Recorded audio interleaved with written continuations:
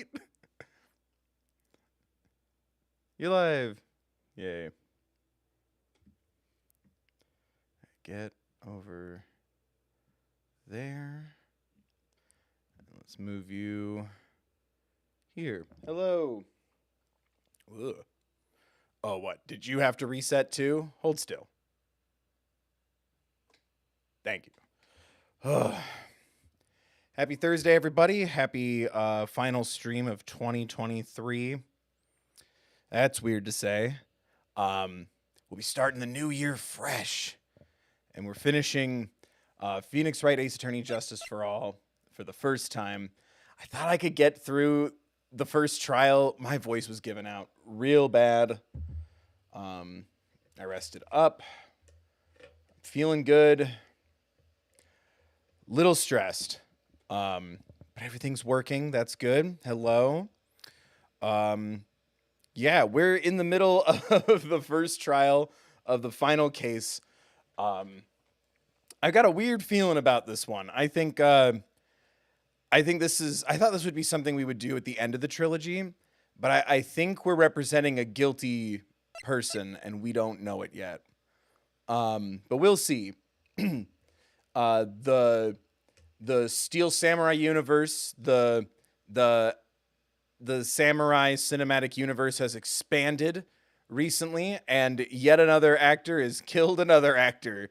And Maya has been kidnapped, and we're being blackmailed into representing Matt Engarde, who, if it wasn't for that setup, I wouldn't think did it.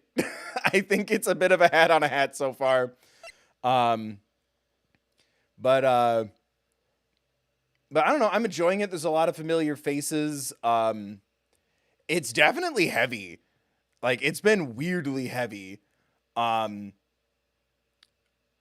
I guess we'll figure out what's happening together. But yeah, remember to smash that like. Subscribe if you haven't, ring the bell, check the settings, set them to all. Consider donating. This is the final day for our Thinkmas fundraiser for the World Central Kitchen. That's pinned in chat as well as linked in the description. And if you're watching this after the fundraiser ends, go check out their website. Not sponsored, World Central Kitchen. They provide meals and supplies for families in need. Both in times of conflict as well as natural disasters. They've recently been successful at getting supplies and equipment out to families out in the... I still don't know. I don't trust YouTube. Like, I'm trying to put this in vague terms so I don't get demonetized like they did at the beginning of the pandemic and stuff. I don't trust nobody and nobody trusts me. They have been able to aid in the recent conflict overseas. If you want more information on that, go check out their website. Please consider giving. Like I said, it's also for other crises and disasters and stuff around the world. So yeah, consider that. Consider becoming a member, especially if you want to both support me and support the charity. Every new member we get for the month will also $1 for every new member we get for December is also being donated. And yeah, links in the description. Like I said, this one's a little heavy. Links in the description, mental health crisis lines, awareness, as well as Trevor Project resources, things like that. Should you or someone you don't need them. Maya's gone, which means I just remembered that there's a freaking American Pie joke reference in this case. Maya's been kidnapped, which means we're also dealing with Mia Pearl again, which I'm not a fan of. But Edgeworth is back. Fred Ziska is missing, but Edgeworth is back. That's good. I'm still holding out a little bit of hope for a kiss, but no one has made me believe that I'm getting a kiss. Every time I bring it up, no one's like, haha, just you wait. Everyone's like, yeah. Uh-huh. Yeah, it would be great if they kiss. It would be very nice if they kiss. He did vanish for like a year, and Phoenix is being dramatic about it and was telling everyone that he's dead, and I'm not a fan of that, but I want my answers on what happened. And I hope Francisco's okay. That would be nice too. But my attention is on Edgeworth, which is what he wanted when he pretended to be dead. Ugh. Anyway. Oh, thank you, Cheyenne. Cheyenne is animating, is doing a kiss animation for when we hit 100 members. So literally you will get to see them kiss if we hit 100 members. Everyone become a member. Like, share, subscribe. Donate. Donate to World Central Kitchen through Thankmas. Link in the description and pinned in chat. Anyway, let's go, gamers. Can we get a let's go in chat? Is it Toxic Yuri? Chat, I don't know what that is. Chat, educate me. Is it? I called it Toxic Yuri in chat to be trendy and cool and hip. I can't live a lie. I can't be one of those content creators who lies to you. I don't know what that is. Agreed, chat. Let's go. Oh, this right. I always think this is the load screen, but it's still the save screen.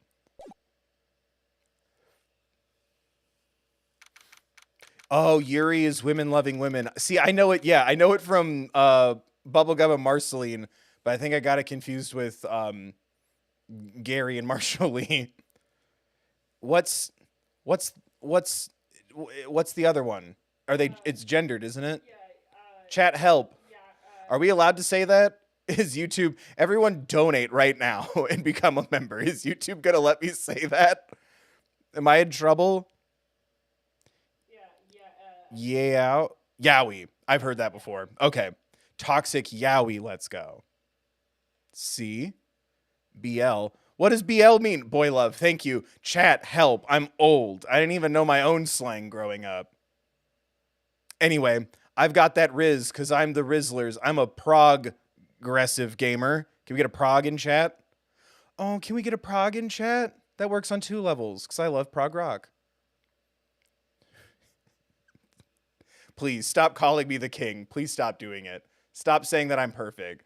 Stop saying that I dropped this king. I'm not dropping anything. Chat, that's so embarrassing. Chat, that's so embarrassing. Don't say that. Don't say I'm a genius. Don't remind everybody about all the theories that I have right coming true. Ugh, he did it again. Did he predict the future? He must have played this game before. Everyone fucking just get all the angries out now. Please, chat. I'm not a zaddy. I'm not a Riz King. Don't say that in chat right now. Don't leave a comment about what a zaddy Riz King I am. Don't do it. Don't say proggers. Don't do it. Don't talk about what a genius I am. Okay, let's start. This started late, so the stalling tactic didn't quite work. Let's go. Fuck. Oh, right. I also remember what voice I'm going to give him if it turns out I'm right. It's a treat for everybody when Bill's right, so change the ending of all your shit so it fits my predictions. Dude, I can't believe that Adrian, no way. Not cool and collected Adrian Andrews.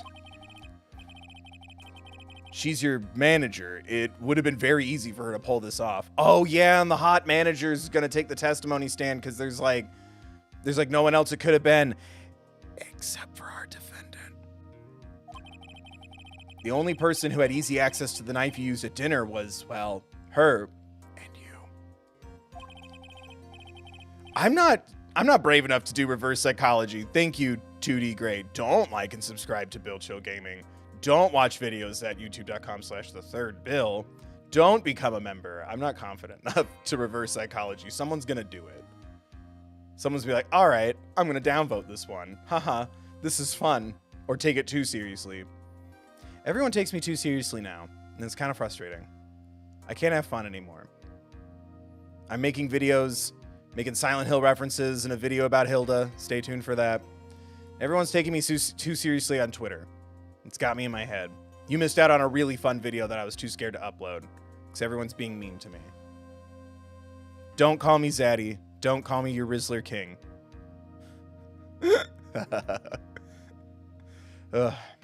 So, after the ceremony, during the break, huh?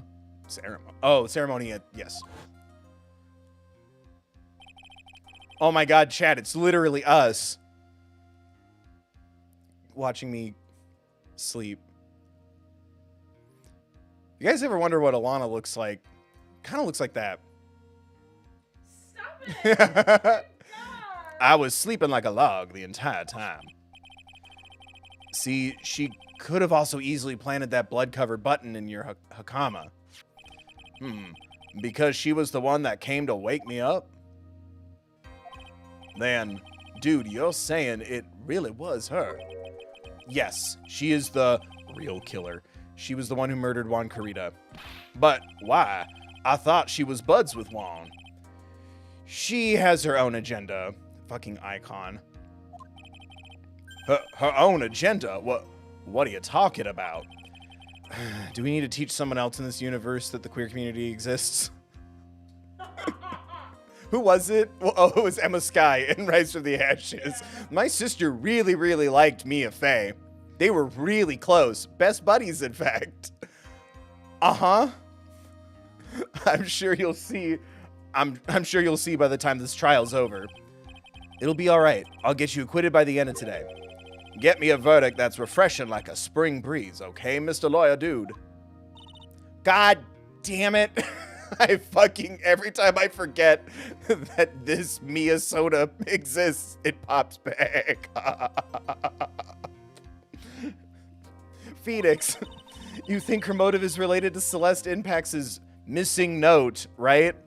We're talking about the virus Pokemon from Gen 1. Missing no. Yes.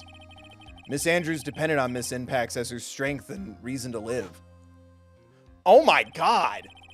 Links in the description. I forgot how fucking visceral some of the visuals are. But then Miss Impact suddenly did that. It sounds like she left a note and the person thought to have hidden it. Is Juan Carita the victim of this murder? And that's why I think that Miss Andrews got close to Mr. Carita. All to get the note back. That sounds plausible. But one thing bothers me. There's a lot of things that bother me, Mia. I miss Maya. Mia. Can we get a Mia in chat? Who was it that first told us about their relationship? Better stated, Miss Andrews' dependency issues with regards to Mr. Impacts. Or Miss Impacts. It was Edgeworth. It looks like he's still the one in command of this ship. Don't let your guard down yet. Look at her being a supportive friend while possessing the body of an 8-year-old and giving her ting-tang-tongers and making her, like, at least 5'4". Like, is she okay? Like, I really don't like that. Anyway, she's being a good supportive friend. She hasn't forgiven Edgeworth because he hasn't apologized or kissed us yet. Never thought I'd miss Mia so much. Court will now reconvene. Now then, Mr. Edgeworth, if you please. The prosecution calls the witness subpoenaed by this court, Miss Adrian Andrews, the person who discovered the crime, in turning down the volume, on my end, not on yours, who discovered the crime in Mr. Juan Carita's room. Oh, she's still using her flashcards. What is your occupation? I am the manager, the defendant in this case, Mr. Matt Engarde. I see. Now then. Before we begin, Your Honor, I have one request. Yes, sure. What is it? I'm sure everyone in this room is wondering the same thing, and would love to find out more about my relationship with the victim. After all, it was the topic of a certain weekly magazine recently. No, I have no idea what you mean. I've never even heard of Gossip Land. If the judge was ever a prosecution witness, he'd do all my work for me. Anyway, I was wondering if you could please tell us about your relation to the victim. Yes, I was seeing Mr. Carita. She gave up that information real fast. I was also aware of the rivalry that existed between Matt and Juan. But this was a private matter between Juan and myself. So it was a fry and bait matter. I've got that, Riz. Or was that bait and fry? Reminds me of fishing. Sus, bet no cap. But I didn't kill him. No one is accusing you of that. editing. I think we all understand your relationship with the victim now, Miss Andrews. Very well, then. Witness, please testify to the court about what happened when you discovered the murder that had taken place. Really didn't think she'd be on the witness stand, or I would have given her the ASMR voice. It was time for the show to start, so I went to get Matt from his room. After that, I went to Juan's room, and there was his dead body. I was in shock. I'm sure he's fine. What I saw was naturally the same exact scene as in the crime scene photo. I felt as though I was about to faint, so I poured myself a glass of juice right in front of a dead body. Ma'am, we need to have a talk about that. You poured yourself... You okay? I wish everyone thought I was as funny as you do. I have 1 million billion subscribers. You okay? Yeah, okay. You poured yourself a glass of juice. Yes. Sadly, I didn't remember not to touch things at the scene of a crime. And I disturbed the crime scene by moving this one thing. And that is when the fingerprints on the wine glass were made, Your Honor. I see. Well, Mr. Wright, you may cross-examine the witness. Jesus Christ. Every time. I always forget she exists. Phoenix. She is one cool and collected customer, and she has the brains to match. Mia, get a room and a different body. Yes, I know. We both like her vibe. You need to get in a different body.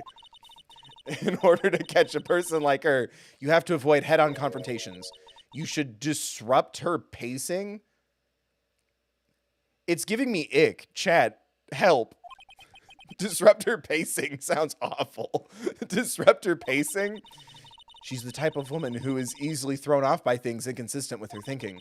So you have to attack when she least expects it. The instant you let up on your offense is the instant this trial is over. Understood? Understand? Oh my God, finally. An adult woman without any sort of complications. How I've missed you. It's time for the show to start, so I'm going to get Matt from his room. After that, I went to Juan's room, and there was his dead body. I was in shock. What I saw was naturally the same exact scene as in the crime. Is this...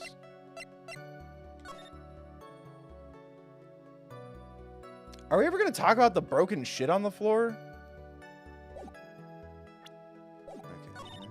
Felt as though I was about to faint, so I poured myself a glass of juice. Hold it, ma'am. Juice? Yes, there was a bottle of tomato juice on the table, so I helped myself. But you didn't drink any of it, did you? There was no lip marks left on this wine glass to suggest that anyone drank from it. I wasn't feeling terribly great, so I set the glass down without drinking it. Doesn't sound like there's any glaring contradictions in her testimony just now. I warned you earlier that she would not crack so easily. The only way to make her is to keep on the offensive and not let up. The only way you're going to catch her is with some very strong, decisive evidence. I have to find something. I just have to, for Maya's sake. It's time for the show to start. So after that, I went to Juan's room. There was his dead body. I was in shock. Okay. And what was Mr. Engarde doing at the time?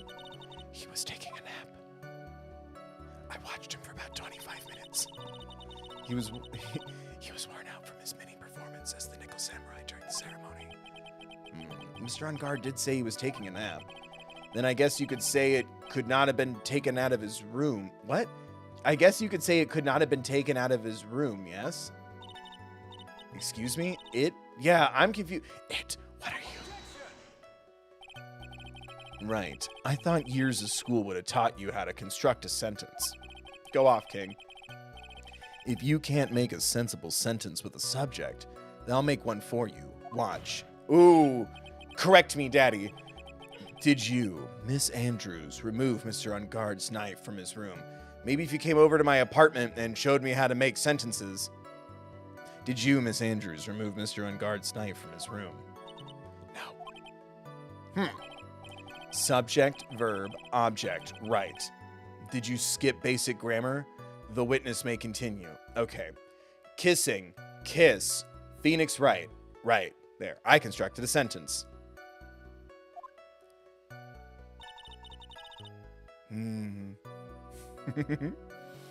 It just feels safe in the strong arms that is his words. It's just nice to have him back. And why did you do that? As a friendly gesture. One was to make an appearance with the other heroes. So the show is supposed to be a show of friendship, huh? Further, press. Is that the only reason? I beg your pardon. What are you implying? You had a certain goal in mind when you started to get close to him, correct? So perhaps you had a more personal matter to discuss with the victim. Sorry, but I didn't have any such intentions in mind at that time. I can't get her to talk without a strong piece of evidence, I guess. May we continue now? Witness, what did you see when you got to his room? There's his body. It's got to be the thing about the picture, right? Or the juice? It's the exact same as in the crime scene photo. Found next to the victim. Does the bottle look full? Or am I silly? Is that residue from the juice? Is it that detailed?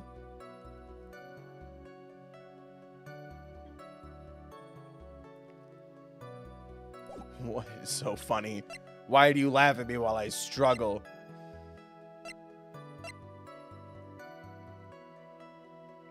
Strangled with a scarf, then stabbed with a knife.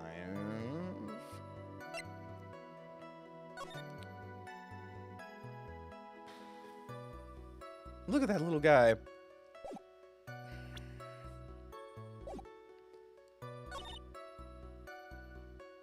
You were in shock and you had a glass of juice. You were in shock? What was I not supposed to be? Miss Andrews is a very calculating person, and despite how close they were, I doubt she had romantic feelings for Mr. Kurita. Anyone randomly stumbling upon a dead body would be in shock, and you can't seriously expect that a young beauty like her would not be shocked. Why did you have to compliment another girl like that? Hello? Sir? My eyes are over here. At the defense bench. How dare you? Somehow I don't think beauty has anything to do with being shocked or not. For example, I'm gorgeous and I'm shocked and pissed as hell. I see. Miss Andrews, I would like to confirm with you one more time. When you discovered the dead body of Juan Kurita, you were in great shock. And that's when you poured yourself the glass of juice. Why does it juice and not just wine? We have like unaliving reports and murder and kidnapping and blood. Why is it juice? That's when you poured yourself the glass of juice, correct? And what of it? My mind really was a complete blank at the time. Your mind was a complete blank? I didn't think that was possible for you. Objection. Why are you flirting with her? Like he gets mad when Phoenix does it. Aren't you rude today? I was so dazed that I made one careless mistake. That one thing. What one thing? Never mind. It's no big deal. What was she starting to say just now? Press. Always press. That's such a redundant question. Miss Andrews, I'm convinced that, as you said, you made a mistake at the scene of the crime. What I really want to know is what this mistake was. Actually, so would I. Oh, look at Mr. Suddenly decided to show up. Won't even fucking hold my jacket. I'm sorry. It's kind of embarrassing. When I set the glass down on the dresser, I accidentally knocked the... Oh, hey! Knocked the flower vase over. All is as the third bill said. He's the best. Flower vase? Are you talking about the one on the floor in the crime photo? This mess of glass shards? Why did I make him sound like that? It was originally on top of the dresser, but when I bumped into it with my elbow, it fell onto the guitar case. Bullshit, there's no pieces in the case. Why did you withhold such an important piece of information? I'm sorry. I thought that since the crime scene was already in disarray, that people would simply assume the vase was just another part of the mess. Liar. It looks like yet another fact has come to light here. Please, add this and anything else you have to reveal to your testimony. I'm sorry, but I have nothing more to add. I didn't touch anything else. Edgeworth is pissed. I was the one who knocked the file vase over. Fell onto the guitar case. I'm going to call bullshit and present the photo. Right? How did it fall onto the guitar case if it was open and there's no pieces in the guitar case? Yeah, I'm somewhat of a guitar hero back in my youth. I know a couple of things about cases. Yes, let's go. The silence of the music is so validating. I knew I was right. You testified that you knocked the flower vase over. Is this correct? Yes. And are you sure it fell onto the guitar case? Is there some problem with what I said? It's not some problem. It's a major problem. It's true that the top of the guitar case was wet with water. However, that's exactly what is so strange. Miss Andrews, you testified that the vase fell onto the guitar case. However, if that was true, the case should have gotten wet on the inside, not the outside. Phoenix, we need to go. That's very true. Furthermore, there is one strange thing about this guitar case. And what is that? Let's take another look at the crime scene photo. The remains of the vase... that was weird. The remains of the vase are scattered on the spane. Like it just... The remains of the vase are scattered on the floor. And what is wrong with that? If the guitar case was open when the vase fell... the glass shards would be inside, not outside the case. You know how I know that? Because I watch YouTube sensation The Third Bill. He gets everything so right, even when he doesn't. He's funny and insightful. I love his content. What is your point, Wright? I get you wet on the inside every day, and I don't think that was a crime. That the case was closed at the time the vase was knocked over? Is that all? Ooh, they're yelling and fighting again. No. It's when he slaps the little paper. It's my favorite thing. No, think back to what Miss Andrews testified to. She said that other than the vase, she didn't touch anything else. Yes, that's right. She did implicitly say she didn't touch the guitar case. But this whole matter with the guitar case is a dead end. The bright red guitar was found at the studio. It has no bearing on this case at all. That may very well be. However, the empty guitar case does seem to have no relation to this case, doesn't it? It seems that there is no deeper meaning to the guitar case. Well, Mr. Wright, do you think we need to hear more details about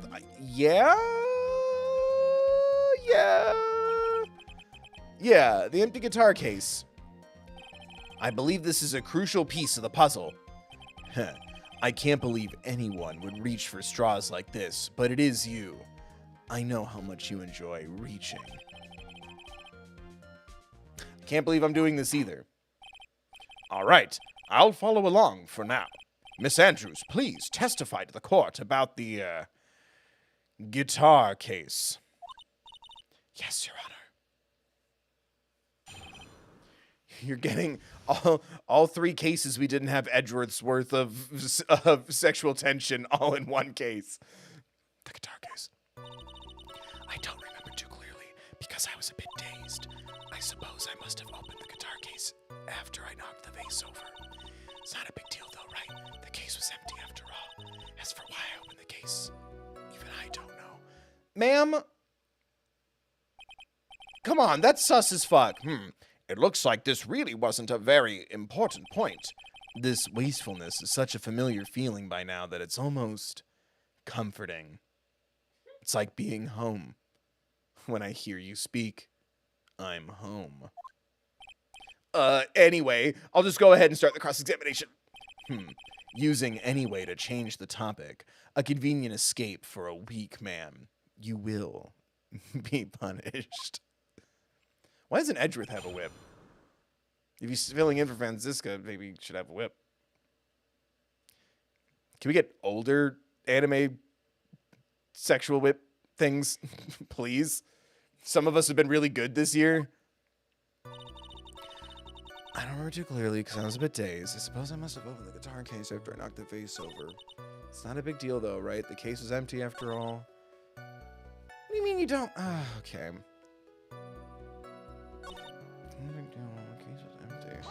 We can't prove that. To jail with you. Was it really empty? I was just wondering if maybe when you opened the case, the guitar was still inside. How long have you been a lawyer, Mr. Wright? Oh, he's mad and horny. Have a little professionalism. The bright red guitar was found at the studio. These trials would be over in half the time if you would just pay attention. Ugh. Everyone, if I had comments on... That's not true. Everyone's been very nice. Who comments? Everyone should comment. Engagement. Yes, pay more attention, Mr. Wright. Sorry. So why open... Even I don't know. Ma'am, you're in a courtroom. Was that because you were shocked and dazed at discovering the victim's body? Yes, that's probably it. I'm not gonna get anywhere if I continue pressing her like this. The only way to make her talk is with evidence. I guess I should give it... Man, fuck you! Come on, Phoenix, we can't afford to let up on her now. I wasn't planning on letting up, but she's at her weakest now, so this is our chance. Yeah, if we had a weapon to hit her with, then we'd be the murderers, Phoenix. Focus. I'm sure a weapon is hiding somewhere in the court record waiting to be found. I get it. I need to, right, it's... They're not tricking me. I don't need to press and then I can show evidence. I don't remember too clearly because I was a bit dazed. I suppose I must have opened the guitar case after I knocked the vase over. It's not a big deal though. The case was empty after all. Do I?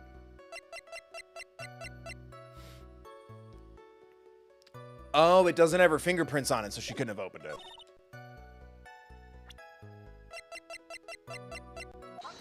Ha! Ooh, that validating lack of music before the bangers kick in again. There is no way you were the one who opened the guitar case. I would know. I played rock band in high school. Why would you say that? It's elementary, my dear. Ooh, he said that to piss off Edgeworth. Because the only fingerprints on this guitar case are those of the victim. Have you not seen Weekend at Bernie's? I used his hands. What is it, Miss Andrews? You shouldn't assume that I must... You shouldn't assume that I must have left prints just because I touched the case. What? What do you mean? What if I were to tell you that I was wearing gloves at the time? I'd tell you you're lying. Gloves?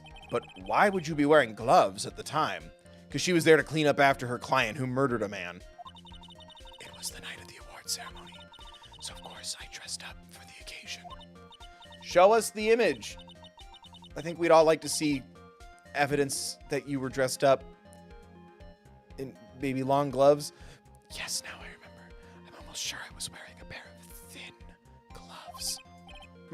I see.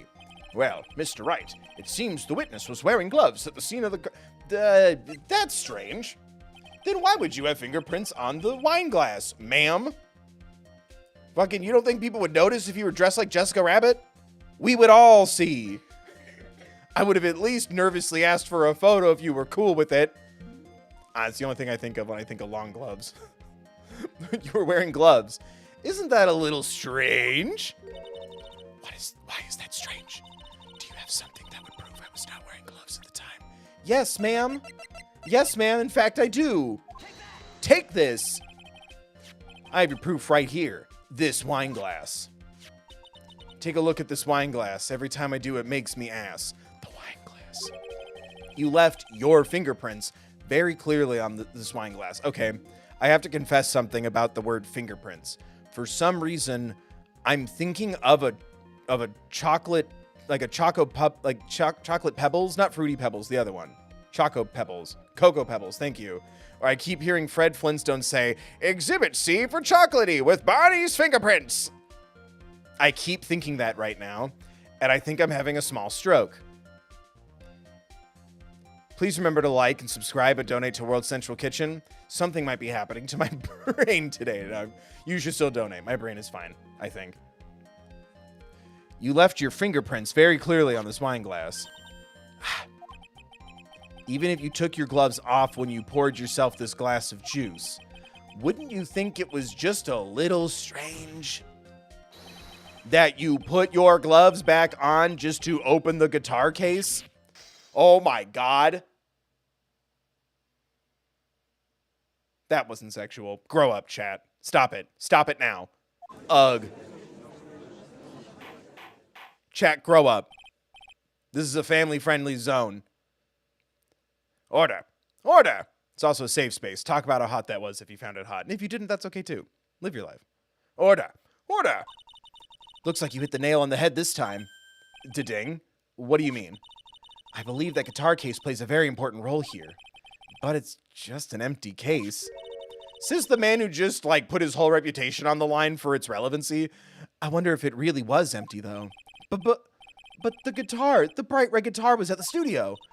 Phoenix, drop all of your presumptions. What was in the guitar case was not the bright red guitar. You don't mean it was a bright white guitar? Wait, that's not right either. I admit it. I admit it would be unnatural for someone to do that. So the witness was not wearing gloves, despite the fact that on the case... Your Honor, this is obviously the defense's usual misdirection tactic at work. Steer the court towards an unrelated topic and lull us all into his misguided... Oh, I know what I'm doing. No, Your Honor, please recall that Miss Andrews had testified that the vase fell onto the guitar case, which means that the case was closed. Oh, case closed when the crime took place. However, it is wide open in this photo of the crime scene, gripping its pillow tight. I am sure this guitar case has some relation to the murder. If you are so sure, Wright, then I'm sure you can somehow substantiate your outrageous claim, correct? Please, enlighten us as to why that guitar case has anything at all to do with this murder. Can you do that, Mr. Wright? Well, let's suppose for a second that the bright red guitar was not the only thing that could have been in the case. The bright red guitar not being the only thing.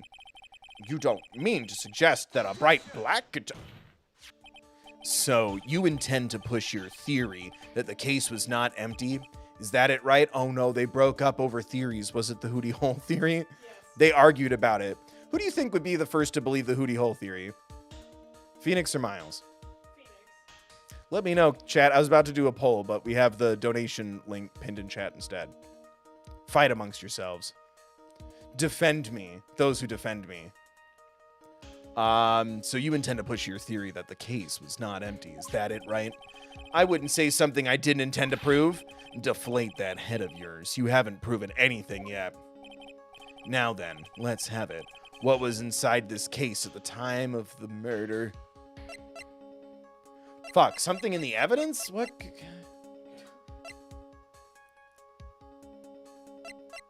The knife? The button? More juice?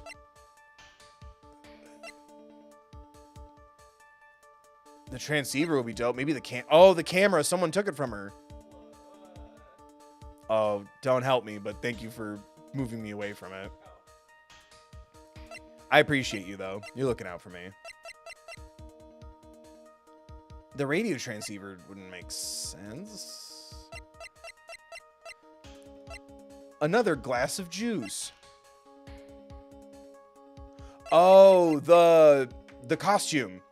It's in the photo. I almost said Steel Samurai, but that's not right.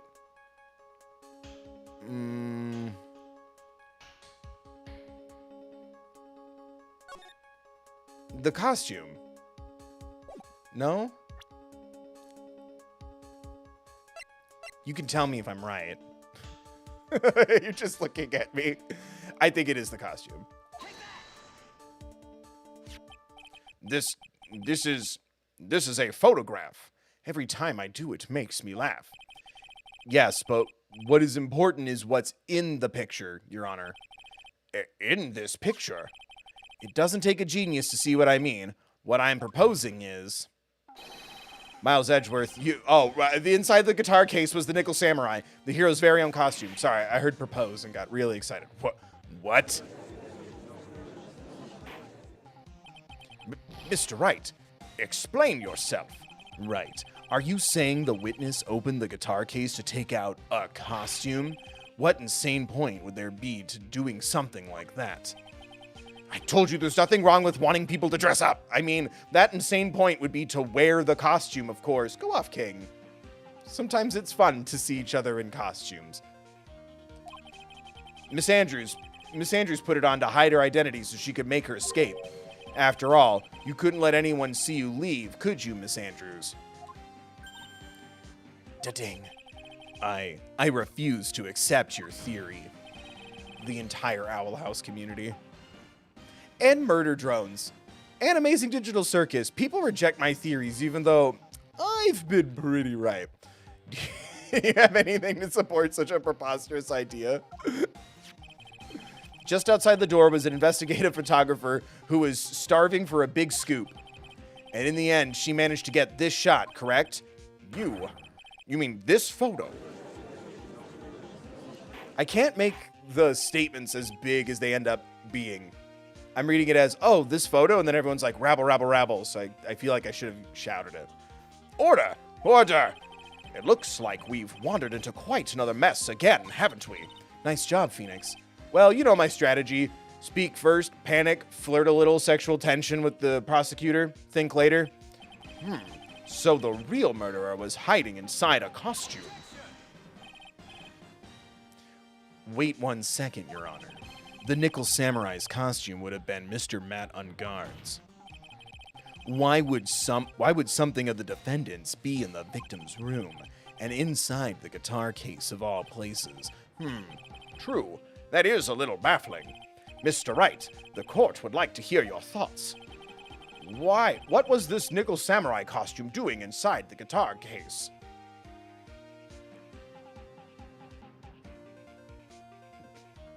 I have not thought this through. It's a spare because he was wearing one? Right? That's what we're going with? He was wearing one? There could be 2. Shout out to the cosplayers. There could be 100 in that hotel room for all I know. Maybe there was a flash mob. Mr. Engarde did not take his... There could be 99 costumes in a room. Mr. Engarde did not take his costume off during the break period. In that case, the costume we're talking about was a spare one. What? Then, are you saying that on the night of the murder, there were 2 Nickel Samurai costumes at the Gatewater Hotel? Yes, that is what I'm saying. And how do you explain the costume that was inside the guitar case? It would, what? The red text. It would mean that the victim himself had brought this spare to the ceremony on purpose.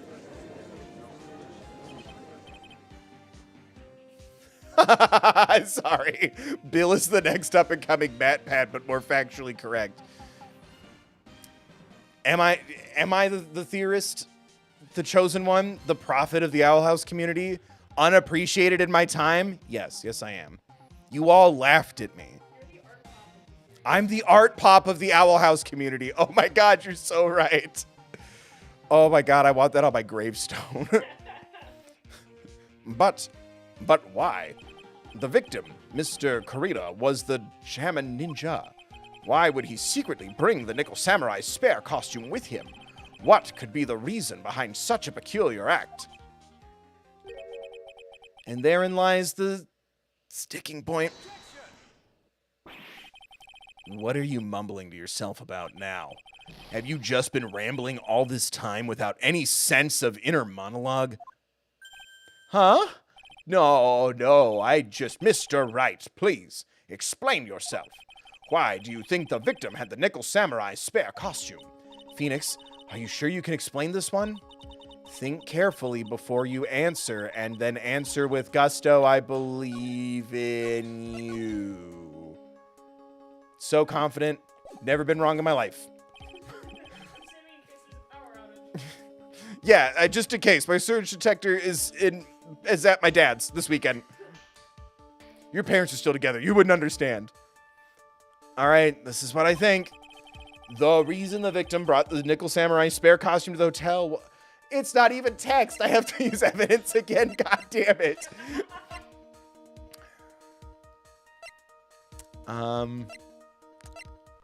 Oh, is it this useless thing? Just a poster of the Nickel Samurai? No. It's just a picture. I thought it was a poster. Map. Guitar. Prime. Ripped.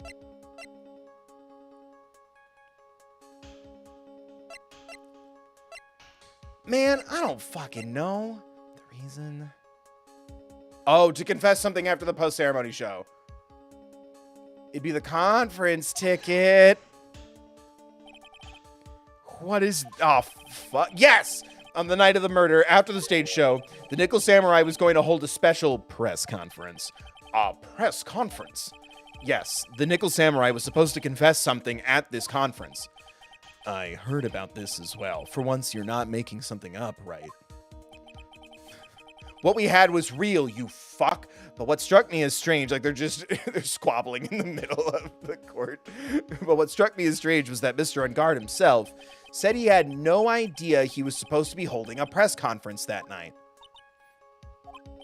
But how can that be?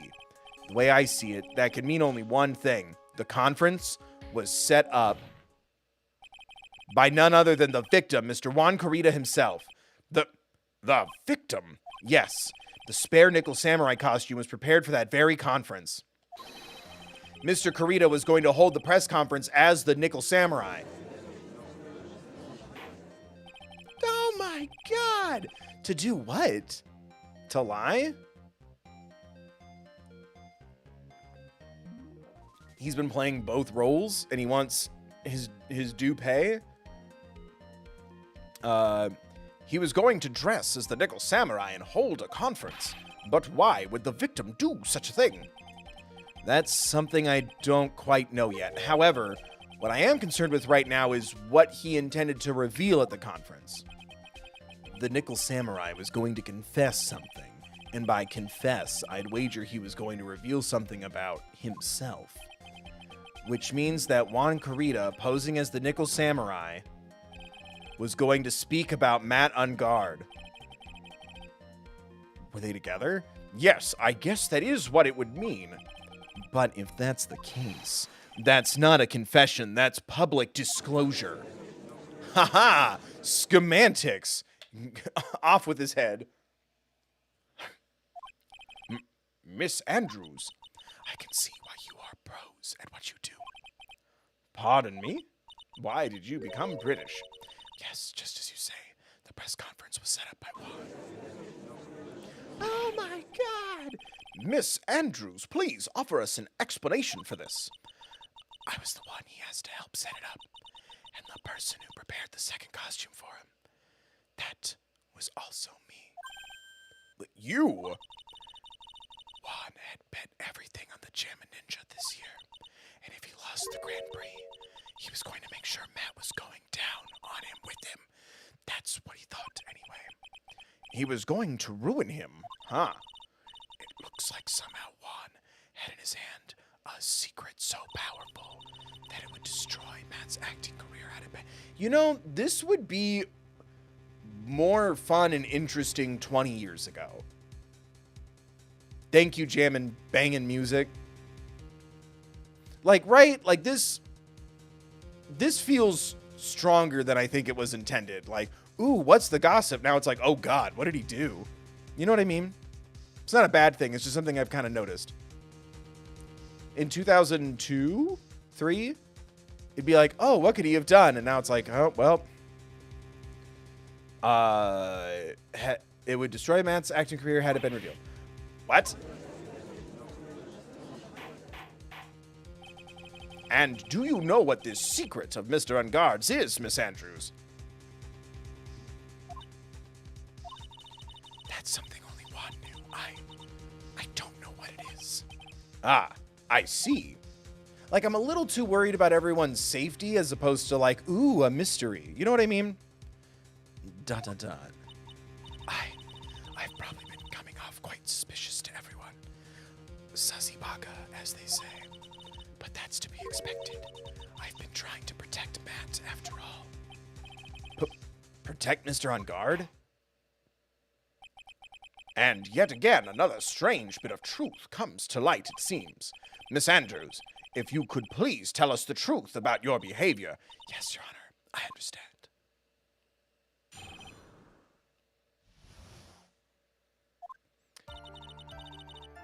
Like, is it real bad? From the moment I saw the crime scene, I had a feeling that Matt was the murderer. Matt had to kill Juan no matter what, and he didn't have an alibi for what he was doing at the time of the murder. My thoughts were confirmed by the evidence, of course, the button and the knife. But I'm Matt's manager, so I felt that I had to protect him. Well, you're going to jail. This does account for everything. Well, I am the logical type. We're finally seeing her true self. She is more nervous than a scared rabbit. If the defense can find no fault with this testimony, I am ready to make a ruling.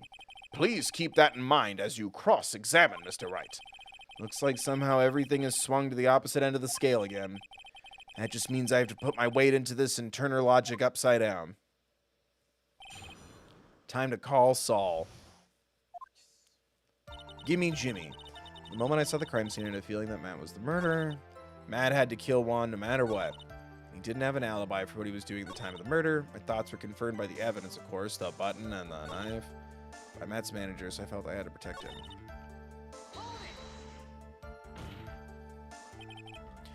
You can hardly call the knife decisive evidence. The fingerprints on the knife could very well be a clever camouflage.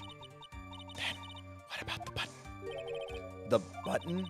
It's clear from the crime scene that the victim and his murderer fought. And during the fight, the killer ripped the button from the Jammin' Ninja's costume. You're talking about this button, correct? The one obviously coated in jam. The button was found in the pleats of Matt's hakama, isn't that correct? I would think that makes it very decisive evidence. Looks like you were outfoxed again, Mr. Wright. Anyway, the knife doesn't prove a thing. Please fix your testimony. I can't stand the sight of a man who can't gracefully accept his defeat. Mia's pissed because I'm fucking this up. Thank goodness Mia can still look at me. Sadly, I cannot look at her with an icy stare, yes. Can she read my thoughts? Didn't he think that to himself? Miss Andrews, for Mr. Wright's sake, please add this information to your testimony. That button was torn off Juan during the final map.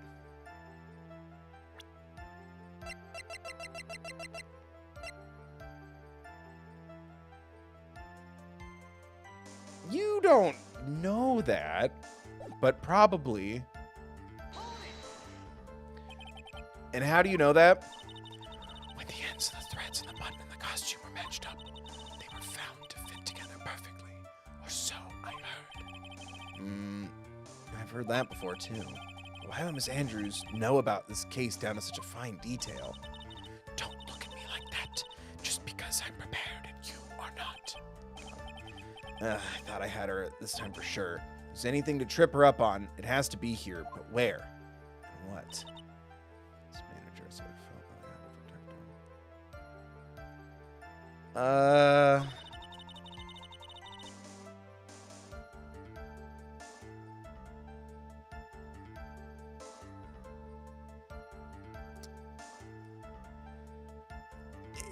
It's new, so I feel like there's am I objecting to the button was torn off Juan during his fight with Matt?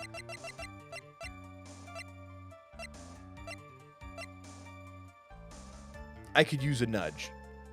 Yes. With the button? The button was torn off of one. Yeah, during his fight with Matt. 100% evidence. the button as evidence? What?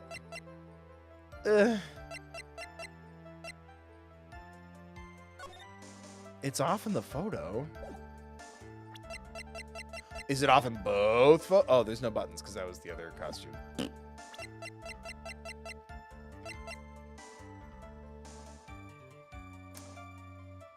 What? The button? Wow. I don't know if it wasn't. Okay, what? Give me a hint. Oh, he was strangled with a scarf? In the autopsy report? Oh, because he was strangled first, so the button wouldn't have... I don't know. I feel like if I were to, like, grab somebody... Okay. Thank you for the hint. Yes. I would not have thought of that. This is the victim's autopsy report. It clearly states that the cause of death was strangulation by a scarf. Strangulation. The knife stab to the victim was done after the victim had already died.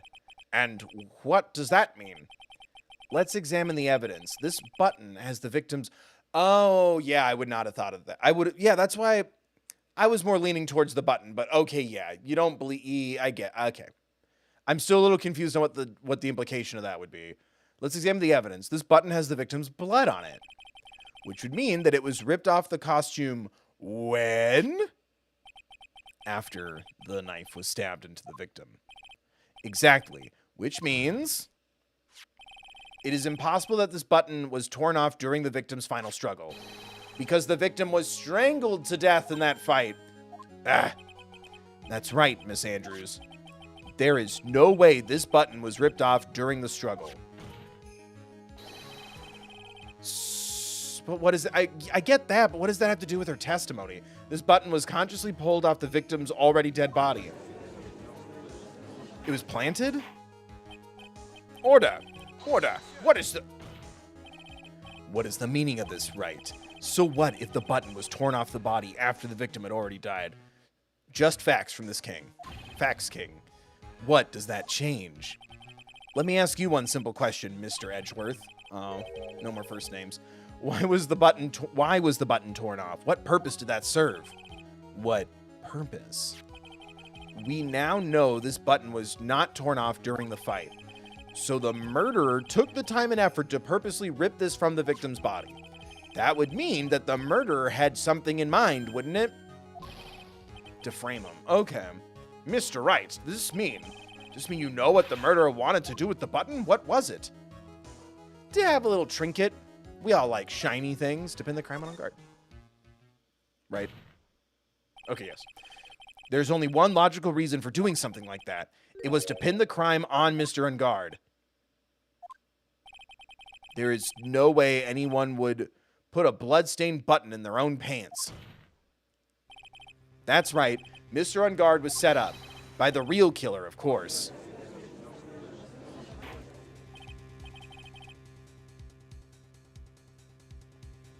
This soundtrack is my reward. Let's fucking go. And the real murder is... Well, Mr. Wright, who in the world is the real killer then? Finally. I can't believe I managed to bring the trial all the way up to this point. Phoenix, you can't let your guard down yet. Not until the very end. The real killer. The real killer. The person who planned to frame Mr. Engarde is... Pearl Fay! I guess the manager. Or so it would seem. I think he and the hitman worked together to implicate himself in an obvious way, like cover it in fake evidence to get suspicion away from him. I don't think it was the manager, but the line of reasoning, yes. Miss Adrian Andrews. I choose you, Thundershock. You are Mr. Kurita's killer. What? She did that thing again. Chat, did you see? Order! Order! Order! Mr. Wright, this is a very grave matter. Do you have any evidence that supports your charge? Any evidence? Read back the transcript, bitch. All the evidence points to Miss Andrews. How preposterous I can't, can I? Would you care to test me? Then what about this knife? The knife was used to stab the victim after he had already been strangled to death. It was used to throw suspicion onto Mr. Engarde, naturally. A knife covered in the defendant's fingerprints could only be taken from his room. And the only one who had dinner with him and knew which knife to take was you. Tisk. I don't know how to whisper a tisk. Then, what about the button that was found in Matsukama? This button was removed from the victim's body after he had already died. The only people who could have done so were the person who found his body or the killer. However, if Mr. Engarde was the real killer, there is no way he would have put such incriminating evidence in his own hakama. I disagree, but I think we'll get there. The only person who could have put this button into Mr. Engarde's hakama is the person who went to wake him from his nap, which is you yet again, Miss Andrews. I see. What about the empty guitar case? That is also another piece of evidence that incriminates Miss Andrews. Smash. I mean, oh no, a criminal. That costume was used to hide the real killer's identity as they fled the crime scene. Now, who could have known that there was such a costume inside the guitar case? It could only have been the person who prepared the costume for the victim. And that person is you, Miss Adrian Andrews. But Miss Andrews' fingerprints were nowhere to be found on the guitar case, and it was you who proved that she was not wearing gloves at the time. Da-ding! That's right. That's because she did not intend on leaving any fingerprints. If anyone had found out that she had touched the case, they would have asked her why. So to avoid leaving any prints, she used a towel or something else to open it. But the glass of tomato juice is a different story. Miss Andrews purposely left her fingerprints on the glass to show that, yes, indeed, she was the classic dazed discoverer of a dead body. And to top it all off, there is this photo. A photo of the killer as they exited the scene of the crime. No reasonable person on earth can believe the Nickel Samurai is Mr. Engarde. He would be much too short for his own costume if it was him. Speaking of how tall people are, Miss Andrews, you're also kind of short in stature, are you not? But please, stop. I cannot be called a short queen again. I'm sick of it. Well, how about it, Miss Andrews? I've got her this time. Miss Andrews, I refuse to testify. What was that? There's a law. It says I can't be forced to testify about something if it can incriminate me. Well, there's a reason why they don't call me the fifth bill. It's because I don't shut the fuck up. Well, yes, you are absolutely correct, Miss Andrews. The law does provide us with a way to avoid self-incrimination. It's honestly astounding not many more people in this series do that, by allowing a witness to not testify if the testimony can cause damage to themselves. What? Pleading the fifth is not something most people would think to do on the spot. Actually, thinking back to yesterday in Mr. Engarde's room. Adrian Andrews. Yes. Think hard about what we just discussed. Think hard about what we just discussed. Understood? All right. Here's my number. It's on the back of this seashell flashcard. That's it. That's when Franziska planted this idea into her head. She must have told Miss Andrews to not testify if things looked bad. You did a good job proving everything up to this point, Phoenix, but there's still one thing you haven't done. Something I haven't done? What's wrong, Wright? Are you finished already? Run out of evidence? What is so humorous, Mr. Edgeworth? I'm sure you realize this as well, Your Honor. But everything the good lawyer here has proven up to this point is meaningless. What? Everything you have proven is circumstantial. Circumstantial? Yes, circumstantial. You have yet to provide a single piece of definitive proof. proof that Miss Andrews did in fact harbor a wish to murder Mr. Carita. Oh, honey, we got that. Miss Andrews, did you want to kill Mr. Carita? I believe this may lead to me incriminating myself, so I will abstain from answering.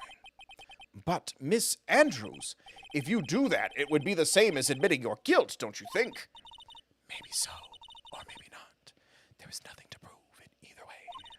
Besides, you don't even know what crime I would be guilty of due to my silence. No, she's taking that defiant attitude again. Mia, what should we do? Invite her to a drink and get a general vibe check. Once I find a different body than an 8-year-old's. Somehow we... See how much fun we could be having if she wasn't in the body of a child? Can we get an F in the chat? This whole game has been me not getting to make the jokes I want to make. Somehow we've landed in the worst possible situation. I think we have reached a certain conclusion at this point in time. Miss Adrian Andrews has refused to testify, and the defense's theory that she is the actual murderer has not been substantiated with solid, definitive proof. But that's not true. I'm a good little boy. Look at my badge. In this situation, there is only one thing this court can do. Kill the man, and that is to declare a recess. Recess? I request that both the prosecution and the defense look further into this matter. And at tomorrow's trial... Oh, yeah, we also can't extend the trial because then something bad will happen to Maya, which I don't think that's true. Tomorrow? We don't have a tomorrow. If we don't get a not guilty verdict today, then... Please, wait, Your Honor. That's not necessary. The trial. Please continue the trial. What are you sweating for? You know how this game works. We give you at least 3 days. Your client is getting 1 more day to live, isn't he? That's not it. This isn't about that. Read my mind. If we are meant to be, Edgeworth, I know you know who the real killer is. Please. Please, let the trial continue. If I don't get the verdict, then Maya... Yep, as soon as he knew that their adopted child is in danger, he's on it.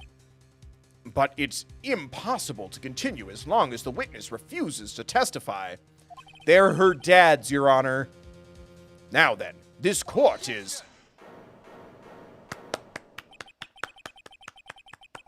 He's back. He's back for real now. He's back for real now. Let's fucking go.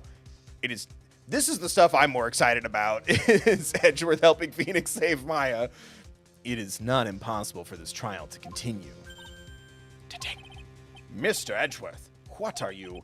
It's true, Miss Andrews holds the right against self-incrimination. However, if the topic of conversation were something unrelated to whatever she may be guilty of, then she has no right to withhold her testimony. Yes, that is very true, but actually, there is one little thing that I'm curious about. Miss Andrews, when you found the victim's dead body, you poured yourself a glass of juice. Yes, and... Okay, improv training. I can't help but think how unnatural that is. Usually when one finds a body, they are shaken up, not stirring a glass of juice. Oh, I see what he tried to do there. That was cute. So my actions were unusual, but I've already... Before you speak, I want to state that if you have a reason behind your actions, I would like you to testify to that effect. Testify. Your Honor, I would like to request that the witness testify again as to what happened when she first discovered the victim's body. Whatever we find out in this testimony should in no way implicate the witness. I don't know what it is about Edgeworth today, but I can't get a good read off of him. Is he friend or foe? I just don't know. Mia? All right? Mia? All right? Mia? All right? You could be happy for us. Or how about your little sister dies? That's the other option. Okay? Okay? No, she had her chance. And she died. And then kept inhabiting the bodies of children. The court acknowledges the prosecution's request Miss Andrews, if you please.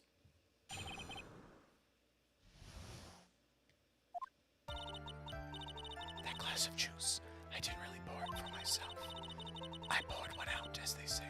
I was surprised when I walked into the room and saw it in that messy state.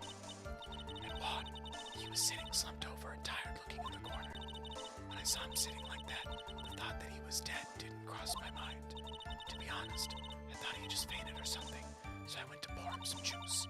When I realized that he was dead, that's when I knocked the flower vase over.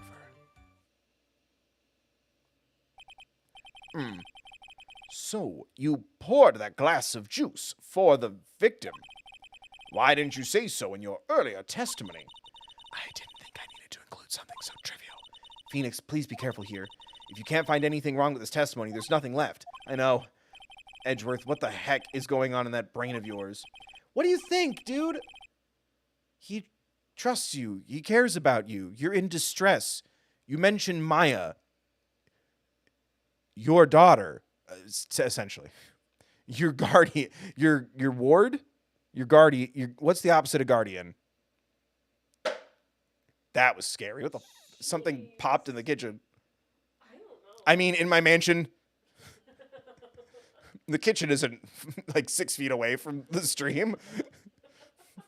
It's the servants' quarters. That's where I stream from. Yes, the guest house.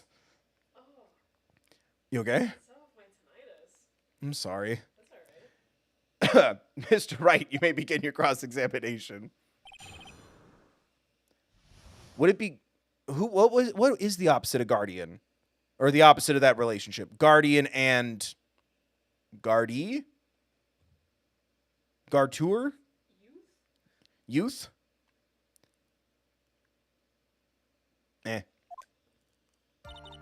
That glass of juice, I didn't really pour it for myself. I was surprised when I walked into the room and saw it in that messy state. Juan, he was sitting slumped over and tired looking in the corner. He had a knife in his chest and blood all over the place? Now, what did cross your mind? I thought maybe he had smashed everything up in anger because he lost the Grand Prix. And then felt tired after his rampage, so he decided to take a nap. Anyways, that's what I thought. I see. So you didn't think he was dead at all? I thought he just fainted or something. Bullshit.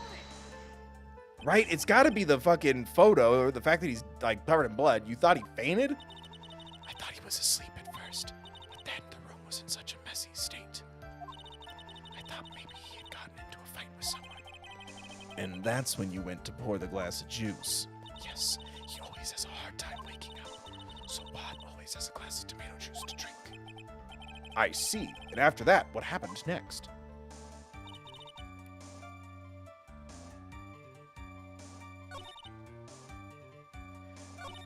Right? I kind of want to object to I thought he had fainted or something, or I thought he was asleep.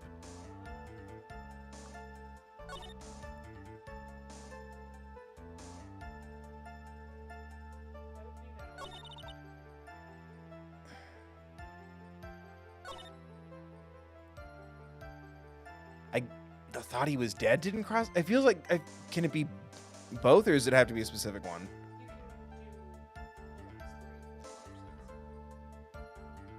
What? The stupid numbers. 1, 2, 3, 4. Okay. And I'm assuming the photo, right? Look at that. Yeah, he's just taking a nap. He's just a sleepy little guy. We all need our beauty sleep. Some of us do it in a chair with a knife in our tits. Right? Fuck yeah. So you honestly didn't think he was dead when you found him? No, not at all. Even though this is what you saw when you discovered the body? Look at him, he's just a sleepy little guy. What is the meaning of this? Isn't it obvious, Your Honor? There is a knife sticking straight out of Mr. Kurita's chest. Sorry, that's my bit. Anyway, anyone who saw this scene would have immediately thought that here was a dead man. That's well, you see. I doubt a single person in the world would mistake this for someone who fainted on a knife and then so nonchalantly go pour something to drink. Your point is, Miss Andrews, your testimony just now, it was all one giant lie. And your lie has proven one thing very clearly, that you are the real killer.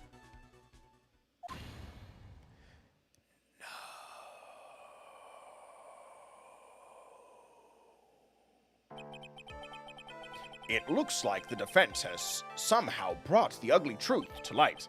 The defendant, Mr. Matt Engarde, is not guilty after all. But that's impossible. You're wrong. Miss Andrews, try to have some composure.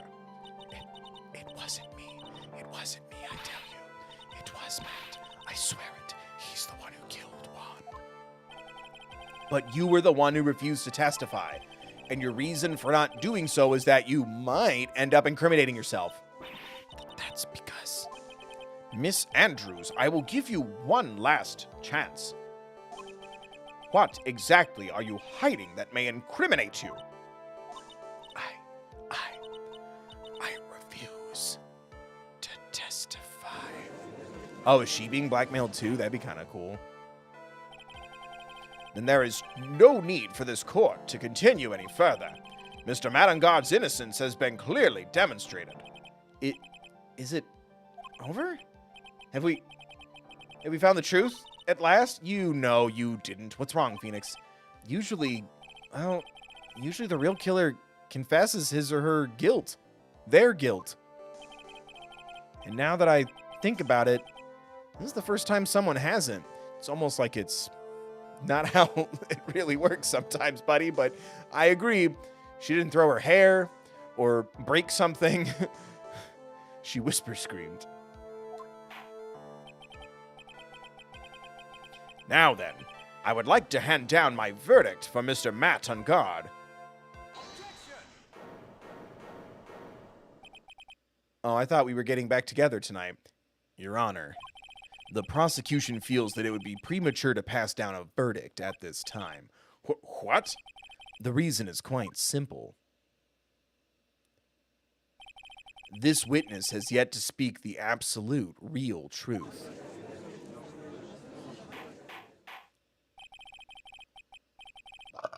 Oh, excuse me.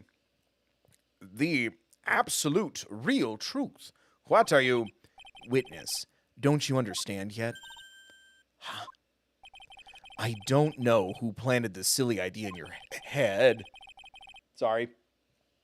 But as long as you protect yourself through your silence, Matt Engarde will go free, and in his place, you will become the guilty party. That's a lie. I don't believe you. What? I was told if I spoke, then it would be all over, and Matt would never be declared guilty. What in the world is she talking about? Has she lost it? I can't speak about it. I'm too scared. It's Franziska von Karma. Huh? Don't you remember, Phoenix? Miss Andrews lives by gripping tightly onto the words of another. Because she doesn't have the strength to believe in herself. Yeah, is that what you... Yeah? Then right now, Miss Andrews is...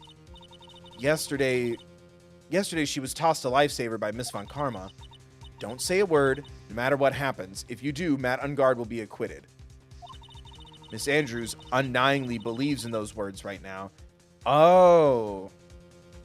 I thought she was going to be blackmailed by the scary man with the zipper face. She's clinging on.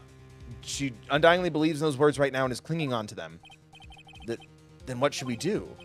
This is the first time I've ever come across anything like this. What would Saul Goodman do? But Miss Andrews has to be the killer, right? All we have to do now is get her not guilty. That is my only I see what we're doing here. I wish this was set up a little differently, but I do kind of love... Well, now he's obsessed with getting the verdict he wants and not the truth. I like that. I would have liked it better if we just taken the case like normal, and then it was like, well, no, like, I have to make my client innocent. And it's like, well, what if your client isn't? You know what I mean? It wasn't me. I'm begging you, please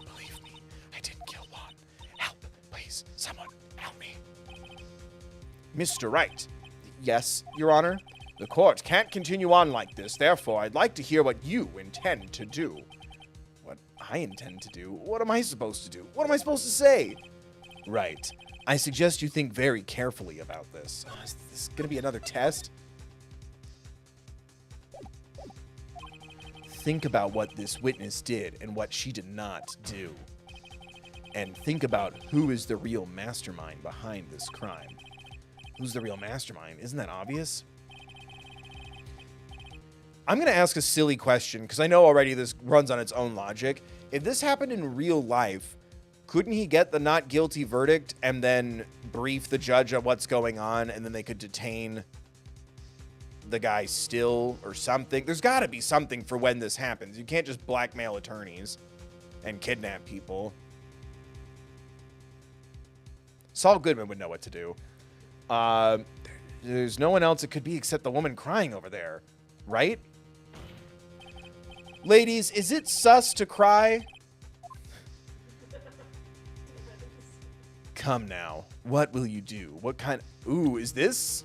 I'm going to make a different save for this. I might see what it looks like on the other option. I feel like the right thing to do is not... Oh, both of these are bad. I thought we were going to allow another day. Force her to testify? What's the good boy? Both of these feel like I'm doing the wrong thing. Do you want a comforting answer? Yes. It won't matter. Oh, okay, sick. I thought it was going to be ask for my not guilty, please, or fine, we can go one more day. I have to win a complete acquittal today. There's no way around that. But I can't bring myself to do it like this. Not when she's making a face like that. Miss Andrews, I would like to know what you are really hiding. Mr. Wright, are you sure you know what you're doing? Sure, Mr. Engarde would get an acquittal, but in his place, you would be found guilty. Is this how you want... Lucy, thank you for the $9.99. Happy holidays to you, too. Pink, was that meant for me, or was that meant for World Central Kitchen? Thank you, Lucy, either way. Is this how you really want this trial to end? Be quiet. How dare you? You're trying to trick me. That's enough. I commend you for trying, Mr. Edgeworth. However, it's clear that the defense's theory is the truth. You're wrong.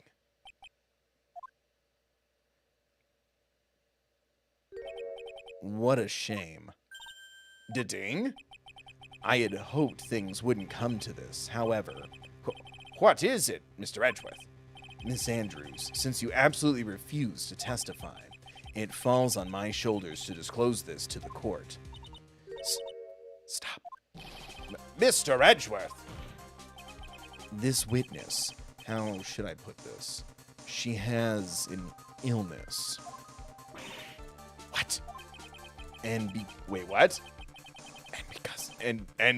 God damn it. And because of this illness, she has tried to commit... What?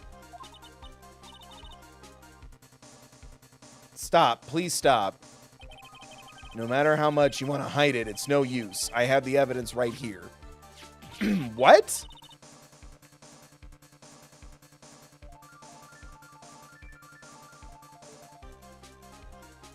Links in the description. That's not... I don't... Why... What? Is it lost in translation? Outdated? Both? What? An illness? That's the second part of the report. The attempted report. What will you do now, witness? You know what I'm about to do, don't you? I will now reveal to the court... Lucy! Hold on. Thank you for donating to World Central Kitchen. Happy holidays to you too, Lucy. Thank you for donating $25 to World Central Kitchen. Everyone, consider doing the same. Remember to like and subscribe and become a member. If you want to both support me and support World Central Kitchen, every new member, we're also dropping $1 into the pot for every new member this month. So if you want to do both, become a member. Thank you, Lucy, for the donation. Let's fucking go. Let's get to that 400 or 500 mark. Let's get at least a third of the way before life came crashing down. on me and my holiday plans. Thank you, Lucy. I will now reveal to the court the true nature of the pitiful woman known as I don't like this. Miles, like, yeah. Give me back your crown, King. The nature of the pitiful woman known as Adrian Andrews. The secret of her dependent nature. Having other people know about it scares her more than anything else in the world. Please stop, I beg you. If people find out, I'll... If you're going to say you would... Jesus fucking goddamn! Edgeworth, how can you be so cold? However, before... Jesus fuck! I'm not reading this! Like, what the fuck is that? Links in the description. Anyway, I will pull the truth from your still breathing lips. That's not even the part I wouldn't read. It's like... It's giving too much, oh yeah, prove it energy. I don't like that.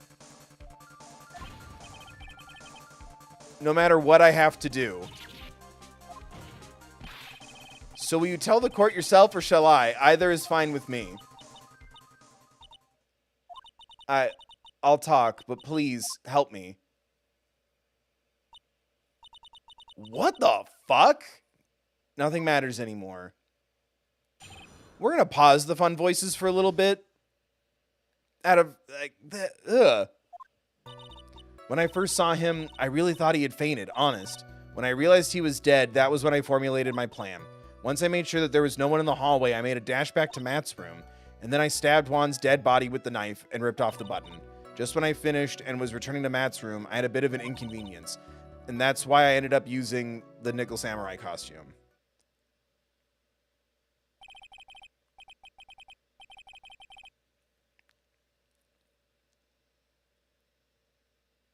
Stabbed the body with the knife. Why would you do that? Isn't it obvious to pin the blame on a certain person? A certain cowardly man. What do you mean by all this? Might take this court a little while to understand, but this is the truth. The real killer is Matt. That scumbag of a man. I'll never forgive him. He's trying to escape his guilt again, just like last time.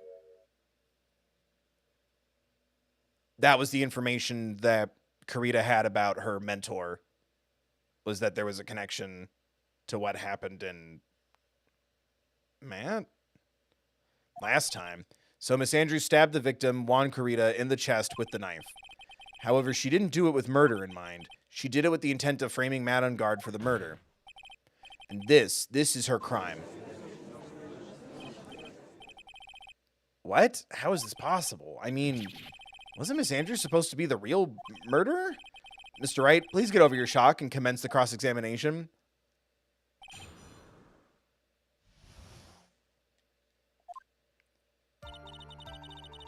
Jesus. When I first saw him, I really thought he had fainted, honest. When I realized he was dead, that was when I formulated my plan. Once I made sure that there was no one in the hallway, I made a dash back to Matt's room. Then I stabbed Juan's dead body with the knife and ripped off the button. Just when I finished and was returning to Matt's room, I had a bit of an inconvenience. That's why I ended up using the samurai costume. I don't want to concede with the testimony. It rings of the truth. I'm sorry, Phoenix. No, please, don't apologize to me. We were both taken by surprise. Still, I'm sorry. Is there still something I'm supposed to do here? Did I just press? Got it. That's reassuring. But you could tell from the state the room was in that there must have been a fight. Are you telling the truth when you say that you did not know he was dead? He had a scarf tied around his neck, but that scarf is part of the Jammin' Ninja's costume, so I didn't think anything about it was strange. His head was also tilted down a bit, so I couldn't see his face that well. That's when I thought I'd wake him up and went to pour the juice. What is this plan you had?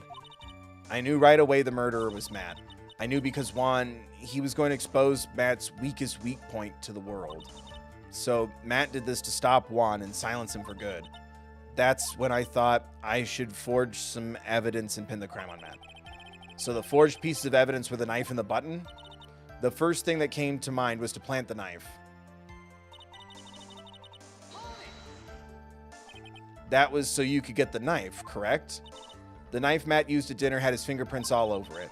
I thought if I used that, then the police would certainly turn their eyes towards him. Jesus. Matt was napping with his costume on at the time.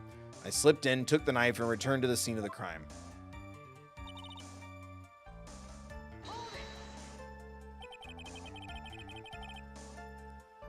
Good night, Lucy. Thanks again for the donation, both to me and World Central Kitchen. Everyone consider doing the same. Like, subscribe, get it. You were the one to stab the victim with that knife. It gives me goosebumps to think about it now. What a horrible thing I did. But at the time, I couldn't control my own body. It moved on its own. Then when I stabbed Juan's dead body, I suddenly realized something. If I used the button somehow, I could make Matt look even more suspect. So you thought to rip one of the buttons off and then plant it in Mr. Engarde's Hakama. Yes, that's what I had planned to do. But things never go that smoothly, do they? Just when I finished returning to Matt's room, I had a bit of inconvenience. An inconvenience? There was a woman with a camera at the ready loitering in the hallway. I'm willing to bet my spikes it was Lotta. There was also a woman with a ray gun at the ready, pacing back and forth. That's Miss Oldbag. I had already been caught and made into a big scoop for a certain weekly tabloid once, so I couldn't very well go out looking like myself and get caught again. And that's why I ended up using the costume. You were the one who prepared that costume, weren't you? Yes, I took it from Global Studios. I also put it into Juan's guitar case that day before the award ceremony. You did this in preparation for the press conference, correct? Yes, Juan wanted to wear that costume and hold a press conference in it. He was going to disclose Matt's big secret there. And what is this secret? That I don't know. Anyway, I thought that if I were to leave Juan's room in the Nickel Samurai costume, then people would think that Matt was the real murderer. I was very careful not to leave any fingerprints when I opened the guitar case. I absolutely did not want anyone to know about the costume. I think we've heard enough. So after that, you went back to Mr. Engarde's room and planted the button. Into Matt's Hakama? Yes. After that, I folded up the costume I was wearing and put it into a bag. Then I snuck it out of the hotel and got rid of it. My word. What does all this mean? Mr. Edgeworth, is it? The real criminal is Matt Engarde. Yesterday, that woman prosecutor sat me down for a talk. Francisca, huh? She said that I should under no circumstances confess to what I had done. That if I just kept quiet, then Matt would be found guilty for sure. I had no choice but to believe in her words.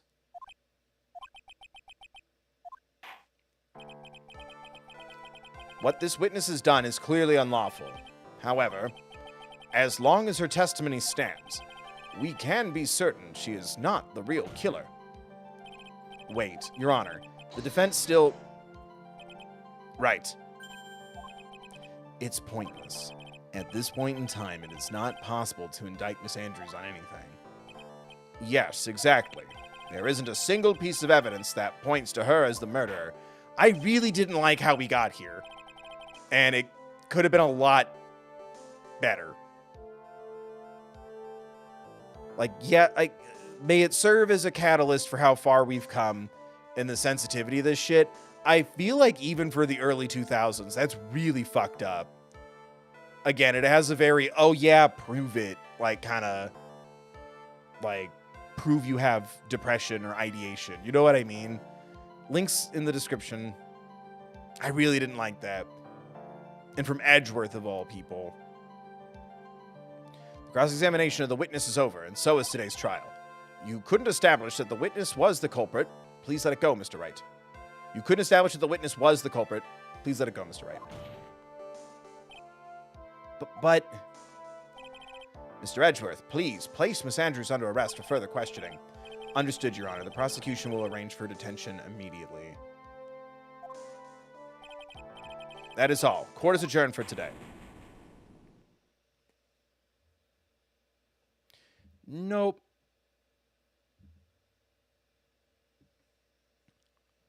And he just left his chair. He's like, I'm getting the fuck out of here.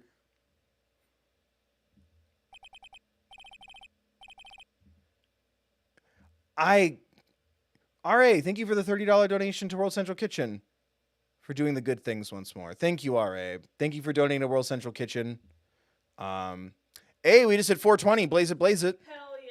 Everyone donates. We can get to the next internet funny number, 690. Oh my God. Can we please? Can we get to 690? We're 270 away. Dig deep, everybody. Share the links if you can't donate. Let's fucking go. Thank you, RA, for donating to World Central Kitchen. I can't take the Maya part very seriously right now. I feel like there's just no fucking way. Yeah. Which again, I'm like, I feel like that part is super unnecessary. Especially because it's a repeat of the Steel Samurai stuff. It's like, oh, we'll take the case, and now is your responsibility. I feel like that would make it better. Assuming that he is the killer, which I still think he is. I think it would make it better if Phoenix took this case of his own volition. Yeah. And then it's like, what's more important? Getting your client off with getting an acquittal or the truth? He's held against his will. And I don't take it that seriously. There's no fucking way. And most of this, it's not the game's fault. There's a third one. I feel like this kind of thing would be better served for the end of the Phoenix Wright trilogy pack. But that's not the mindset you have when you make a thing. Right. Well, it's not then. Now everything's a cinematic universe. I'm a cinematic universe. Today's trial it's over. And I didn't win an acquittal. Witness, would you mind if I asked you something? No, Phoenix, I don't think, or no, Edgeworth, I don't think she wants to talk to you right now. What is it? Before you leave court today, I wondered if I might look at one thing. The card in your hand. It had my interest for quite some time now. What exactly is it? Oh, this? Mr. Wright also asked about it. All hail the magic conch. Wooloo, wooloo. Although I didn't remember at the time you asked me about it, Mr. Wright. I remember just now. I found this in the room on that day. This is evidence? The room? That day? Yes. You've just been holding evidence? I found this card when I discovered Juan's body. See? It's totally in the picture. It was laying there right next to him. You found that card next to the victim's body? I suppose I must have unconsciously slipped it into my pocket and had been fidgeting with it for a day. But it's not as if this card had any relevance to Juan's murder, right? I guess not, but it's still a strange card if you ask me. It's definitely not a Duel Monsters card or a Dungeon Dice Monsters die. But as far as a clue to this case, I don't see why... Witness. That card. Give it to me. Hurry. Edgeworth? Do you have any idea what you have stupidly, yet inadvertently done? This. I can't believe you hid this from me all this time.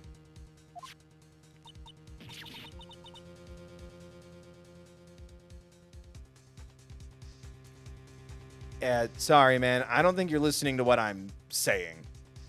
And what you said doesn't make much sense.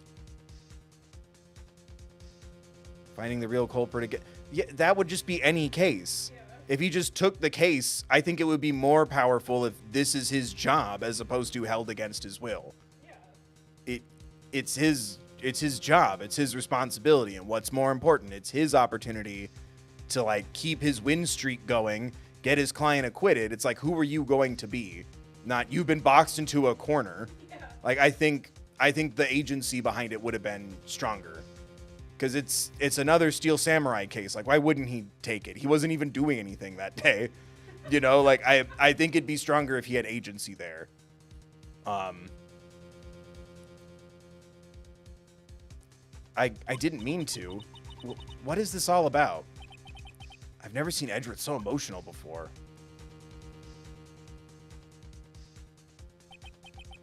That card. What in the world is it? And what does it mean?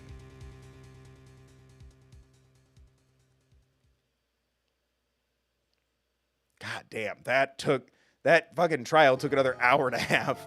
I'm glad we didn't push through the other night. Save, please. That would have taken you to like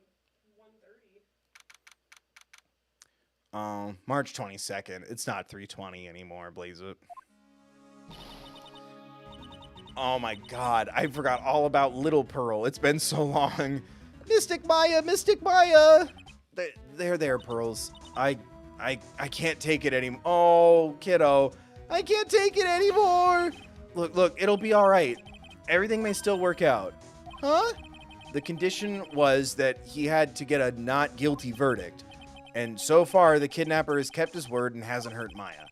And he won't because Mr. Engarde hasn't been given a guilty sentence yet. Sniffle. Cheer up. We don't have time to stand around crying. We have to get going. The 8-year-old can stay at home, dude. Like, you can go do the investigation. You're right.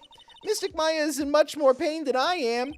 Yeah, that's right. So, hey, you guys. Glad I caught you, pal. Mr. Scruffy Detective. Oh, boy. Looks like Detective Gumshoe has been dubbed Mr. Scruffy Detective in Pearl's book now. It's just plain old Mr. Dick Gumshoe now. I came to talk to you. Oh, no. Did he get fired? That can't be canon. He's my perfect little guy.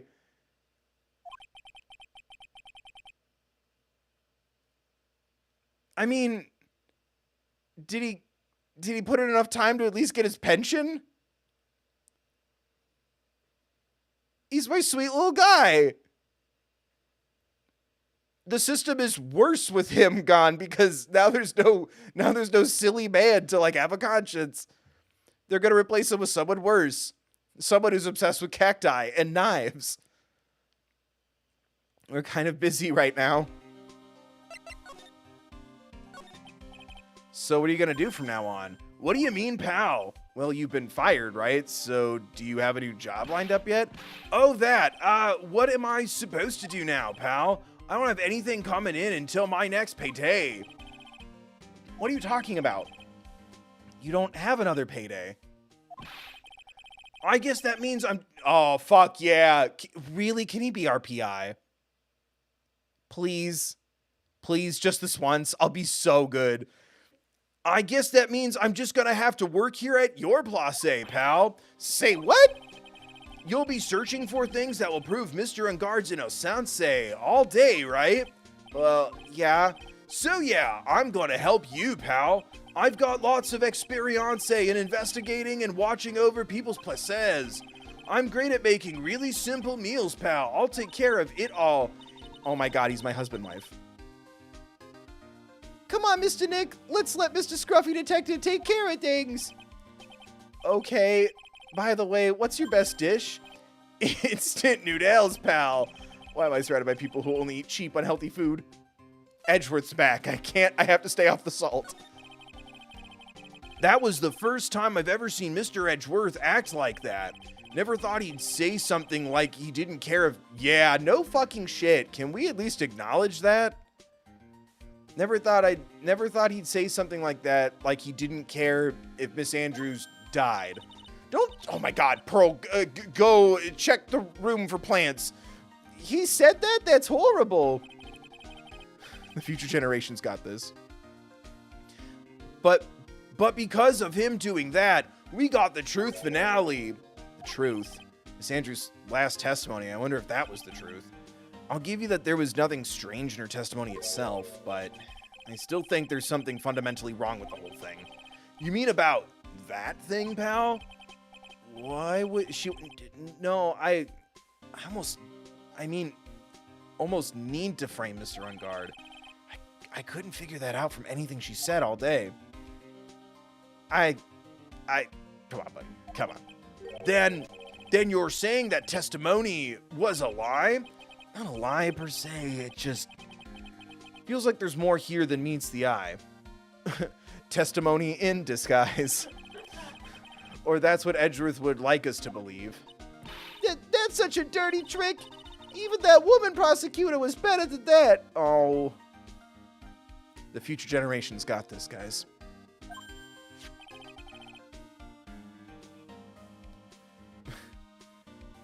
Franziska von Karma. Her picture just floating there is very jarring. Speaking of Miss Von Karma, do you have any more information on her condition? Wasn't she shot this morning? Oh, yeah. I thought they were trying to tell us she was sick. God, it's been a week. Miss Von Karma was shot today on the way to the trio by a pistol pal. But she's got to be fine, right? I mean, Edgeworth said she was in stable condition, but, well, she was shot in the shoulder, so she's okay and still hanging in there. They should be done taking the bullet out, so she's probably resting at the hospital. Which one? What? Are you going to visit her, pal? No. Well, I was kind of thinking about it. Hey, you've actually got a heart, don't you? She looked like she was being tortured to death, not being able to go to the trio today.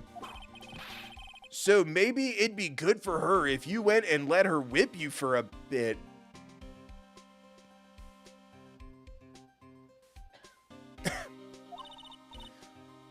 No, Pearl. No, Pearl. You're staying home and learning how to make noodles with Gumshoe.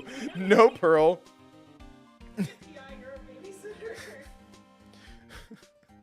Gumshoe, I need you to make sure she's not around for the icky parts. No, I'm definitely not going. Let's see. The name of the hospital. Oh, yeah. The Hottie Clinic. Guys, I don't think Franziska was shot nor at a hospital, and that's why she missed trial. It's in the Scarlet Light District. That name sends a chill down my spine. Well, I guess it can't hurt to stop by and say hi. I want to go home. I get that it's the same background as the previous case when we went to the hospital, but it was weird that it wasn't the staticky question mark thing. Never thought I'd ever come back to this place. No, boo. Oh, fuck me. Hi. Wait a second. You're... Why are you still here? Director Hottie. Edgeworth.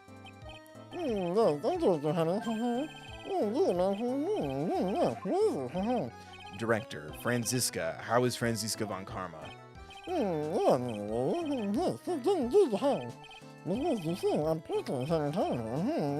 Boo. Why is this, like, this one's so fucking... It's like every fucking case has a salmonella.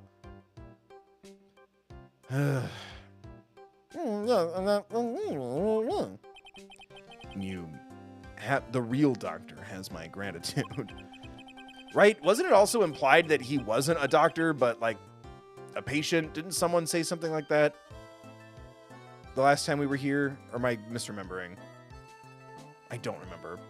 It looks like Edgeworth doesn't know. Oh, yeah, this director and his secret. Like, he does not work here.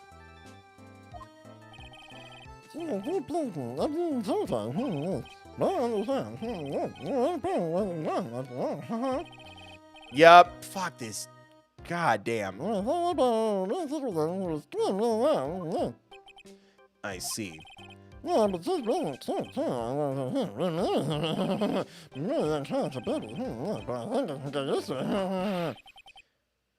Annihilate.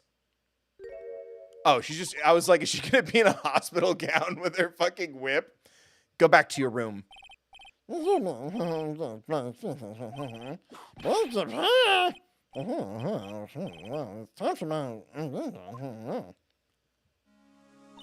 And then he died, canonically, right, everybody? God, this game is like... It's like 20 interesting things, and then like several things that turn me off so fucking much. It's such a fucking shame. And what are those tulips doing in your hands, Mr. Phoenix Wright? I knew I shouldn't have come here.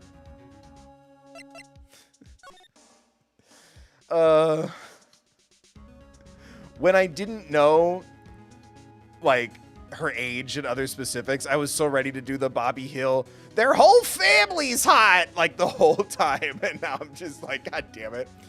Anyway, how's it feel to get shot? I was shot in front of the courthouse in my right shoulder. But it's no big deal. This sort of thing happens all the time in my family. I even had full intentions of running the trial this morning. But that would have been too much for you. There's no need to act tough in front of us, you know.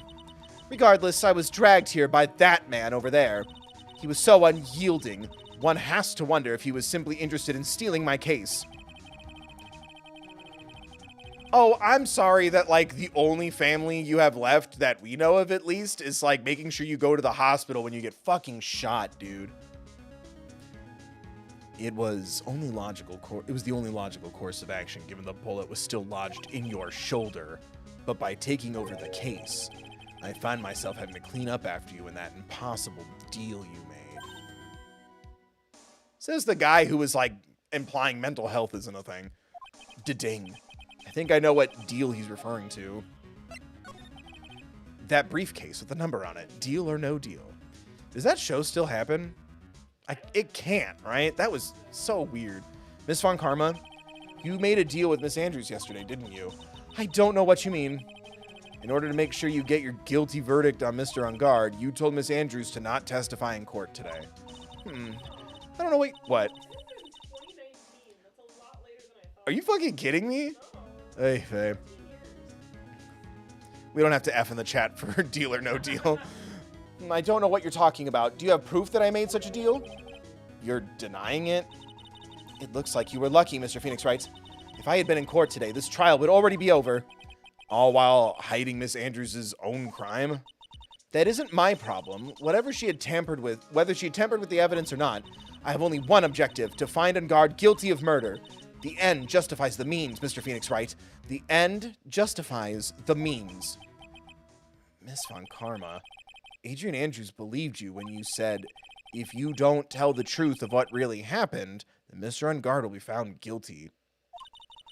And what does that have to do with me? Because of that, she's now in danger of being found guilty herself. All because she believed in your words until the very end. That still has nothing to do with me. She's just a weak person. God, fucking... Can we stop kicking this poor woman? Like, I'm waiting for this game to stop and Phoenix Wright to be like, hi, I'm Phoenix Wright, and this is Miles Edgeworth. We talked about a lot of things today, but you know what's not a joke? Fucking mental health. Like, that's too much. But you had to know she was... Ow. I think visiting hours here are about over. So if you'll excuse me. What's wrong? Why did she suddenly cut you off? Probably because she thinks I had the advantage in that argument. Edgeworth. Where's the option for what the fuck was that? Today's trial. What happened today at the trial, Edgeworth? That wasn't like you at all. I mean, I know you knew about Miss Andrews's... Can we say situation? Fucking... This was remade recently. Like, I don't know. I think I'm very team you can update some dialogue when it's text-based. Yeah. That's just me. I don't know. Maybe it would have violated some sort of rule when you remake a game because you're, like, remaking someone else's thing. I don't know. You could have made her testify as many times as you wanted, but to go that far. But she wouldn't testify about that until I said something. Listen, right. The courtroom is a garden of judgment. I am putting myself on the line when I stand in there. And that's why I made the witness do the same. It's only natural.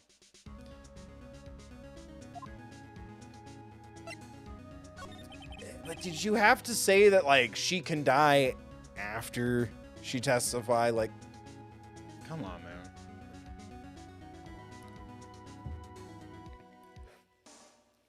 By the way, Edgeworth, you were really angry in court today. That's rare for you. I've seen that animation a lot. Witness, that card. Give it to me. Hurry. Do you have any idea what you stupidly yet inadvertently done? I can't believe you hid this from me for all this time. That card. What in the world is it? You mean this? Listen, Ryan. This is top secret information. You absolutely cannot leak this. A special investigations team has existed for a number of years, but few know of it. They're called the Shell Vengers. I I understand. Their task is to find the owner of this card. A man called Shelly the Killer.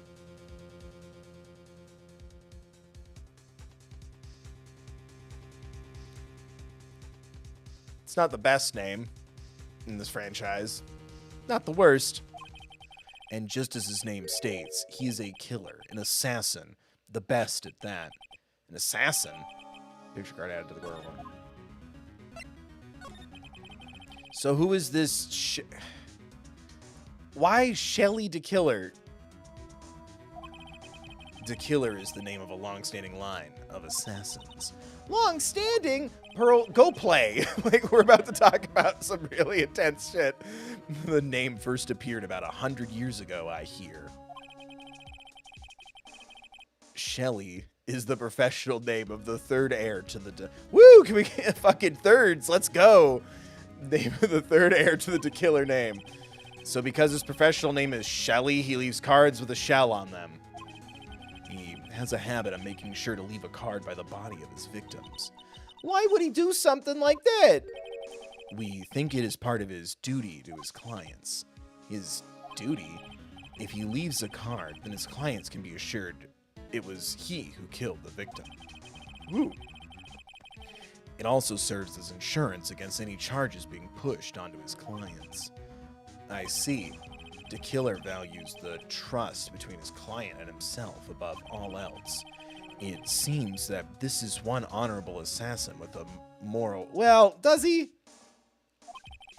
I guess that even honorable assassins can do they?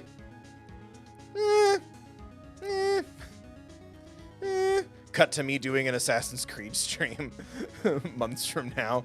Don't think I haven't thought it. Those games are weird. Those games are fucking weird. Like, when you think about it from a story perspective. So you think this assassin, you think he's the one who did the killing in this case? It would appear that way.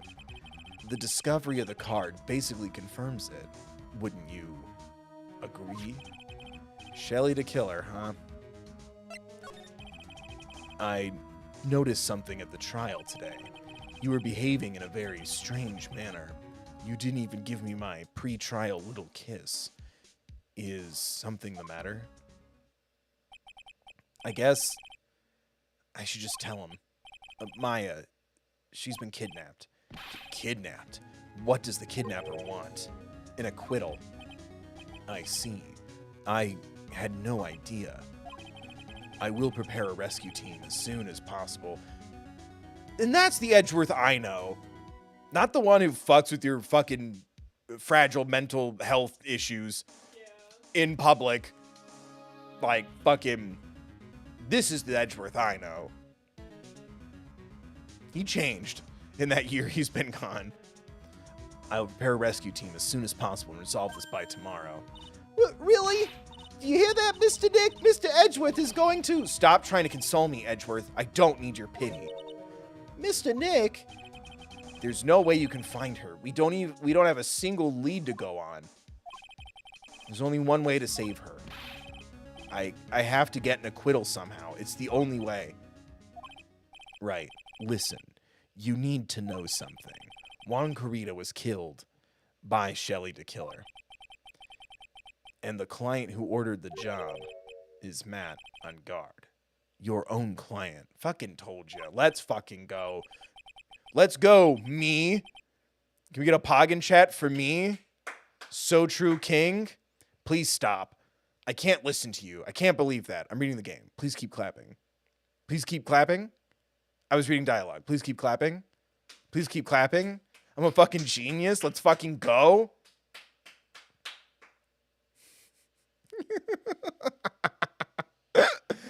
Oh, man. I was right, though. Unless Edgeworth is the one who's wrong. What if it's the other way around? Matt's the assassin, and the guy with the zipper face, he's the one who hired him. No. I thought so. Again, I feel like I could have just been caught in the mix a little bit more than this. Please stop. I can't listen to you. Can't believe that. I see. Well, if you want to continue your investigation, you will need this. What is it? The hotel right now is restricted to police personnel only, as we are looking for any clues that might lead us to Shelley the killer. But if you take this with you to the hotel, I'm sure they will let you enter. Oh yeah, now that I don't have Gumshoe on my side, I need permission to enter the crime scene. Fucking thanks, Anime Obama. Or Anime Bush. Yeah. It's like 2000, yeah. Anime Bush. It's a frightening concept. In any case, I must attend to the preparations for Maya's rescue team. We'll meet again if anything should happen. Now, if you'll excuse me. Mr. Nick, do you think Mr. Engarde hired an assassin? Pearl? We should be working on your multiplication tables instead. No way. I mean, he doesn't have a cyclock. Yeah, I guess not. Maya. Please, all I ask is you make it home safe and sound. Oh, is that me? I thought Pearl said it.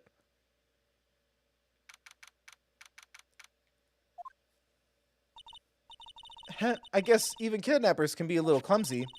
Clumsy enough to drop a card like this for me. And even though he said he was an assassin, I bet he's just making that up, like how Nick does with everything in court. Fuck him, bitch. Like, anyway, let's try out the card trick with this card I just found. Click. Sounds like I got the door open. Okay, time to go look around. They wouldn't make me see her death. Right? She's gonna be fine. Again, it's unfair that this is a trilogy. Thanks, Dan, for the 2. It takes place in Does it? In 2017? Did Phoenix Wright takes place in the future, or the trilogy was remade in 2017? Yeah, 2017. So Phoenix Wright was taking place in the future? Yep. Thanks, Anime Trump. I've got a feeling I'm not in the hotel anymore. Are those videos over there? Well, I'll worry about that later. For now, I should be looking for clues. That way I can show them to Sis and maybe get out of here. There's a bear! There's a framed picture sitting on this coffee table. It's a picture of a woman. She's kind of pretty. Hey, looks like something's written here. Let's see. I think it says, with love, Celeste. Don't you drag that beautiful indie game into this. At least the assassin said trans rights. I bet this could be a clue. What's this giant floating strawberry doing here? That's weird. What's a figurine doing on a sofa in a place like... Shut up, Maya. Adults could have little guys on their furniture. Some of us might have gotten a new little guy for Christmas. And if we hit $690 in our fundraiser tonight, I'll introduce you to my new little guy. Actually, I'll do a whole stuffed animal parade if we hit $690. They're really good too. Some of them are valuable collectibles. I'm not even joking. That's weird. What's a figurine doing on a sofa in a place like this? I think it's a bear. Oh, how cute. But it's got a lot of cuts and slits on it. I wonder if it's some kind of puzzle.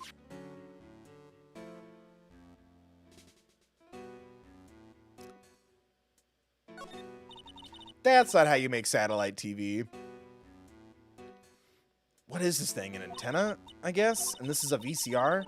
Sure, a lot of electronic gadgets here. But what is an antenna doing here? Oh, hey, it's a computer. I've never really used one before. I have no idea where the power switch on this thing is. Trap. There goes my plan to use this somehow to get out of here. Ugh, locked, of course. And it doesn't look like I can use the card to open this door. There's a little hole at the bottom of the door. If only I was a little skinnier, then maybe I'd be able to crawl through here. Oh, this simply will not do. I cannot have you wandering around at will. Ah! So does he have like a zipper in his skin? Is that rude? Is it like a cool anime thing, or is this a real condition somebody can have? Or is it like a super scary piercing? It seems that your Mr. Wright is truly concerned about you. He is? For now, I would suggest you remain cooperative. If you cannot, there are ways in which I can help you.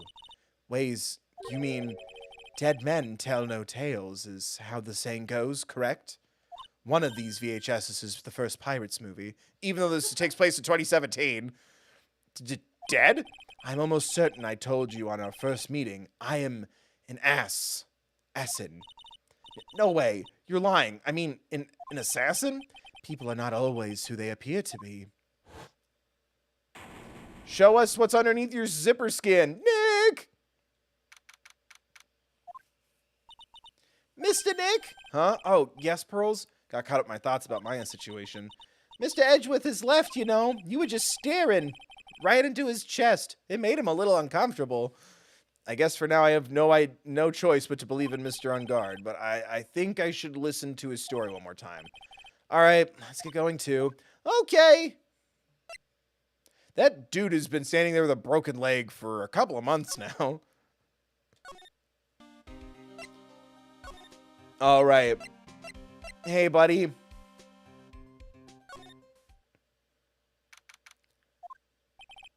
I'm sorry, but visiting hours are over for today. I have too many questions I need to ask. I'm sorry, but I'm Phoenix Wright, a lawyer for one of the... You're Mr. Wright, you say? Oh yeah, there's a message here for you. A message? It's from Matt Engarde. Here you are. Oh, what did he write? Is it something really important? I don't know. Well, let's see what it has to say. To Mr. Lawyer, dude, I've got something really important to tell you. Why do I feel uneasy all of a sudden? Oh, Mr. Wright. So actually, I have a favor to ask of you. I have this cat named Shoe. Oh, don't fucking take my love of naming pets after nouns. Fucking stop being so obsessed with me, Capcom. I didn't put out a lot of food when I left the house, so he's probably pretty hungry. You think you could drop by my house and feed Shoe for me, dude? My house is just a little ways down from the hotel, all right? Is that where Maya is because of the pet door?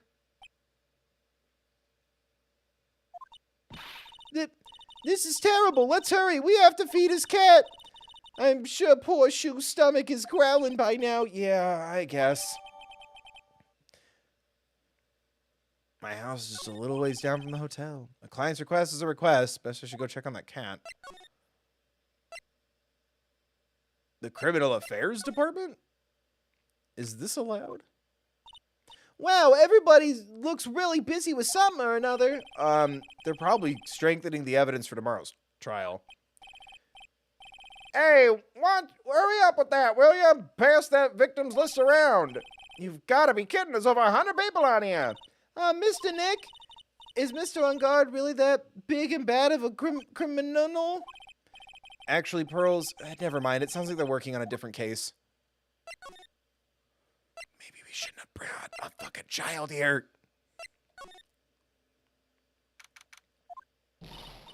All right now, Mr. Nick, let's go look for clues. We have to, for Mystic Maya's sake. You shall not pass. Miss Oldbag, don't devalue my name and turn it into a gasp, you spiky head, petted fogger. Because of you, I've been made to look like the bad guy again, although I did get a piece of gum from Edgy Boy, just as he promised, but what I really wanted was something more valuable. I wanted Edgy Poo's heart. It was all your fault. You've awakened. Oh my. Okay. Back off, bitch. Or whatever I would say. Miss Oldbag! Keep your hands off of me. This helmet is airtight. No air's getting in and no air getting out. Then why do you keep putting it on? Don't think you can get me to move with silly questions. You're gonna have to defeat me if you want to get by. I'm not hearing this. I thought I was going to his house. Oh, I guess I still can. Should I do that first? Ha! You're a million light years too early to be asking me questions, whippersnapper. The only way I'm gonna get any investigation done is to first do something about this kooky alien.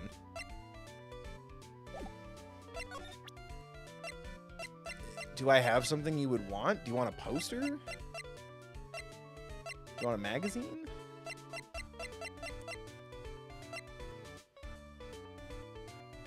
Oh, here we go. Maybe if I show her this letter I got from Edgeworth. Miss Oldbag, if you would look at what? You want me to look at this worthless piece of... Edgy poo. Is that her perfume? Pheromone d'amour I smell? Ugh. Let's see here. Would you please allow this unsophisticated young person to conduct his investigation? Yours truly, my fucking... If he wasn't such a shitbag earlier in the stream, I'd be like, what a king, what a legend. He's 3 steps ahead. He's playing 4D chess. Yours truly. That man's good at flattery. Fine, but only because Edgy Poo said so, you understand? I just thought of something I have to do. Remember, no messing around. You do anything bad and I won't let you off the hook. It looks like she has strong feelings for Mr. Edgeworth. Oh, fucking... God damn it. That may be, but you know, nothing's gonna come of it. Defensive. That's so mean, Mr. Nick. Feelings are meant to be told and shared. Ow. Every time we talk about love, I always end up with a handprint on my face somehow. How can she reach your face? How short are you, short king? Or how tall is... Pearl's been going through growth spurts because she's turning into a fucking 35-year-old woman every other day.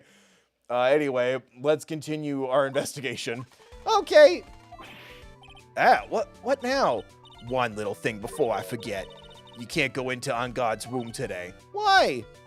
The police's main investigation team is going to be in there all day, you hear? Wonder if they're the team in charge of investigating the killer. Say it, Bella. Shelley. So don't go in there. Set one foot in there and you'll face the wrath of Wendy, old bag. Should I go into the hotel first or should I go to the apartment first? Let's see. Go to the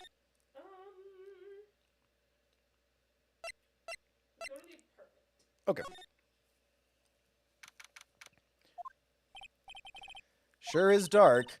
I'll go turn on the light. Oh my god. So this is what a star's house looks like. Must be nice to be rich. Hey, look, and there's the door with the doggy door in the corner. Maya, can you hear me? Maya, are you there? Come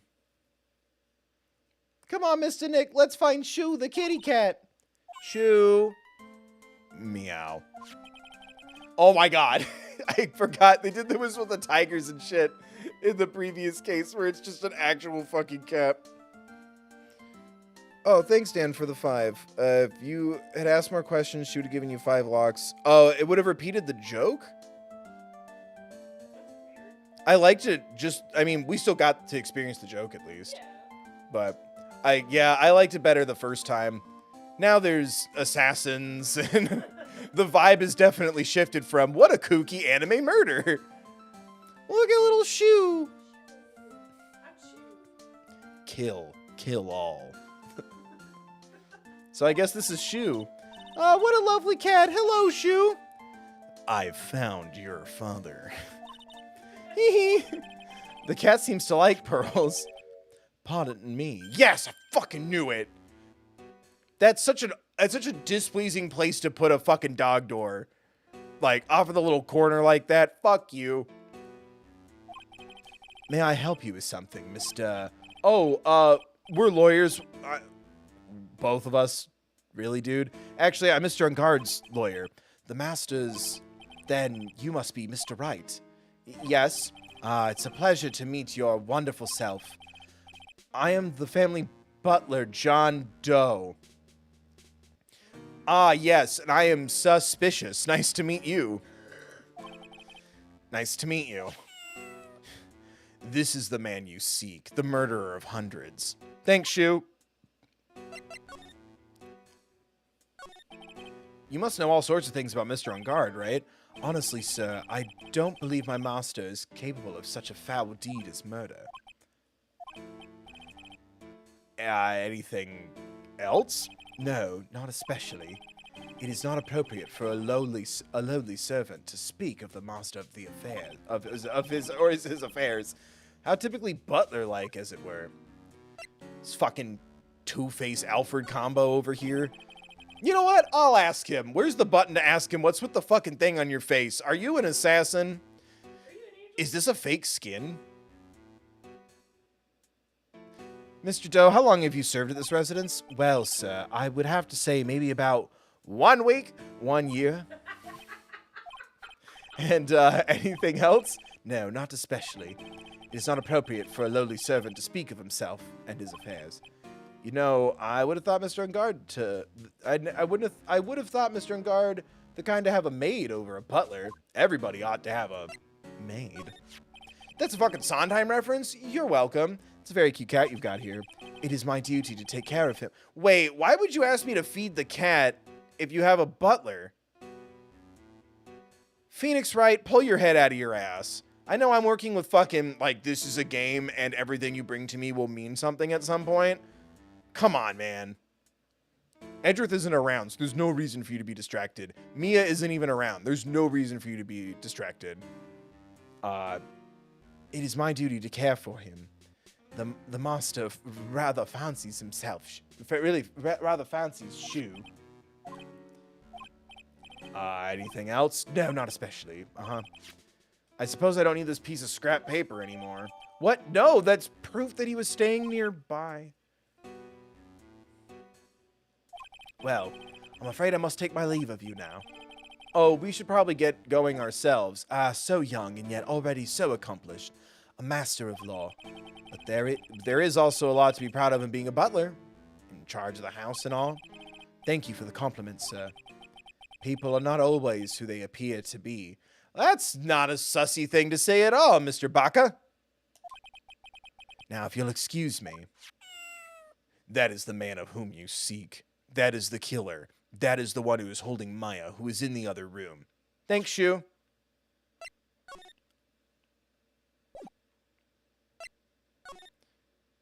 Is there a point in examining? There's a small door at the bottom of this bigger door, Mr. Nick. I bet it's for Mr. Engarde's cat to use. Oh, you mean Shu? The door, it's locked tight. Well, I guess that's to keep nosy people like me from entering it. Is there anything worth examining in here? There's another door over here. You shouldn't go wandering off over there, Mr. Nick. Yes, Pearls. Now I know how Maya feels when I tell her to stop playing around. It was just talking to the guy and getting the note removed from court record. Oh, boo. She's right there.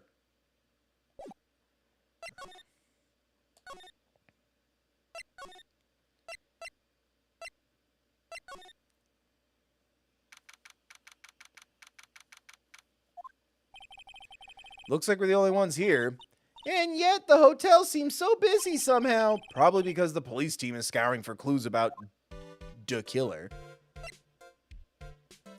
Is this shrimp still good? Chat, y'all want in on this, like, lobster, hot dogs, chicken? The spread's still good, right? We'll take it home. Oh, wait, what did we say? Chat, hold my bag. Grab the jams. My great aunt would do that at like a casino buffet that we went to. Like my grandparents and my great aunt went to this like casino buffet, and she was like putting food in her purse, and she's like, "Don't judge me." And I'm like, "I had scrambled eggs and trail mix for dinner the other day. Like, I'm not here to judge you." It was funny. Rip. F in the chat, everybody, for my great aunt. Hey, city boy! Lotta, you're still here? Wrecking course! An investigative photographer eats or starves on her ability to snap up the scoop. And this hotel just has that aura of mystery. You know, like something's always about to happen. Like Brooklyn. But do you have a camera? Rick Given! A photographer's gotta have gotta have cameras out the ear like Corn to be a real pro, you know. Corn, the big export in New York. So I'm hanging around Here. Speaking of cameras and feeding the mouth, do you have mine, you bread thief? What? Why can't you drop that thief thing already? I want to ask you about the night of the murder. What? You really gonna shell out the bucks for the info I got? Lotta, you were loitering in this hallway the night of the murder, were you not? Well, kinda, but... Brace yourself, Phoenix. Here it comes.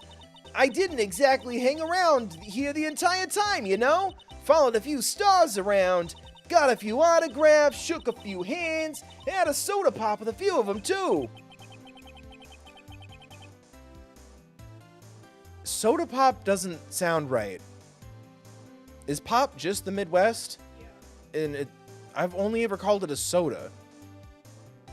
Or something really specific. I know some weirdos, like, they say Coke while they're drinking a Sprite.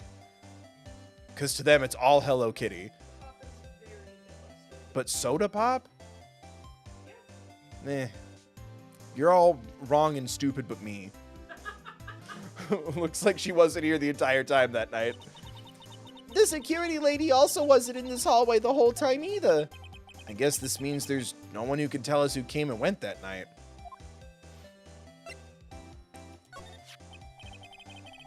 So about the note that was inside your camera case. Oh, that ditty I wrote!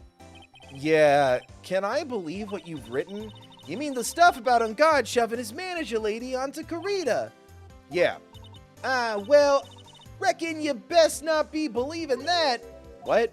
Look, I sort of wrote that on a whim, you know? Writing whatever came to mind. Whatever came to mind? Yeah, when you get down to it, it's just a lot of random bull doodahs. You're ruining people's lives, ma'am. Hey, what's with ya? Why you staring at me like my grandpa used to? Hey, and why do you look like you suddenly got older, too? Or am I just shrinking here? Didn't she look like she was like a big bama damma busty woman in her 30s just yesterday? I know she's trying to be like sweet, but it's like, fucking come on. I still stand by it. Like, there's a lot to fix with this game. I think that's like the easiest, biggest one is Mia looks like tiny Mia when she's Pearl instead of Pearl looking like Mia. Like, how funny would that be? Like, now she's like real small and anyway. My baby, my $1,600 baby. That's pretty cheap for babies. I could get you 10 for that price. Or what was it? I could get you a kid for that. Yeah. It was The Office, I think. What's with that red-coated prosecutor anyhow? That guy told me it was evidence and refused to give it back to me. Well, that's kind of how it is. Hey, you're that redcoat's, special loving friend, ain't ya? So put in a few good words for me and get me back my camera. You want me to do what? Listen, nag the guy real good for about 5 hours and I guarantee he'll give it back. Maybe give him a little massage, take him out for drinks. Take him to the top of the building around here in San Francisco.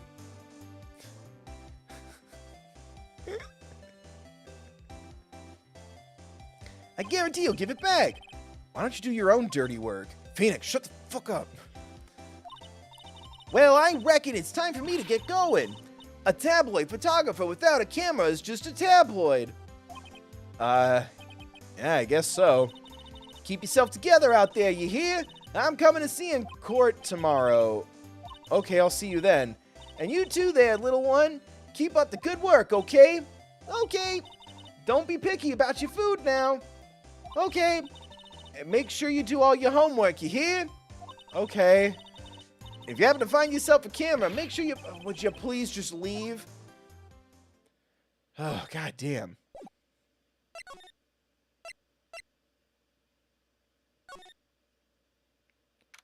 Oh, right. I forgot about all the bears. Oh, yeah. Ooh. Mr. Nick! What is that otherworldly, ghastly moaning? Ooh. I hate evil ghosts. I don't think it's a ghost. Maybe it's a demon. God damn it. Excuse me. Watch who you're calling a demon, Brett. Ah! Zoinks! Sick. Sick Scooby-Doo him. It's the alien. Who you calling an alien? Oh, it's just you, Miss Oldbag. What are you doing here? What's wrong with youngins today? I came down here to pay my respects to poor Juan, and you're disturbing me. You told me I could be here. Please talk to me about the night of the murder just one more time. I talked about it plenty at the trial. I was fooled, tricked, deceived by that fraud of a photographer and a note. She was loitering around here with that imbecilic look on her face.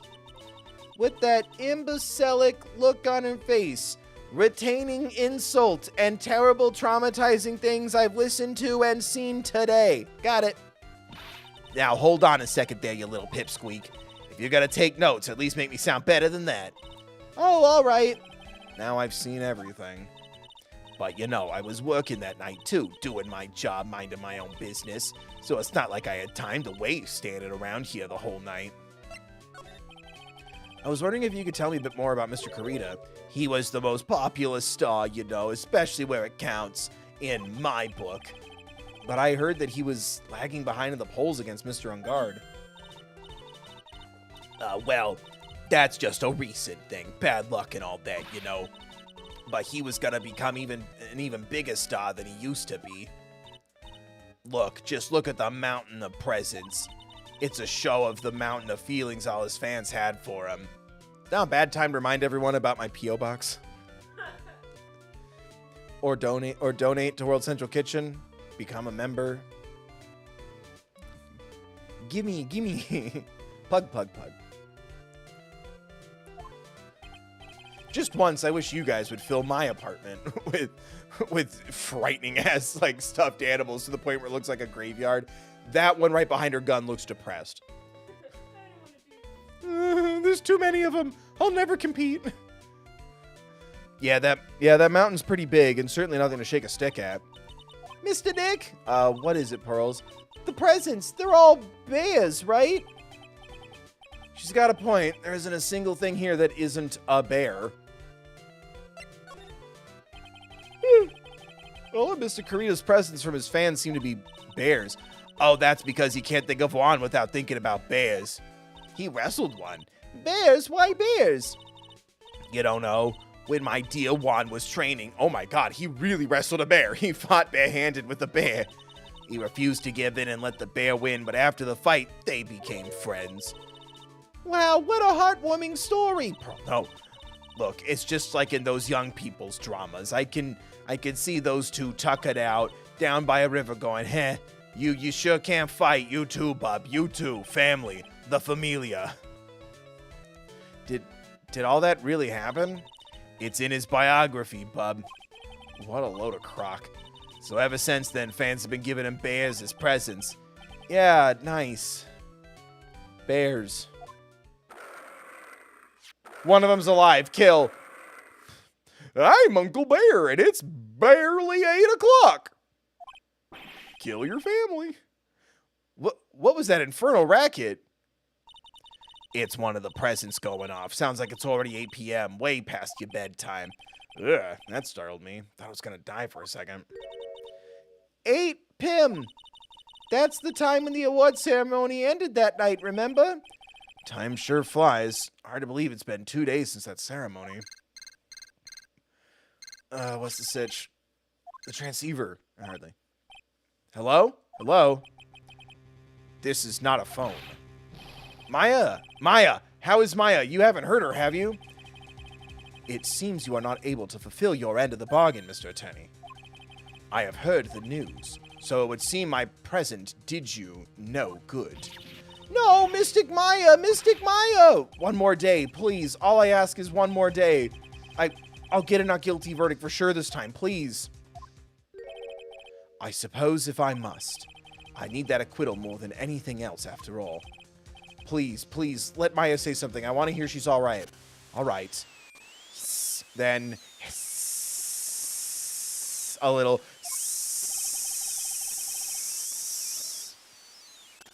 What's with all this static all of a sudden? It's so shocking. Static shock?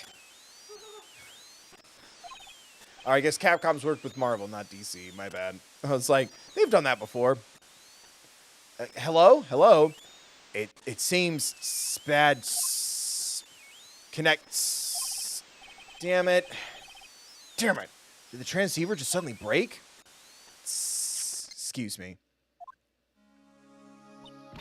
What happened? I don't know. All of a sudden, it became nothing but static. Mystic Maya! Mystic Maya! Why did the transceiver suddenly break like that? Should probably have an electronics expert look at it. Sooner the better. Do we have one of those in our friendship portfolio?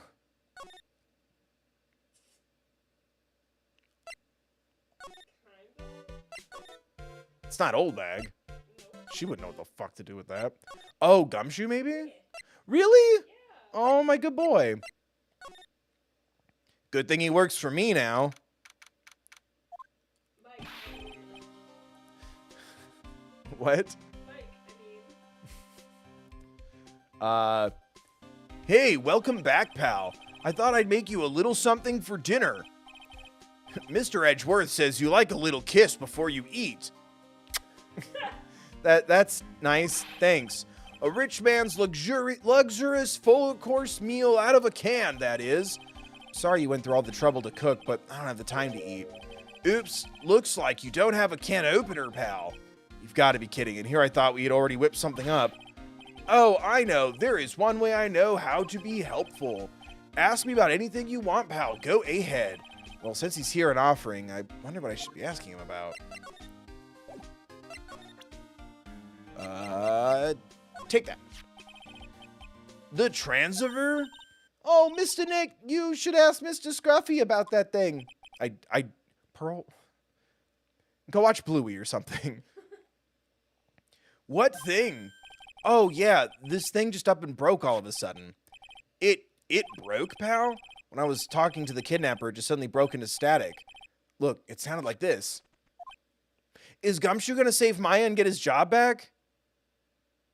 That's the anime climax I want. I don't hear any static, pal. Huh? Maybe it fixed itself. That's strange. I'm sure it was making a loud static noise. Maybe. Maybe what? Maybe it was electromagnet interference, pal. Electromagnetic interference? So what is electromagnetic interference? It's something that happens when a radio wave gets mixed up with another signal, pal.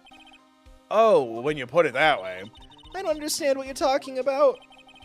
Like, for example, when a cell phone goes off next to a computer screen, the stuff on the screen gets kind of fuzzy and starts acting funny, right?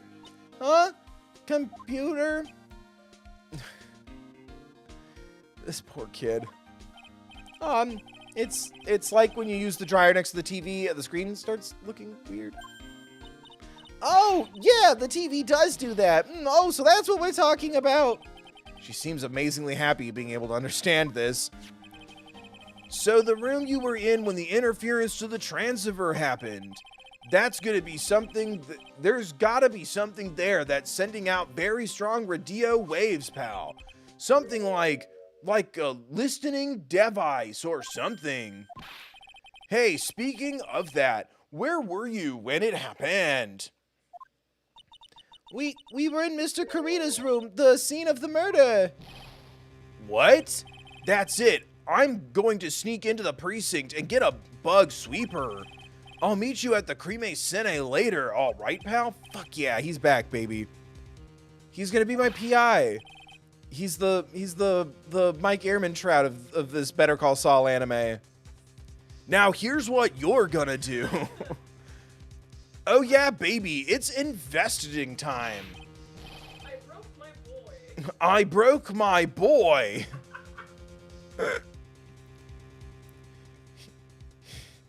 I was the dirty cop. I'm on fire, pal. Whoa, whoa, whoa. I'm on fire. My fingers are itching to go. Tell me now, baby, is he good to you? Can he do to you good things? We should be going too, Mr. Nick. All right, let's go.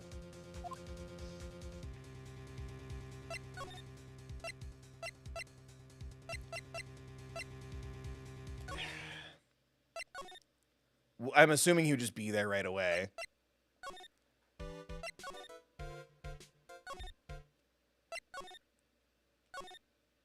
Hooray! Hey, you're finally here, pal. Sorry to keep you waiting. Do you have the, bug sweeper? Well, you see, I got busted trying to sneak in, pal. Then suddenly I'm staring at the precinct doors. From the outside, I mean. So yeah, I couldn't get one of the police bug sweepers. So I found this one at a Toys R Us, please. What do you mean you couldn't get one? We need that. Hey, yeah, oh, fuck. I didn't say I didn't get one, just not the police's. Wow, so this is a bug sweeper. It looks a little broken. I was really hoping it was gonna be like a children's metal detector or something. Hey, this was made when I was in elementary school, pal. Oh, by who? Me, of course. Seeing this sure brings back memories. Hey, don't look down on it, pal. Sure, it looks a little beat up, but I put my heart and soul into building this puppy here. Your heart and soul? It'll work, trust me, pal. It'll do the job, but you can't set the sensitivity. So it's going to beep at anything that gives off electromagnetic waves. But isn't it better that way? Oh ho ho ho ho. Well, anyway, since I broed it all this way, might as well give it a whirl, right, pal? I'm getting that sinking feeling again. Okay, I'll tell you how to use this baby. There's a listening device or some other sort of bug hidden in this room, pal. So we're gonna find it, right? Right, now let's turn the... Oh, sorry. Right, now let's turn the sweeper on.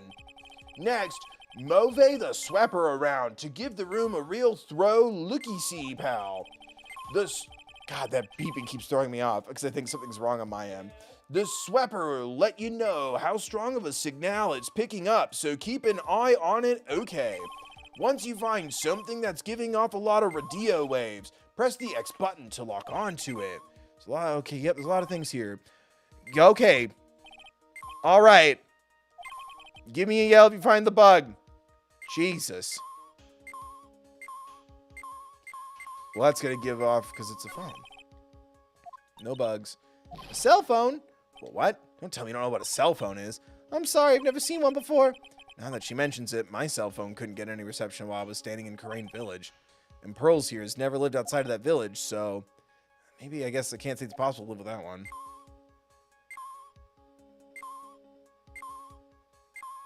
Oh, is it the lamp? Would that still count? It's just a lamp. Lamp, check. Listening device, nope. There are a lot of lamps in this room, aren't there, Mr. Nick? Yeah. And they're all on. You shouldn't do that, Mr. Nick. Don't you know that's wasteful? Yeah, I'll be more conscious from now on. Sorry. Maybe it's a good thing he was murdered if he's so wasteful.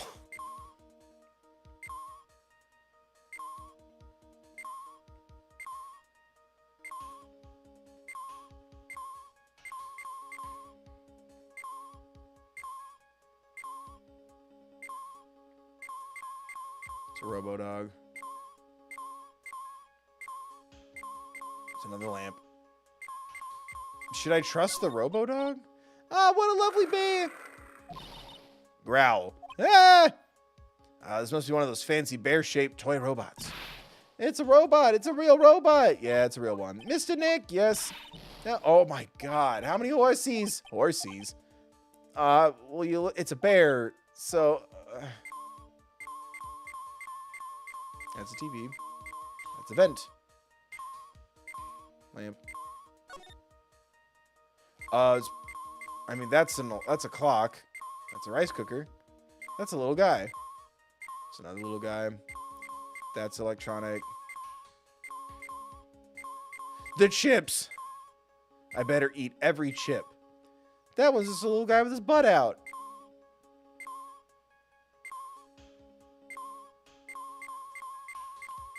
Oh, it's the fridge.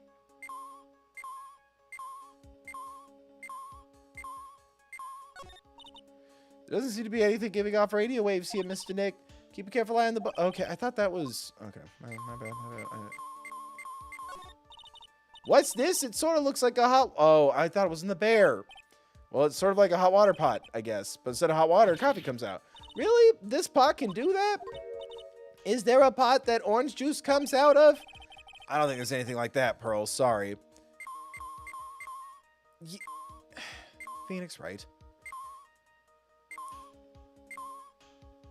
She already learned what, like, mass murder and assassins are today. You can just tell her yes. Give her dreams. Okay, where is it? Let me see. Pay a look to check the eye of the largest bear in the bunch. You can't miss it. Oh, that's annoying. I thought I clicked on that. So I like to think I did this without help. I just needed reassurance when the game fucked me because I moved over by, like, millimeters. Yeah, 100%. Shut up.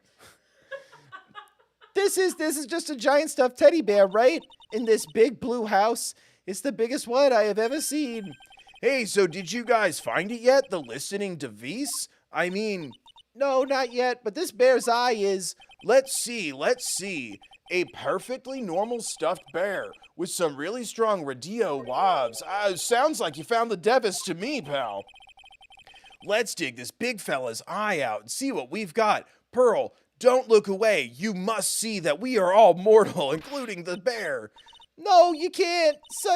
Oh my God, Pearl, look away. Someone think of the... Oh my God. All right. Fuck it. You're traumatized now. Congratulations. No! It's a miniature camera, and it looks like there's more. There's a transmitter and a timer. A transmitter, pal. Oh, is that more of the high-tech stuff? Oh my God, transmitter stuffed. So this tiny thing is a camera? Yeah, Grandpa. Yep, it's a pinhole CCD camera, pal. It's a small, high-grade video camera mostly used in security systems. So it's a video camera. It runs on a battery, which comes with it in a set. But there's no videotape in this camera. This is only the camera part here, pal. The tape recorder with the tape inside it is somewhere else. Somewhere else? The footage is changed into radio waves, then it's sent to the recorder. So it's like a TV broadcast? Hey, you know, you're right. Spy camera. So what is a transmitter, I hardly? It's a device that sends the footage the camera took to a specific destination. It's like a video version of a listening device, pal. It looks like it's a small clock-like thing. Oh, that's a timer. You can set it to turn the camera on and record at a certain time with it. You can set it for a certain time? Yup, let's see. This looks like it was set to start at 8 p.m. and go for 1 hour. 8 p.m.? That was the time the award ceremony ended. There's no date set, so it's been recorded There's no dot set, so it's been recording every night, I guess. Mr. Detective, how long has this bear been here? I'm pretty sure it's been here since the night of the murder. Then maybe this camera caught the murder on top. What? And if you think about the angle the bear is at, it's bound to have had a clear shot of the whole crime, pal. Cool. So there was a camera in this bear's eye, and it was disguised as a present? And I'm sure it was here on the night of the murder, pal. It's pretty big, so it stands out pretty well in my mind. But who gave Mr. Carita this present? I don't know, pal. But this means that someone out there's got a video of what happened here that night. Isn't there any way we can find out who that person is? It's impossible, pal. Radio waves can be sent almost anywhere, so there's no real way to find out. Oh, sniffle. Is there really no way to find out? Stuffed bear out of the burger. I got it. What? Hey, pal, let me borrow this mini camera for a bit. What are you gonna do? I'm going to go around to the electronic shops and see if I can find out who bought this, like my PI. But that's impossible. I mean, it's already 9 p.m. Leave it to me. Even if I have to search all night, I'll find your man, pal. Spy camera and transmitter. Well, okay. Oh yeah, baby, it's investigating time. I'm on fire, pal. Whoa, I'm on fire. My fingers are itching to go. Let's go, yeah, poggers. He's gone. Yeah. But Mr. Scruffy Detective sure is a nice man. He's pushing himself so hard all for Mystic Maya's sake. It's a mystery how you always manage to do things in the most insufficient ways, right? Ah! Not even your new smiling sprite front-facing variant is going to make me happy with you, sir. You'll have to excuse me. I heard your conversation just now. Edgeworth, what are you doing here? A rescue team has been created and deployed. I can't say I'm optimistic, but we have to move forward one step at a time. I see. Thanks. Don't thank me yet. We still have to find her. So there was a spy camera hidden inside this stuffed animal, huh? You were one lucky man, right? Do you know this stuffed bear, little girl? I have no idea. Of course not. The maker of this bear is a very expensive luxury brand from overseas called Build a Bear. If you press its paw and make a wish, it will talk. It's completely handmade, and only a small number of these are exported here. What? The camera and transmitter that Scatterbrain Detective took with him are dead ends. Things like those can be bought anywhere. However, this bear is different. Why do you know so much about gift bears? Why don't you shut up and just appreciate what I've given you over the years? This bear is different. By tracking how it got into this country, this bear can tell us who the buyer is. Can you really do that, Mr. Nick? Can he really? Well, I guess so. It's 9 p.m. I think I can still make it in time. I'll be taking this for now. He just wanted something to snuggle with since Phoenix won't come over. I'm sure you have other things you have to do. Stuffed bear snatched up by Edgeworth. I'm going to put him in little outfits and put him in my foyer. He will also hold my keys and coat. See you soon, Mr. Wright. It's still there. Wait. What? Why are you doing this? I have no interest in explaining myself to someone who cannot comprehend. But besides that, Wright, until court reconvenes tomorrow, you should concern yourself with this question. Who was the person that murdered Juan Carita? The real killer. Do you really still think it was Adrian Andrews? To be honest, I don't know anymore. You still have a little time left. Find the truth, Wright. Everything begins with the truth. No, Edgeworth, everything ends with the truth, because then you figured it out. I really want to read this mystery book. Tell me the ending. Juan Carita's real killer, Miss Andrews has passed. The kidnapper whose sole condition is an acquittal for Mr. Engarde.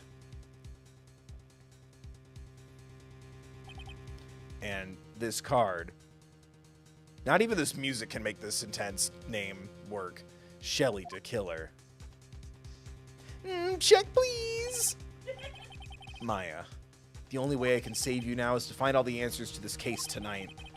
I don't understand what your real intentions are, Edgeworth. But as you said, all I can do for now is find the truth. Fuck, was that the whole investigation? No. Oh. Fuck, this thing is long. Yes.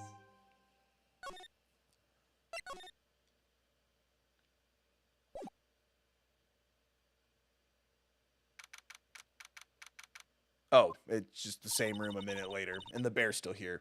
It's already 9 p.m. It's past 9 p.m. already, isn't it? I wonder if Mr. Edgeworth has already found Mystic Maya. These things take time. I'd say probably not. The police are professionals, Pearl. They'll find her, so don't worry. Excuse me. If we can win a not guilty verdict tomorrow, then everything will be okay. You're right. Well, that took a turn. So the real person who killed Mr. Kurita was that assassin. Oh, is this the same as what to do next? Like, this isn't going anywhere. That assassin, Mr. Shelley to kill her, right? And the card Mrs. Andrews found at the crime scene seems to be proof of that. But if that's the case, then a new question comes to mind. Who was the one that hired to kill her to begin with? Who is his client? You mean who asked for the murder? I shouldn't be asking an 8-year-old this. That person didn't want to dirty their hands in blood. Blood, Pearl. Think of blood. Do you know what I'm talking about? Picture it. Picture your hands coated in blood. Whoever this client is, they're still a killer.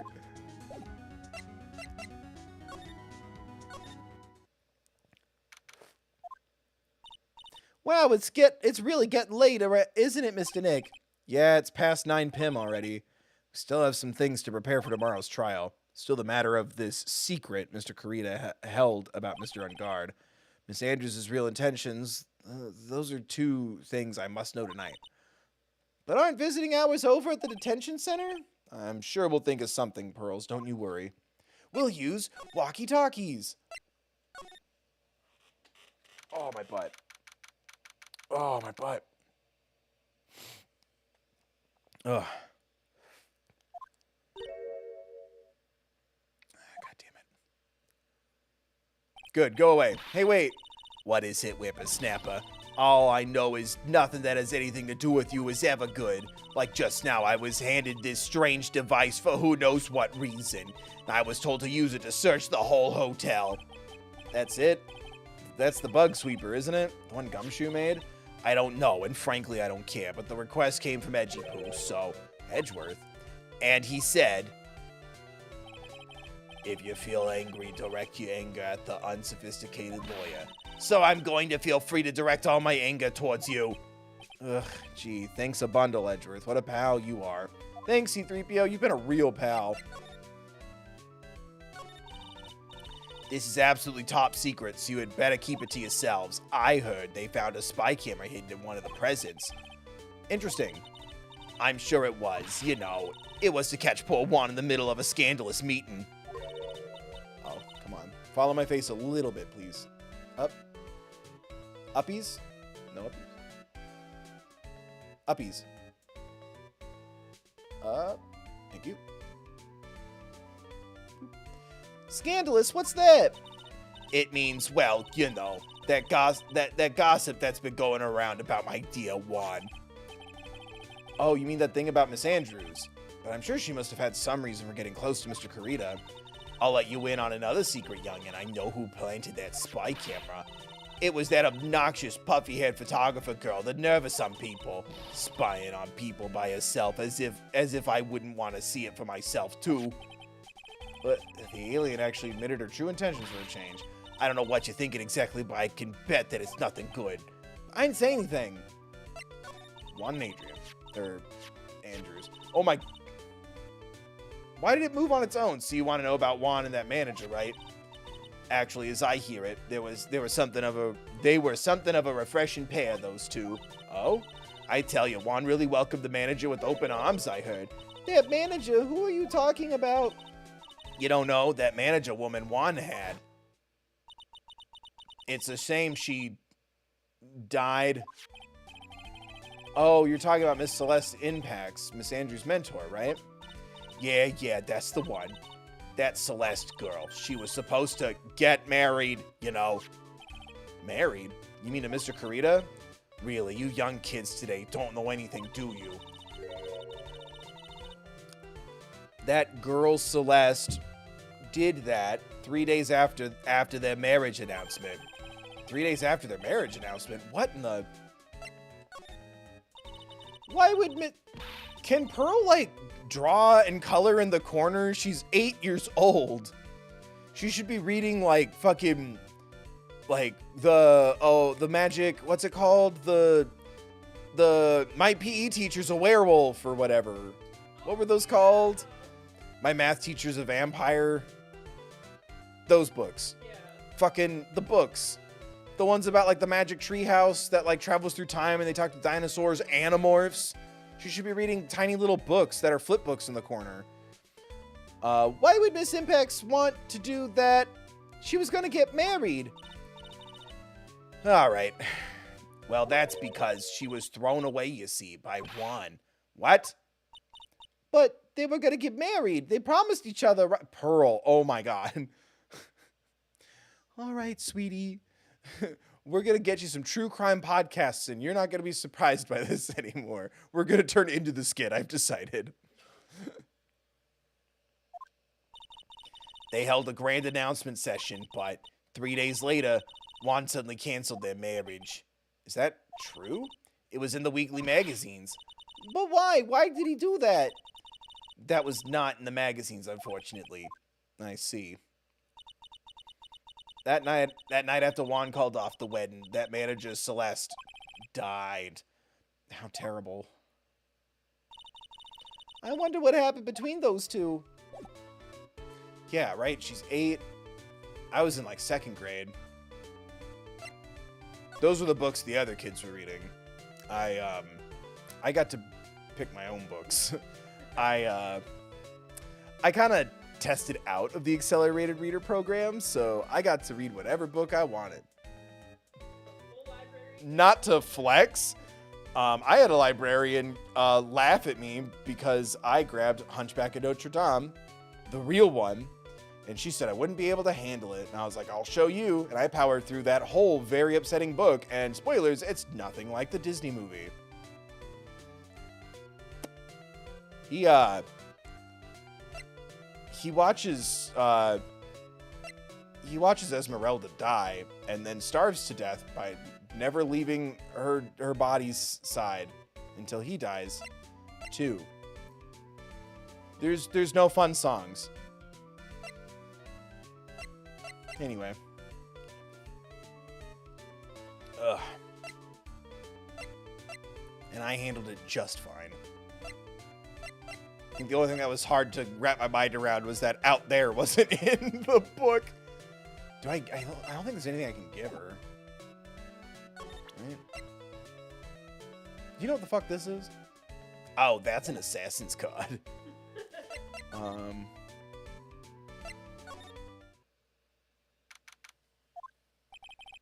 On that night, there must have been at least a few hundred people here.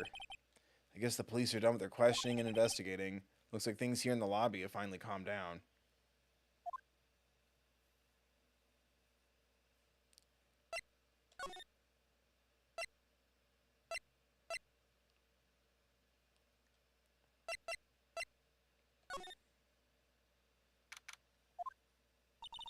It doesn't look like Mr. Scruffy Detective is here. Well, he's out there with that camera asking around at all the electronics stores. Then I'll make some salad for him for dinner. It looks like Pearls really appreciates what Gumshoe's doing for us. Mr. Nick? Yeah? Where's the lettuce? I don't think I've ever bought lettuce before. Well, I guess I have to give up on making a salad then. Guess the lack of lettuce is kind of a problem. Yeah, this is the what to do next. Okay, sick. Can I go back? Where do I go next? The house? It says you'll talk to the chief of the criminal affairs department. Oh, lovely. Looks like no one is around. Oh, what happened to that person with the stuffed teddy face? Oh, she must mean that butler with the stitches in his face that go down perfectly, as if he's wearing a suit of skin to disguise his true identity. Shoo! Please, I can help you. I have found Maya and the killer. I have evidence. Oh, there you are. I guess you're still awake, huh, Shoo? And I have been awake all night, and I've been able to piece it all together. Hee come on, let's play. I wonder if that butler, Mr. Doe, is already asleep or not. You said criminal affairs department? Yep. Okay. Thank you. It feels sort of tense in here, doesn't it, Mr. Nick? Yeah, it does. I wonder if something happened. You're Mr. Engarde's lawyer, right? Yes, sir. Well, we finally found just the person we've been looking for. A real decisive witness. A decisive witness? You mean for the Engarde case? We're taking the witness's statement right now. Gotta hand it to Mr. Edgeworth. What's Edgeworth up to now? Well, who is this witness? I think you know this person quite well, Mr. Lawyer. Mr. Nick? Between the kidnapper's demand and now this, I can't see any way to win here. Oh, yeah. Mr. Edgeworth wanted to tell you something. He did? Even though visiting hours are long over at the detention center, he wanted me to grant you special permission, so there you go. What? What? I've already called them, so they know. No. Go on. Go talk to your heart's content. Thank you very much. This is such good news, Mr. Nick. Go talk to your heart's content. Sounds like the police are pretty sure they have tomorrow's trial in the bag. Awesome.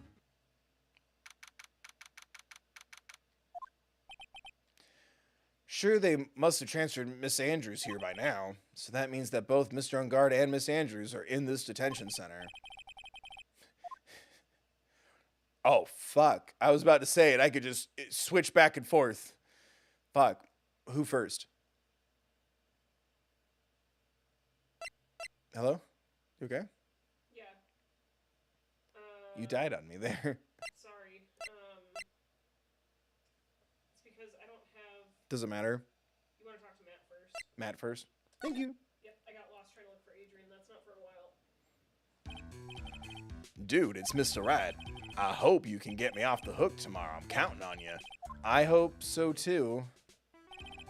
Edgeworth just dropped a bombshell on me by saying that Juan Carita was killed by an assassin and that the assassin's client is this man, Matt Engarde. What's wrong? Mr. Engarde, there is something I must know with 100% certainty. You seem kind of different. You're totally not like your usual lawyer dude self. Did you do it? No. Does that ever work? No, not really. No. About the press conference? You mean the one where Juan was gonna dress up as the Nickel Samurai? Yeah, I heard a little more about it from Miss Andrews. It looks like somehow Juan had in his hand a secret so powerful that it would destroy Matt's acting career had it been revealed. Could you please fill me in on what this secret is, please? Yeah, it's a documentary I watched about manifesting what you want in life. Oh, man. Ooh, my shouldies. Friendly, remember to like, subscribe, ring bell, donate to World Central Kitchen, donate to me, become a member to do both. Every new member we get this month, $1 is going to the fundraiser. Share the links if you can't donate. Let's fucking go. Could you please fill me in on what the secret is, please? There we go. Ooh. 5 locks. I knew this was coming. Mr. Nick, don't tell me. Cyclox. You said a secret, right? But I don't have any. What is it? Do you, dude?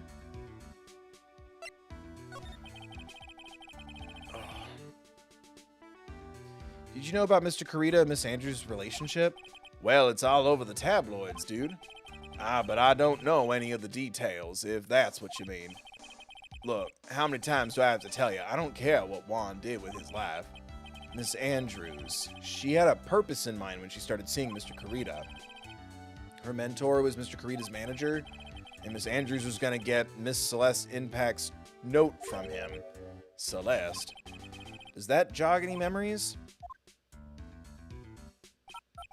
Dude, I suddenly just got totally hungry. You up for a pizza? My treat. Pizza? Hell yeah! Well, with pizza's on a bagel, you can have pizza anytime. Mr. Nick, she doesn't even know what a pizza is, but she knows what an assassin is. She knows what murder is.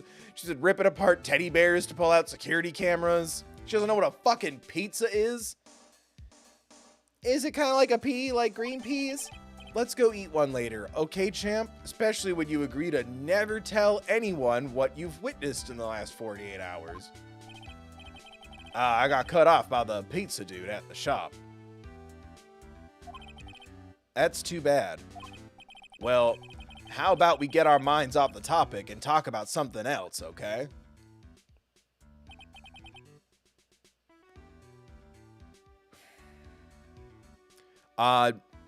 No, the rule about using that kind of language hasn't changed. Also, why risk it and lose my monetization? Please stop complaining. Like, it's also a very important topic to me. There are links in the description of everything I do. But also, no. I don't think the rules have changed. I haven't seen anything about the rules changing. I don't think they have. Why risk my monetization anyway? I need to be able to eat. Please donate to the charity, or donate to me, or become a member. Watch, like, subscribe, share. Please stop complaining and making weird assumptions about things. Are you connected to Miss Impact's suicide? I fucking just said it. God, fucking, I'm sorry, chat, but I'm gonna have to take a break. You're gonna have to fucking do too much right now. I can't fucking look at it. I'm really fucking pissed. It changes. The rules on this fucking platform change all the time.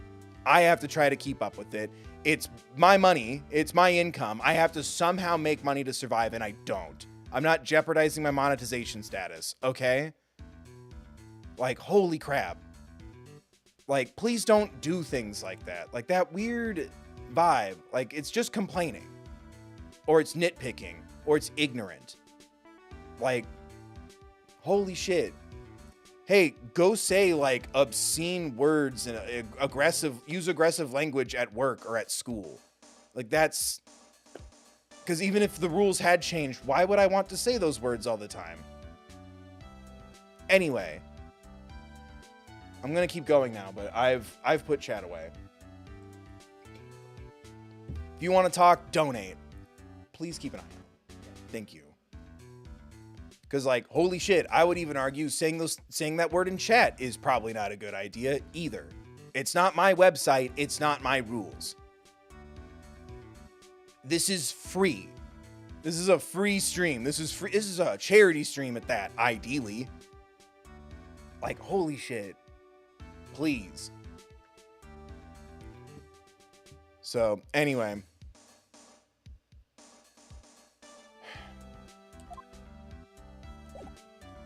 So, where do I need to go to get more stuff? Again?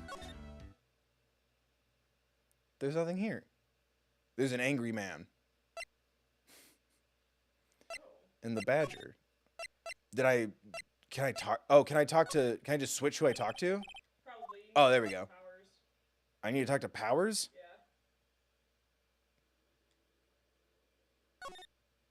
Where's he? It says Criminal Affairs Department. Well, now I'm talking to Miss Andrews. Sorry to be visiting at such a late hour. There are a few questions I absolutely have to ask you tonight. Me? I thought your client was Matt. I'm sure Miss Andrews knows something. She can't be clueless about the secret Mr. Kurita had on Mr. Engarde. So you're saying there's no point in talking to her now? Yeah, you won't have all the stuff you need. Oh my god, okay. Why would Mr. Powers be at the... Oh, because he's the witness. Mm-hmm. Oh. Was there something else to do at the detention center then?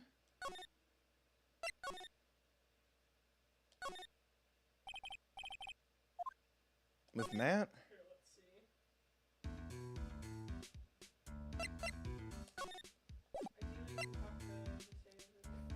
Ideally, you talk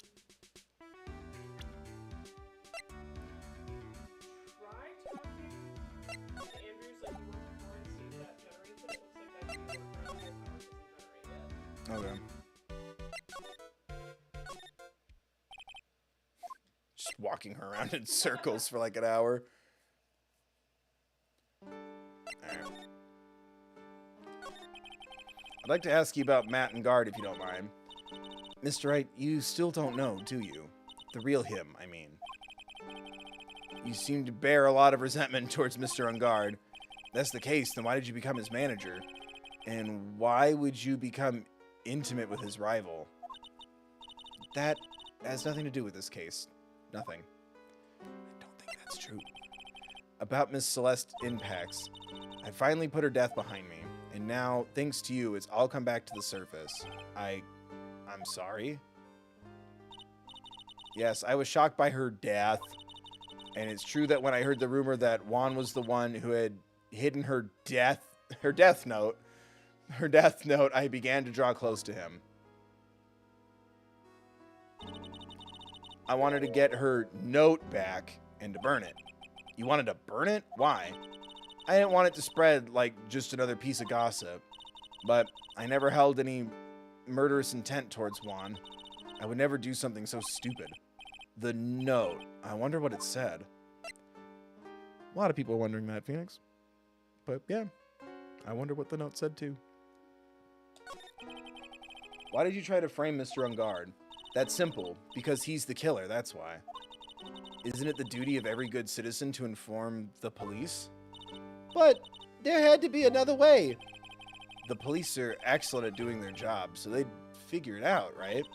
Yes, they're so good that they couldn't figure out the real truth behind Celeste's death. Miss Andrews? Well, I know you're not the type of person to do something without a reason, so please tell me why you did what you did. Revenge. Huh? Did you do something just now? One lock? Fucking give me a lockpick. I could Oblivion open this shit. King, king, ba-ding. Yeah. A psych lock, huh? Don't you understand yet? You're not my lawyer, to be honest. You're more like my enemy. Well, everybody wants to be your enemy. But I'm sure I just heard Miss Andrews say revenge. And I don't have the one thing I need to get her to tell me the truth. No. I do like the idea though that it's like she almost it's almost bubbling at this point. Like she's really close to telling someone. Yeah, still no. What the heck?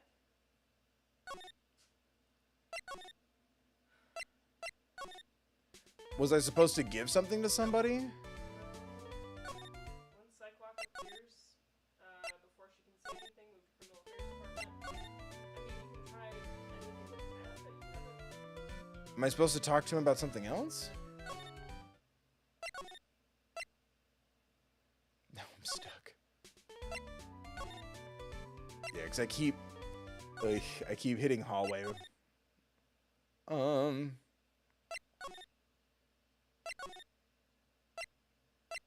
There wasn't anything at the house to do? Not that I can tell.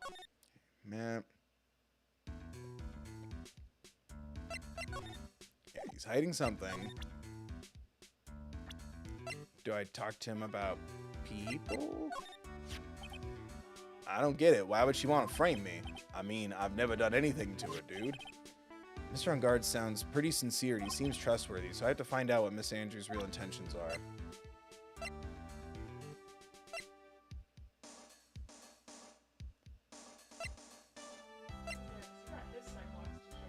Mm-hmm.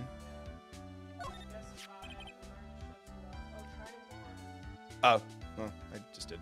It's true we debuted at the same time, so that's why people were always comparing us.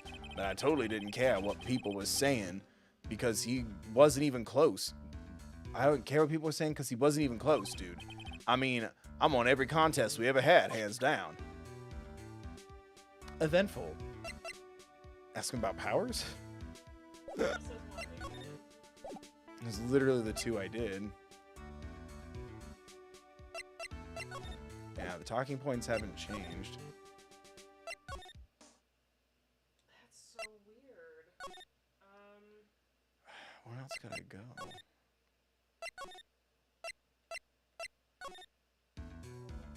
There's nothing in the living room?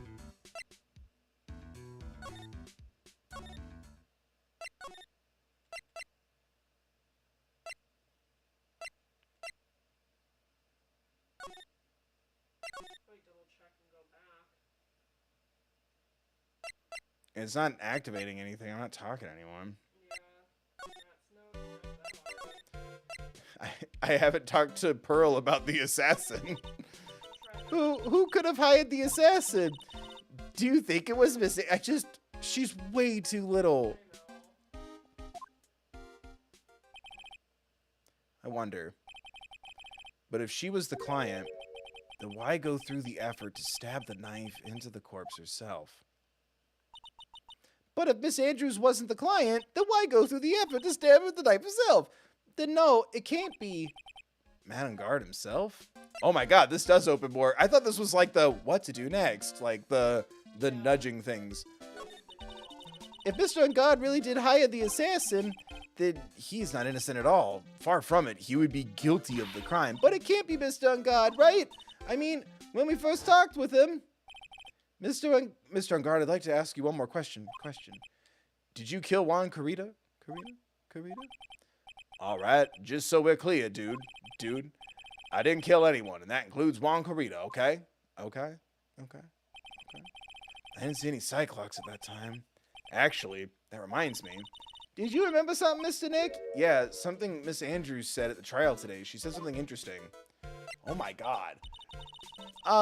So what is this interesting thing? Oh, that's right. You didn't hear it, did you, Pearls?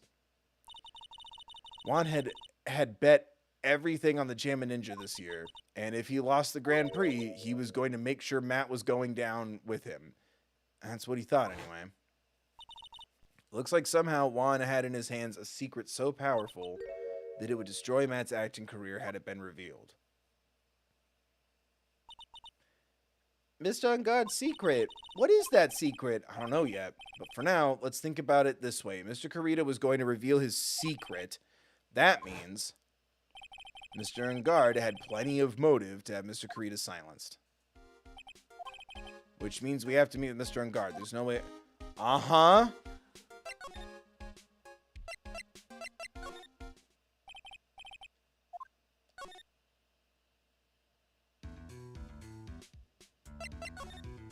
Nothing has changed. That's so fucking annoying. Because I thought you talked to her already. Well, even if it doesn't matter. I did the thing. Like, holy shit. Man, I can't believe I had such weird conversations with Matt Engarde. What's that, Pearl? Several conversation points that points to you should talk to Matt Engarde? Huh.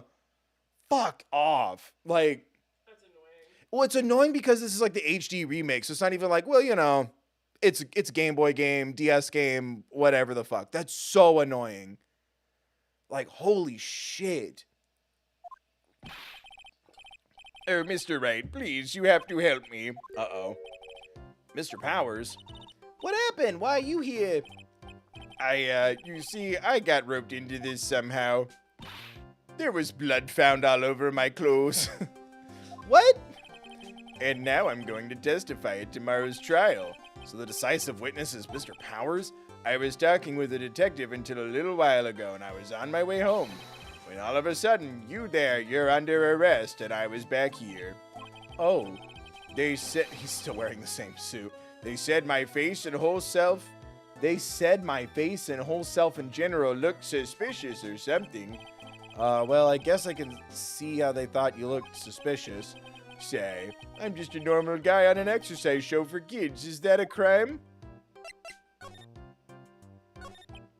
So about this testimony you're giving, what are you going to talk about?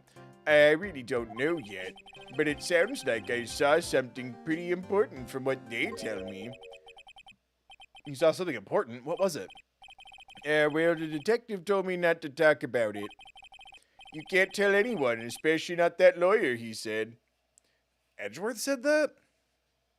Or the new detective? Who do you think is that lawyer the detective was talking about? I'm gonna take a wild guess and say it's me. Yeah, you get it. Mr. Nick, Mystic Maya and myself are your only two allies in this whole world, but it's all, well, that's not true, Pearls. There's like one other person. I really don't have a lot of friends, do I?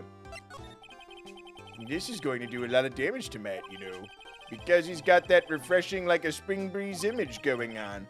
What is he really like? Well, let's see. Matt's always been kind of a player with women. He would never really turn a pretty face away, if you know what I mean. He'd always say it's just a game to justify himself. Ah, a gamer, as they call it, right? Guys who sleep around with women playing games. Oh, yeah. Yeah. don't hate the game, or don't hate the game, or hate the game. What? How horrible! That's unforgivable! Ow, sorry, didn't mean to offend you. But you know, he said once that there's only one person in the world who won't swoon over me. One person who wouldn't swoon over him.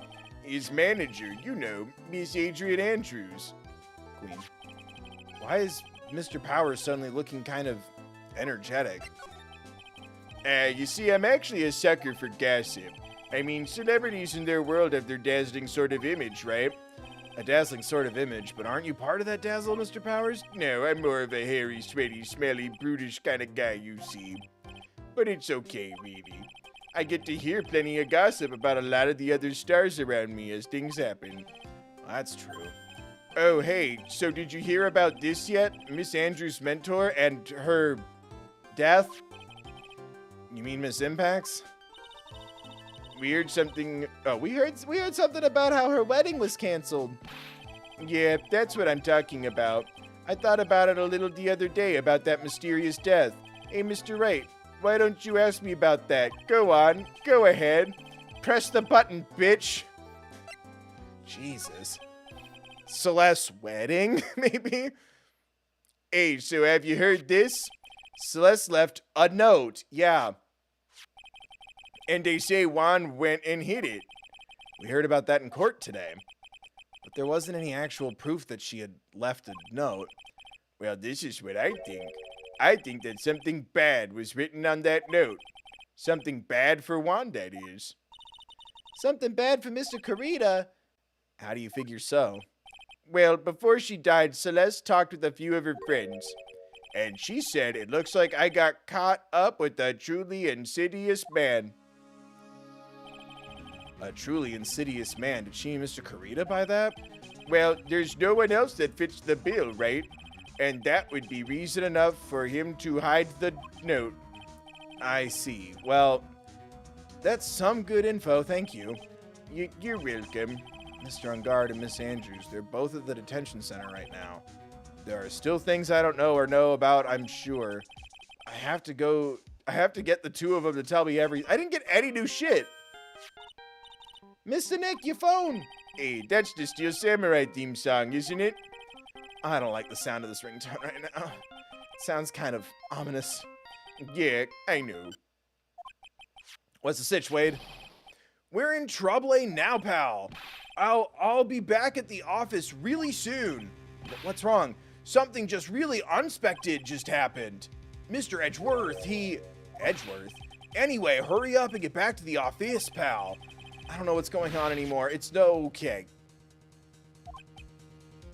Hello? He got cut off. Well, what's going on, Mr. Nick? Gumshoe said we need to go back to... Oh my god, we need to go back to the office. We need to hurry to go back to the office. I'm scared to go back. What are you talking about, Mr. Nick? Pull yourself together. Maybe it'll be good news. Somehow I doubt that.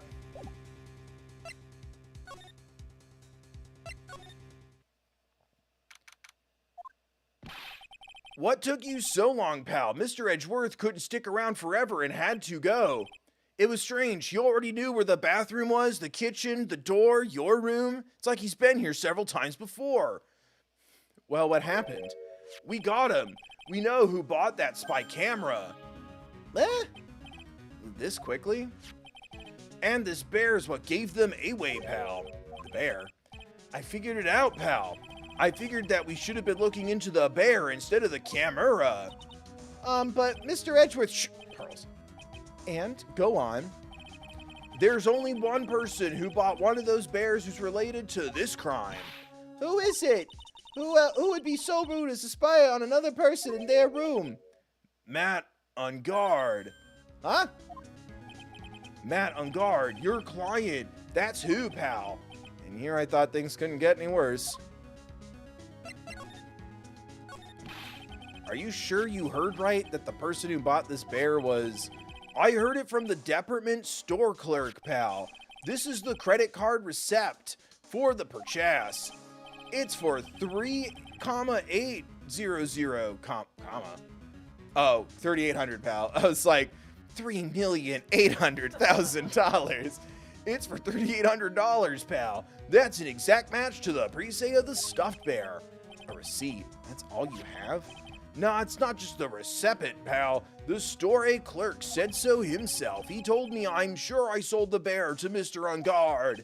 I mean, the clerk even got Mr. Engarde's autograph out of it, pal. So I'm sure the person that bought the stuffed bear was Mr. Engarde himself. Oh, my sight is failing me. This can't be. Oh, that'd be fucking sick.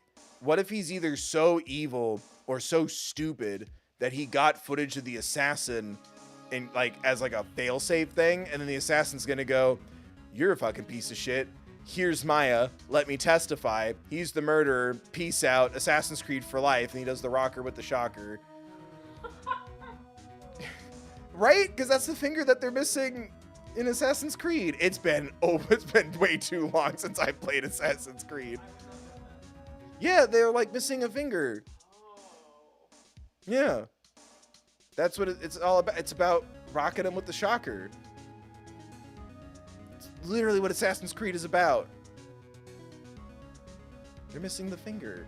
And then Leonardo da Vinci is like, I'll make it so you don't have to chop off your finger. And everyone's like, but then how do I know how to bang chicks? Those games are so fucking weird. Where's my spy camera? So about the spy camera we found. Ah, that was a dead end, pal. Well, at least it got through season 2 before it was a dead end.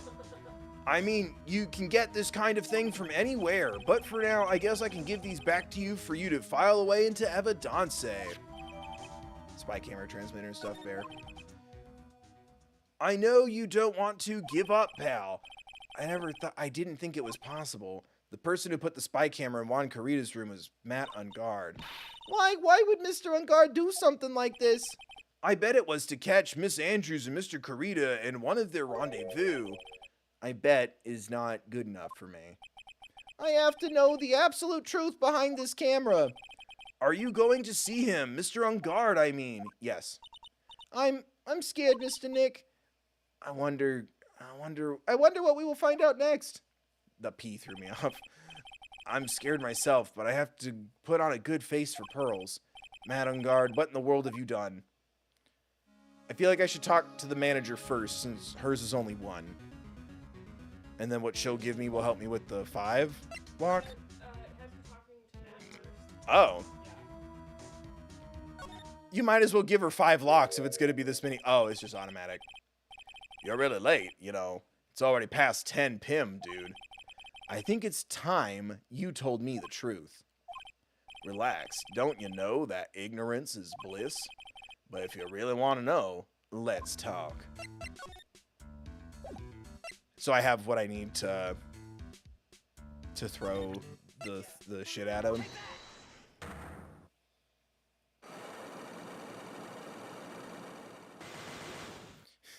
Take this! Fucking throwing shit breaks the glass. Now, let's hear what this secret of yours is.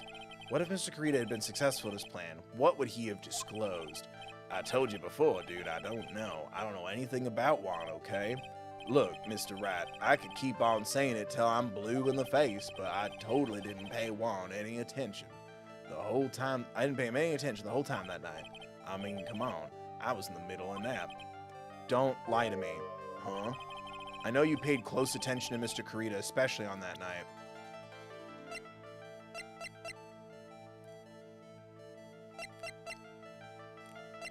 Because of the conference ticket? Oh, because he spied on him. I was like, special attention. I'm like, what happened that would require special attention? I'm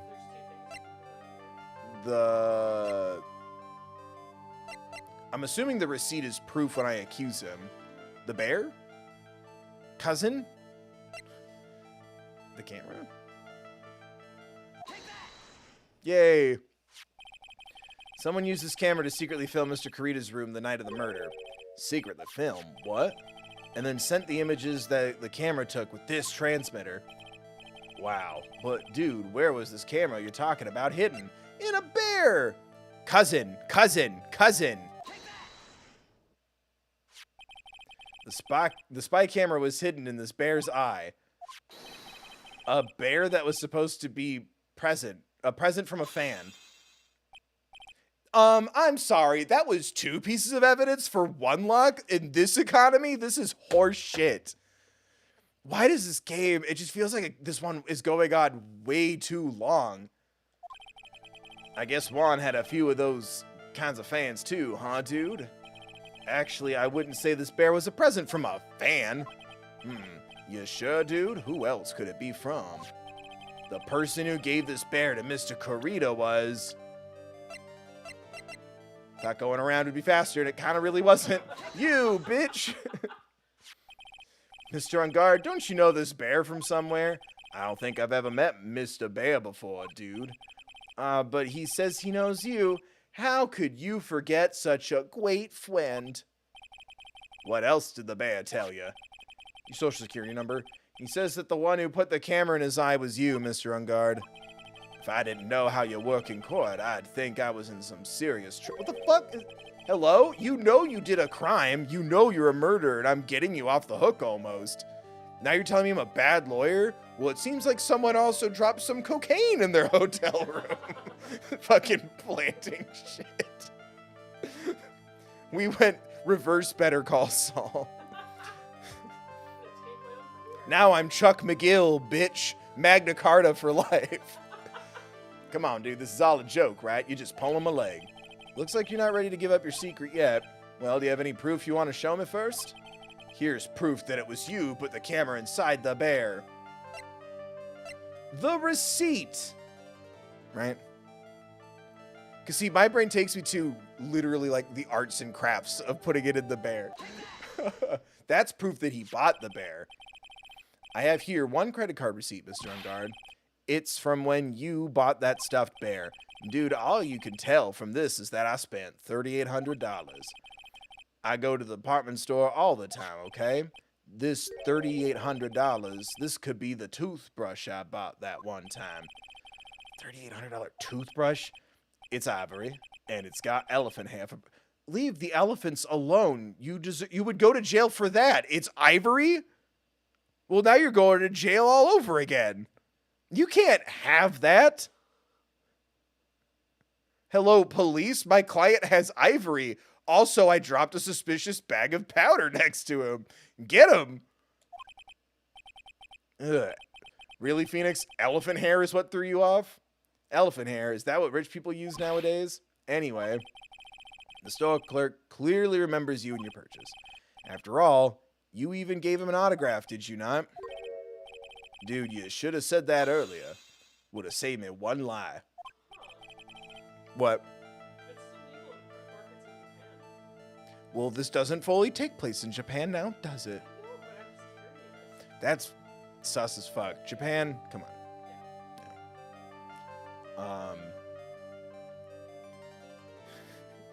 He takes it with him everywhere. Overseas, internationally, he brings his ivory with him. So there you go. Yeah. Happy now? My rant still stands. Are you saying ivory is good when you say things like that? I'm saying double jail. My rant jump double jail. One leg is going to this jail. The hand that held the ivory is going to that jail. Can I ask you one thing? Yes? You're my lawyer, right, dude? So if you are, then why are you looking into stuff like that? Because if I don't know the truth, I can't help you. Sounds more like stupid lawyer talk to me. Hey, let's stop talking about this, okay? No, not yet. I haven't asked why you set the camera up yet. And what your secret is. Of course, it would be strictly confidential. So, what are you gonna do now? I'm going to find out what I want to know. Because I must. The reason you hid this camera in Mr. Corrida's room and filmed it in secret is... The reason why you filmed it... Because you hired an assassin? Was he that stupid?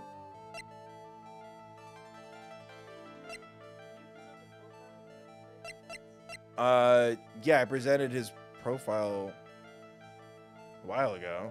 He's like, who could have done this? And I was like, you, bitch. So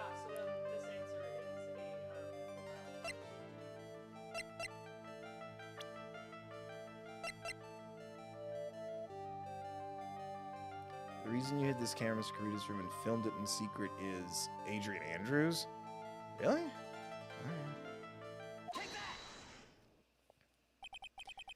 Adrian Andrews? There's a rumor going around that Mr. Andrews and Miss Karita were having secret meetings and holding hands. You, who was keeping tabs on Mr. Karita, you were going to reveal this as fact and turn it into a scandal, isn't that right? Oh, that makes more sense than my idea, I guess. I thought he was straight up like, I want to make sure the hitman actually kills him, and then if he tries to turn on me, I have evidence against him. And then the hitman's like, you fucking idiot. I'm going to rock you with the shocker. I'm an assassin. I took a creed. Dude, you could be such a moron, huh? Oh man, Mr. Lawyer, dude, that kind of scandal? That's the good stuff. That's what we in the industry call juicy. The good stuff, juicy. Look, we can get publicity without spending a penny with that kind of stuff. I mean, if people stop paying attention to us, it'd be the end, dude. Too bad that wasn't your intention. What are you talking about? I wish your reason for spying was something so innocent, but it wasn't. You didn't spy on Mr. Karita because of Miss Andrews. And there's only one reason I could think of for you to do such a thing. The real reason you set up the camera in Mr. Karita's room was...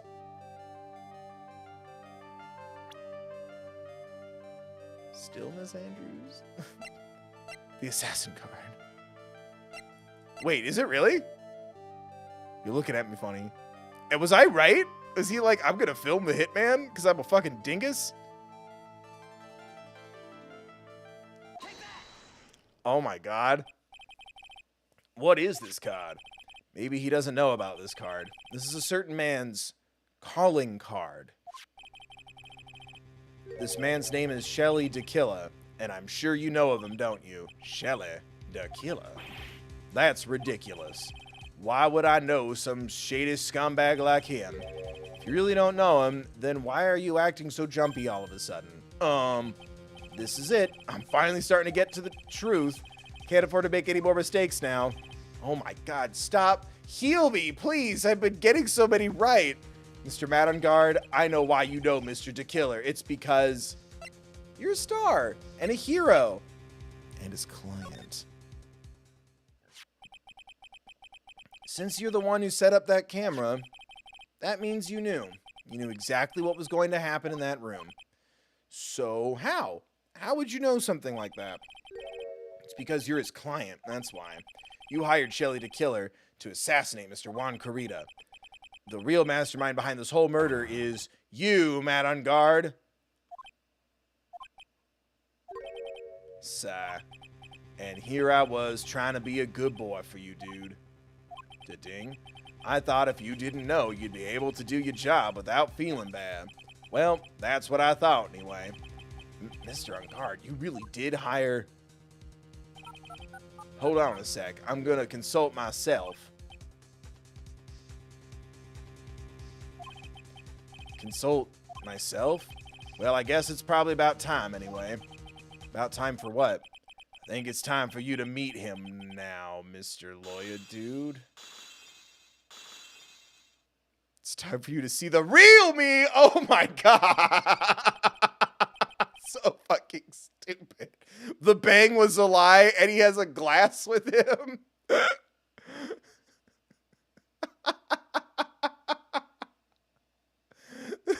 Why does he have a fucking supervillain scar? It's so stupid.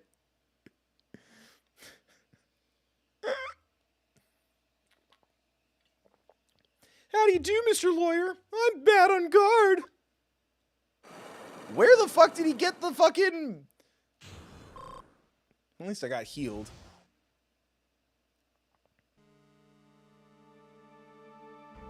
No further questions. We can go home tonight. Pearls, do you still want that pizza? Let us never speak of this again. Well done, Mr. Wright. I bet it wasn't easy to gather as much information as you have. You really... So you are Shelly DeKiller's client. You didn't really think I would dirty my own hands in this, did you? What do you mean? And that woman, Adrian, was quite brave herself, trying to stick the crime on me. I didn't think she had it in her. But all I care about is that Juan is dead. Isn't that right, Mr. Lawyer? You're lying. What a terrible... It's way past your bedtime. You know, he's right. Maybe this side of Matt is the good side. Tell the kid to go home. What, because he has a scar over his eye and Brandy in jail and his hair slicked back? He must be evil? It's way past your bedtime, little girl. Go on and let us grown-ups talk more about adult things. But why? Why did you hide the video camera? And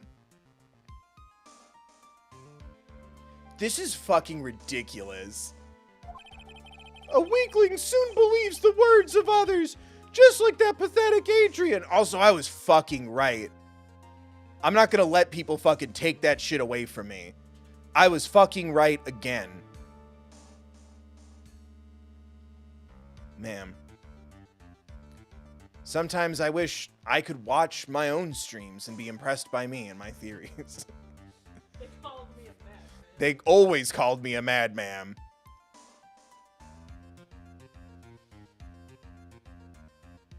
You motherfuckers had like a real opportunity to like, even now when people don't fucking watch my videos, especially the Owl House ones, I was rewatching some of them to like do a video that I scrapped. And I'm like, I got a lot of shit right from like the first like couple episodes. I'm like, wow, I wish people weren't such dicks and gave me a little more credit, but oh no, I'm not freebooting enough for people. Anyway.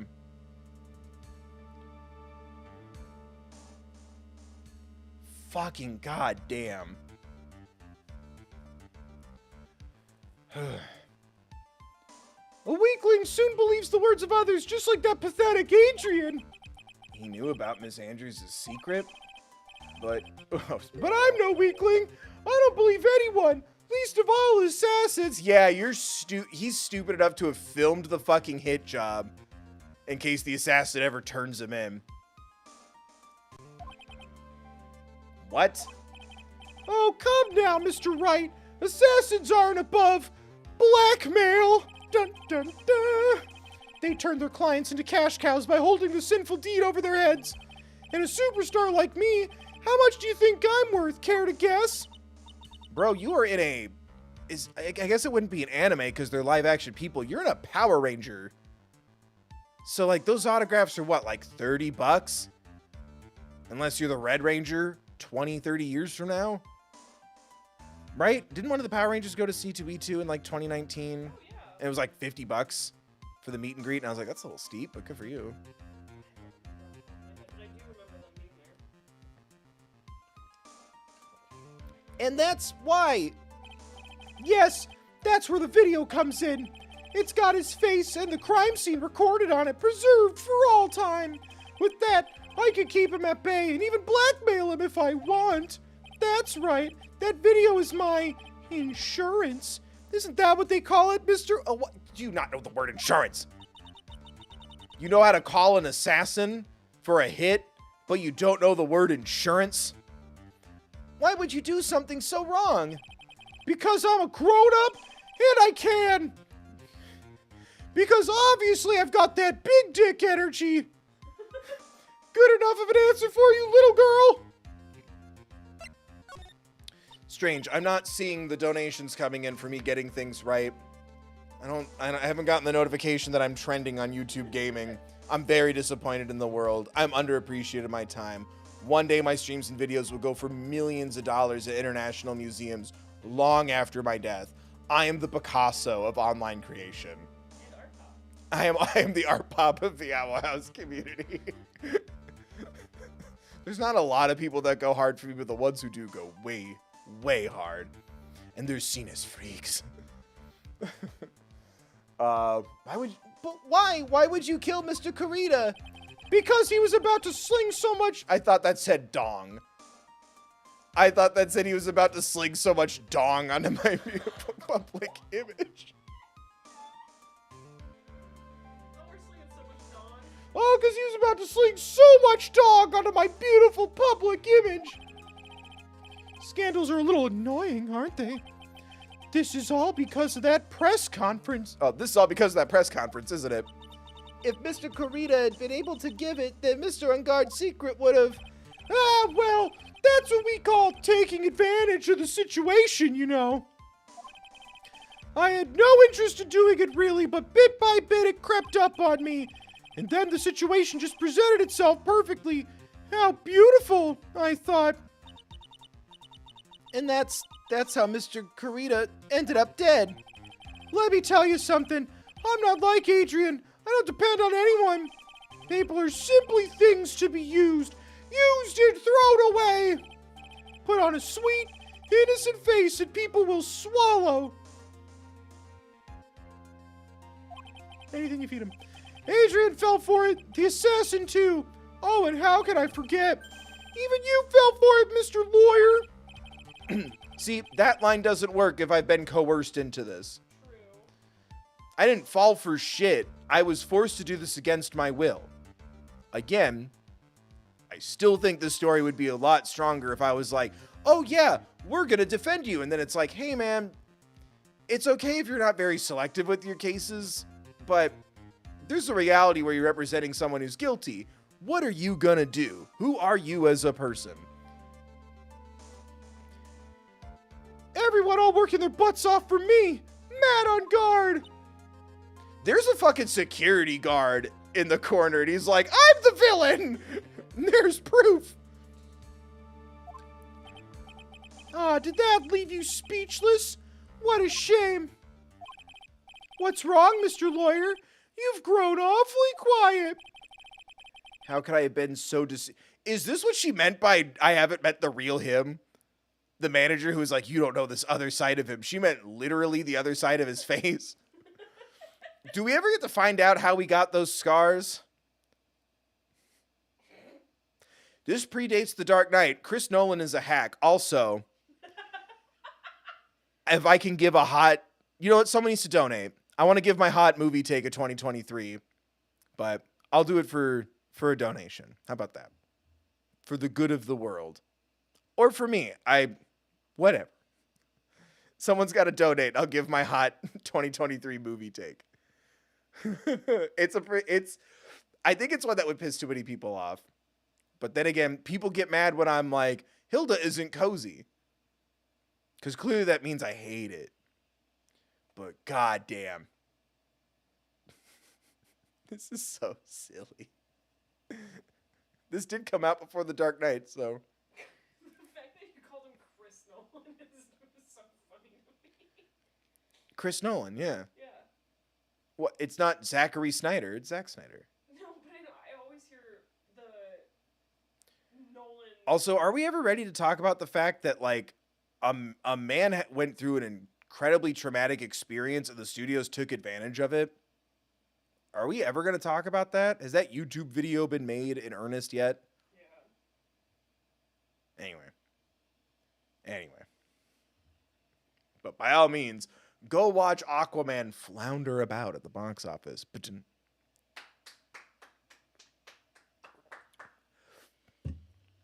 God damn. Sometimes I really do shield you from the truth. I think I'm about to enter my chaos era. Since nobody cares about me when I'm nice. It's time to enter my chaos era. I think we're about to do it. As soon as the Reputation Taylor's version drops, it's over for you, host. How could I have been so deceived by you all this time? When we first met, I asked if you had killed Juan Corrida, and you answered very clearly that you hadn't killed anyone. Oh, all I ask is that this isn't, like, DID. All I ask is that it isn't DID. Right I don't think it is, but this is giving very, time for everyone to meet the real me. Hey now, I never told you any lies. The person who did the killing was that killer guy, right? Say his name, Bella. Shelley. All I'm guilty of is taking a cat nap in my room. You killed Mr. Corrida. Ha ha ha! I dare you say that in court tomorrow. Grr. Too bad. You can't. You're my lawyer after all, aren't you? That doesn't mean shit. You can always drop my case and refuse to represent me. How does that sound? But you can't, can you? That would be the one thing you absolutely can't do. Mystic Maya! You wouldn't want to test a killer. Jesus. He's a man of his word, or so I hear. You could end up getting a certain friend of yours rubbed out if you lose. That's right. Dong and all. What was the thing that I thought he said dong? Dong, yeah. Yeah, but what was the line where I thought he said dong? Anyway, it doesn't matter. Yeah. You scoundrel. You fiend. You scoundrel. So if I were you, Mr. Wright, Esquire, I think I would give it my all tomorrow. Remember, everyone likes a happy win-win resolution. I'll get you for this. That's such a cliche phrase. Juan said something just like that, if memory serves. Did you watch the tape back already? You fucking asshole. Of course, well, we all know things turned out for him. Don't we? Good night, Mr. Lawyer. Maya, what am I supposed to do? And now you finally found it. Oh my god, this is where we used to make out. I mean, hey, the starting line of this case. Edgeworth, I don't care for the horrid atmosphere here. Let's return to the precinct. But I still have to talk to... Okay. Well, Wright, what are you going to do if you plan on changing your strategy? No! We can't do that! That's right. He's holding Maya hostage. What should I do? That's not something I can answer for you. Mr. Edgeworth! Right. Only you can decide where to go from here. 1 year ago, at that time, I didn't truly understand what a prosecutor was. And that is why I had to leave the prosecutor's office. I felt that I couldn't stand in a court of law until I knew what a prosecutor really was. And now, Wright, it's your turn. My turn?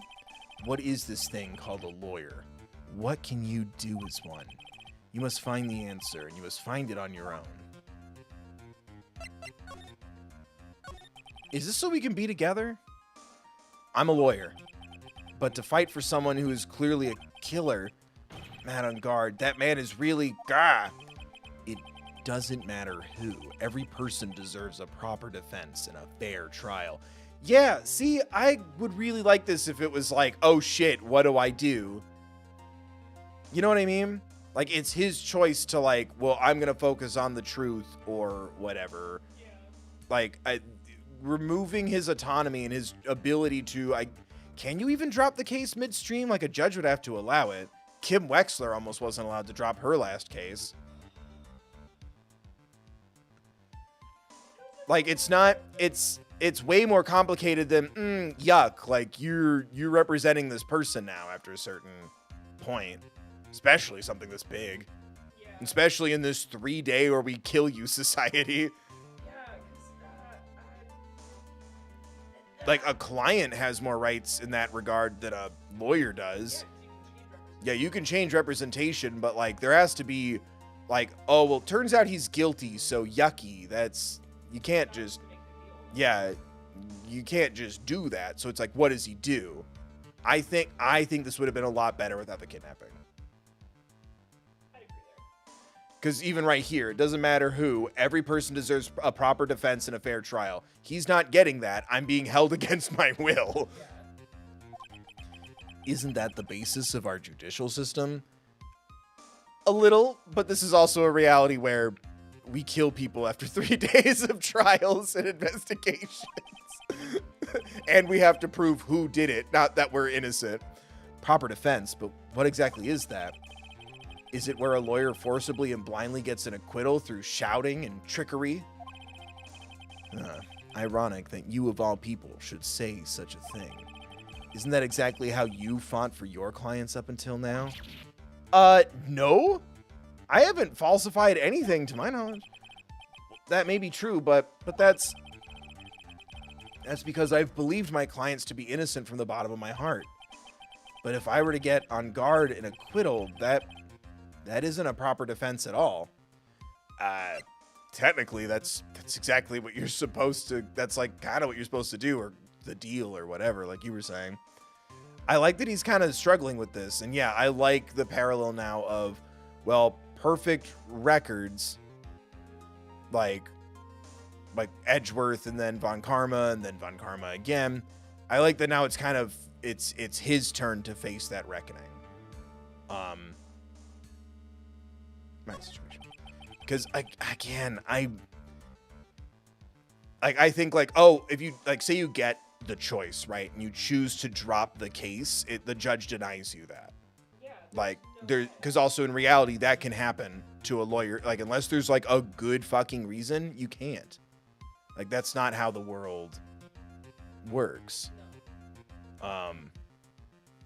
So I think it would have been interesting to like explore that without the kidnapping, because again, Phoenix is like, well, I fought so hard because I believe my clients. Now I know my client is guilty. Who are you as a person? I love that. That's all fucking taken away by the kidnapping. It's all being held against his will, and it's unnecessary. Yeah. And especially when literally like, well, it's about giving people a proper defense. It's like, even if he was innocent, I've been forced into this by blackmail. This isn't a proper defense. I'm fucking floundering to get a not guilty on day one, or else someone I care about is going to be killed. I became a lawyer because I thought I could save people who were suffering and in pain. But when I look at this mess we're in, I can't even protect the person closest to me. Even if I win the case, I still lose in the end. I just don't know what to do. Right. Would you get a hold of yourself? You have it all wrong. Huh? We aren't some sort of heroes. We're only human, you and I. You wanna save someone? That's something easier said than done, wouldn't you say? That's... You are a defense attorney. You can't run away from that. You can only fight. That's all you can do. People like you and Franziska... People like you and Franziska Von Karma are always using all you have to pin me down. You fight to the very end, and even when you know the truth is not with you. But I'm not like you. I can't fight for a false verdict for a man I clearly know to be guilty. Franziska, she fights for herself. The only thing she fights for is her perfect win record, that's all. And isn't that the same as you? Isn't that why you ran away a year ago? Because your precious win record was destroyed? You're so pretty, petty. I see. Now I understand why you despise me so. However, you are mistaken. What do you... Thanks to you, when you sealed off my path to a perfect win record, I began to realize the error of my ways. I realized that things such as a perfect record were meaningless. What? I don't believe you. Are you saying that's why you left the prosecutor's office? But then why are you here now? The answer to that is something you will find out on your own when you reach into your jacket pocket and pull out that small little box with the ring inside. You'll find out on your own. I have faith you will see it before the verdict is read tomorrow. But if you can't, then you will be powerless to change the ending of the story.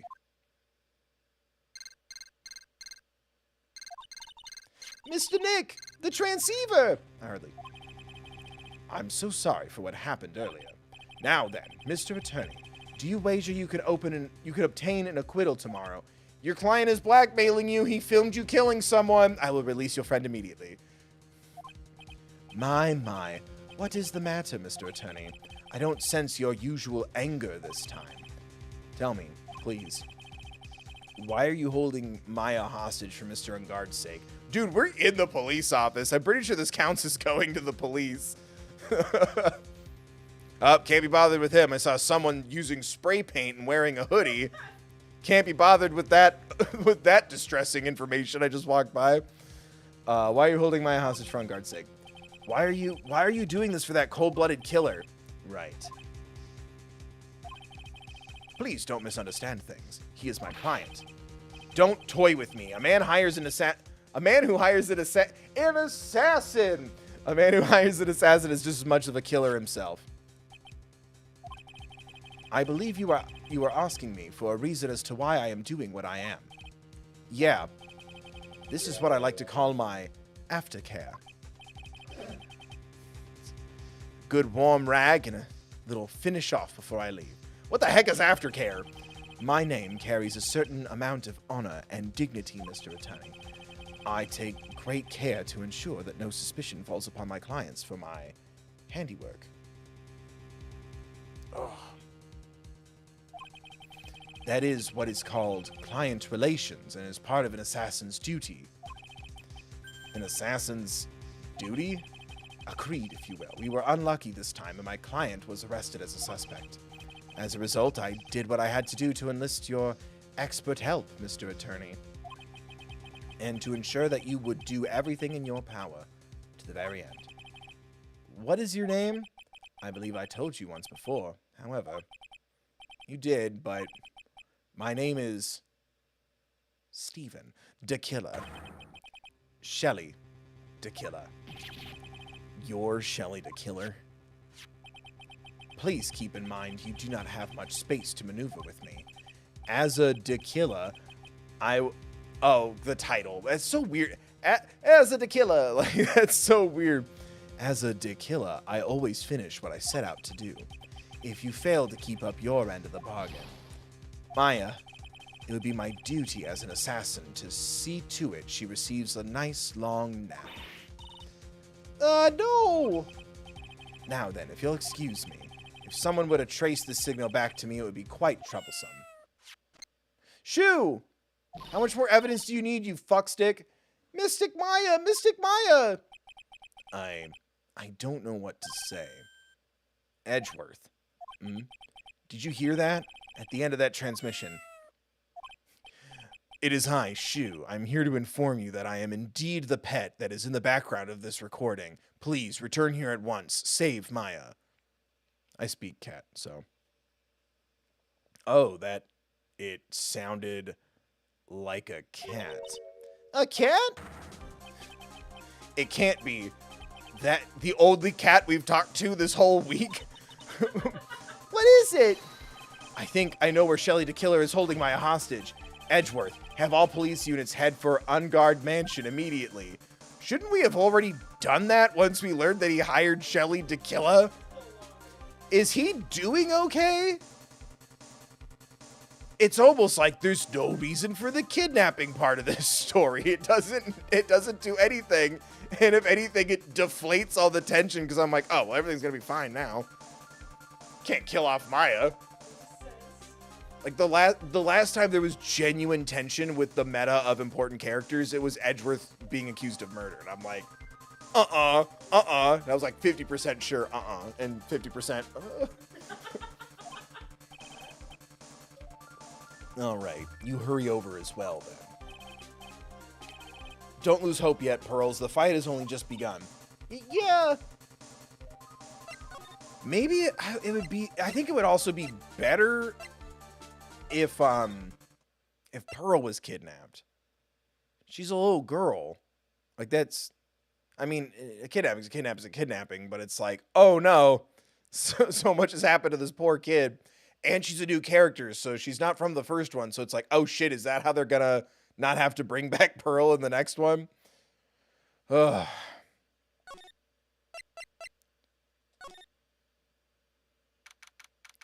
Now there's a bear in front of the little door. Maya, please answer us, Mystic Maya.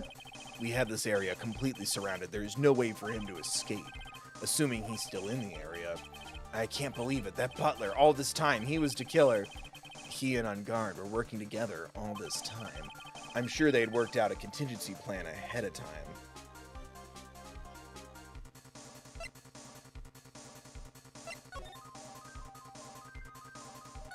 I would like to take this bear. Oh, it's a figurine of a bear, but there are lots of cuts in it for some reason. Jesus. It's covered in many thin cuts. A bear? Isn't that more of a thing for Mr. Kurita? Why would something like this be here? Right, look down. There's a little pet door installed here. I'm sure that's for Shu. Do you think that this came through that little door? Ugh, this door, it's locked. Excuse me. I'm pretty used to breaking down doors by now. Let's go, Edgeworth. Slam, slam. There's no one here. From the looks of this room, I would say this is Engarde's private lounge. Look at this, Wright. An antenna for sending and receiving radio signals and a VCR. Check inside the deck. If there's a tape, it would be an important piece of evidence. If we're lucky, it'll have the moment the crime was committed recorded on it. I'm sorry, but the tape deck is empty. There's no tape to be found. No. But there's no mistake that someone used this to record something. It looks like someone took the tape we're looking for and escaped with it. Can I go? Yes, I was like, to the other room? We've searched all over, but it looks like he got away. I'm sorry. It looks like he slipped out of our grasp this time. And now we've lost our only lead. Don't give up yet. That little girl is looking to you to be her pillar. Now we're worried about the 8-year-old that we've been dragging to crime scenes and talking about murders and shit in front of. You're right. We're close, I can tell. We've already set up checkpoints along every route leading out of this district. Leave the rest to us.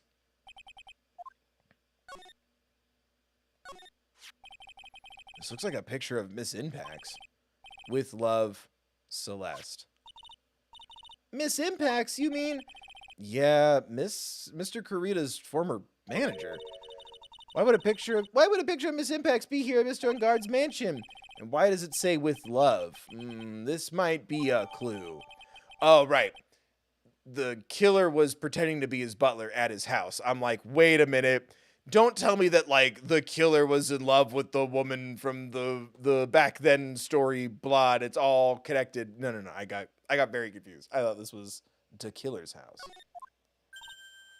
Yeah, I'm assuming they were having an affair, and that's why the marriage thing was, like, canceled and shit, but, like, he didn't want her back, and, right? Because they were talking about how he plays that game around with ladies, a gamer, as they call them. What's wrong, Trolls? Please let me see that picture frame. Huh? What's so special about this frame? On the back, there's something written on the back of the frame. Maya. It's Mystic Maya. She left us a message. What? I thought you'd come. I knew you would. Now listen up. You better get Engarde a guilty sentence, okay? If you get that creepy slime bag and not guilty, I'll never forgive you ever. I'm fine, so you don't need to worry. There's so much I want to write, but I don't think I have a lot of time left. Pearly, you're there too, right? Make sure you help Nick, okay? Someone's got to watch out for the helpless lunk. That's it for now, Nick. I guess I'll talk to you guys later.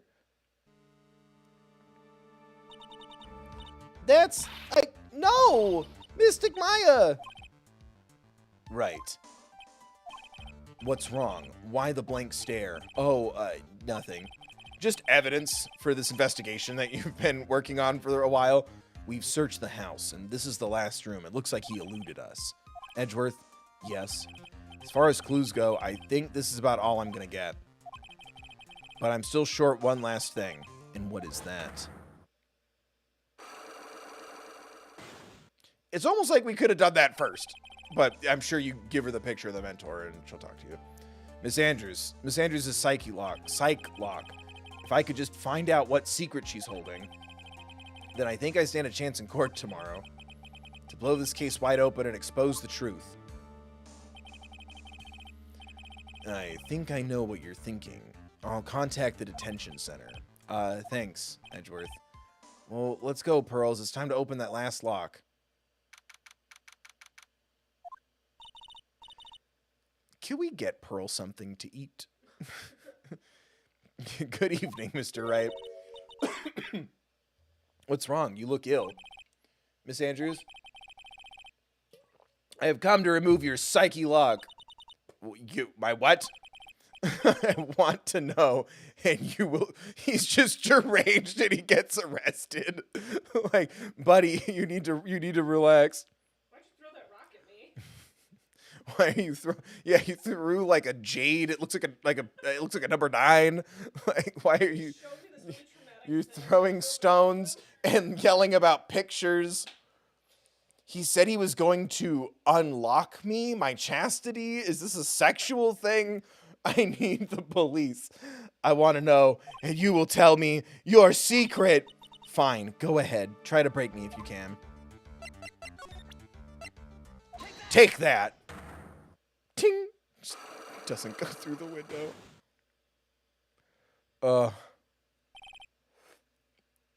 My, frame him. Can you please tell me why you framed Mr. Engarde for the murder? I've already told you countless times. It's because I thought Matt was the killer. No, that's not it. I know you have a personal reason to dislike Mr. Engarde. Miss Andrews, you may think I didn't hear it, but I know you said something earlier. You said revenge. So you are saying I was taking my revenge out on Matt, and that's why? What an absurd idea. I don't have anything I want to take revenge for. Miss Andrews, a woman who lives by depending on other people. There's something or someone in her past that would make her take revenge. Silly question. Is it the photo or the profile? I think profile is also a really bad idea. You can lead with 1% of evidence for a profile. Yeah. It's fucking Celeste Impacts. Yeah. Yeah. I just didn't know if it was take that and throw the photo at her cell or take that and throw the profile at. Look at her profile. It's a bit of an extra step. Celeste, there is only one catalyst that could cause such strong feelings and even revenge, and that is Miss Impax's death. What are you trying to say? Celeste was Juan's manager. On top of that, the one who hit her note was also Juan. What does all this have to do with Matt? You're right. You haven't mentioned him. Yep. But for you to hate Mr. Engarde, it would mean that he must have had some relation to Miss Impax and that. Can you explain to me this relationship between Celeste and Impact? Yeah, now it's the photo. Yeah. Take this! Sorry, it's been a long day. This is a photo of Miss Impax, correct? She looks younger than when she passed away, though. W. With love, Celeste. This is Miss Impax's handwriting, isn't it? Where did you find this? No, that's all right. It was a rhetorical question. Yeah, it is. I found this at Mr. Engarde's mansion. And after all this time, my last remaining secret has been revealed.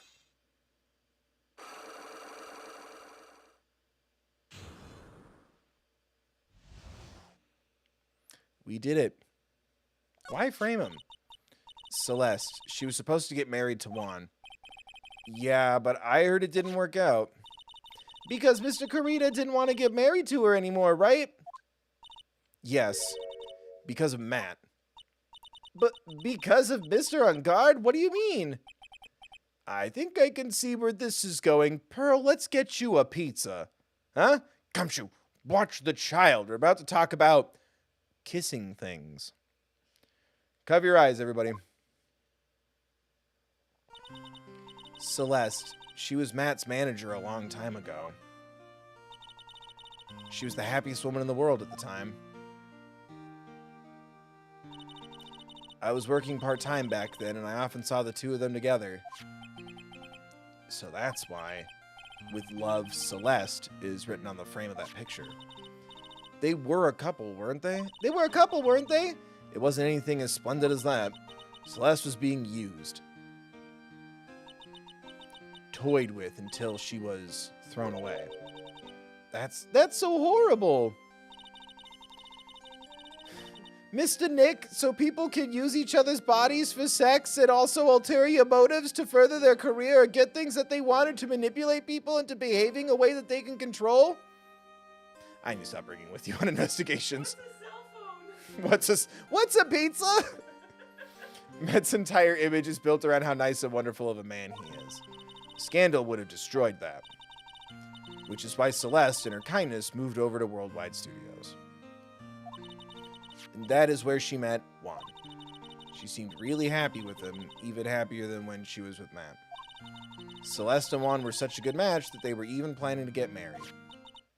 And then, it was suddenly called off.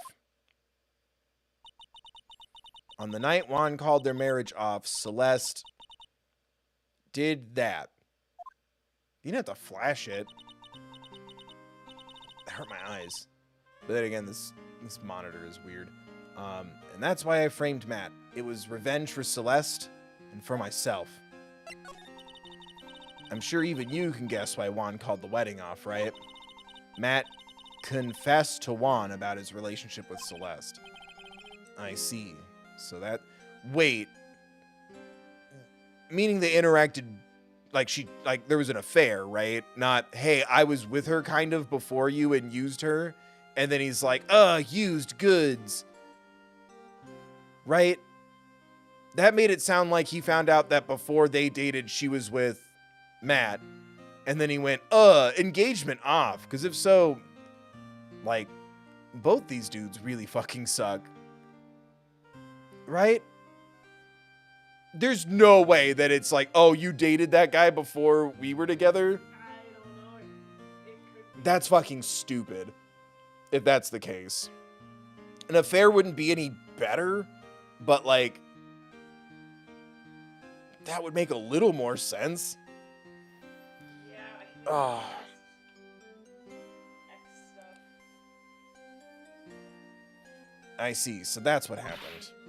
But then why did Mr. Karita have to call up? Oh, here we go. Why did he have to call up the wedding? I don't understand at all. It was probably because of his worthless male pride. Can we get some male pride in chat? Just some pride with the fellas. Postal service. Postal service. Jesus, was it really just like that fucking stupid and petty?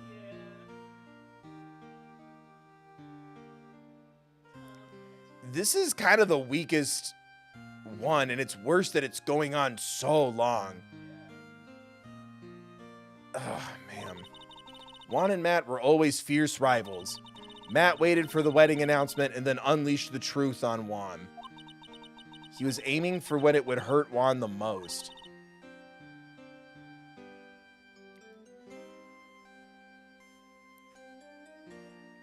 You know,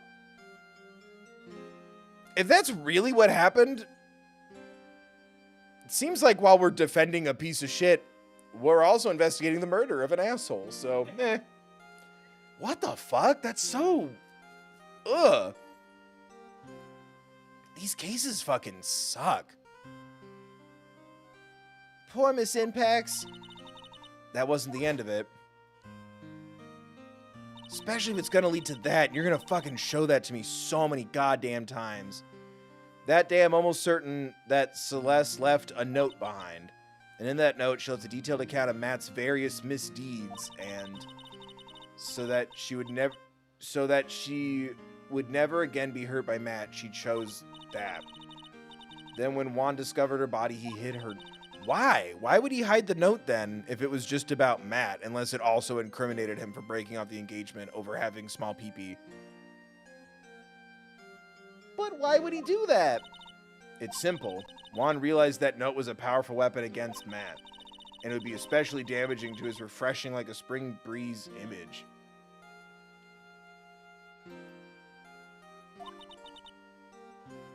In any case, with his pride hurt, Juan sought revenge. Revenge. There's that word again. Juan wanted to publicly disclose the contents of that note at a time that would cause Matt the most damage, of course. And that was at the press conference after the stage show. I know all about it because I heard it all from Juan. it was so I could find out about all this. It was so I could find out about all this that I drew close to Juan to begin with. They're quite a pair of hideous monsters, aren't they? Yeah. It's not as bad as 30-something-year-olds trying to marry a 16-year-old, but it's this. Well, especially when it's like with what happened to her. It'd be different if like she quit and left town, and that's why he doesn't have a manager, and that's when this rivalry built. You know, like she doesn't even have to like come back or anything, but it's like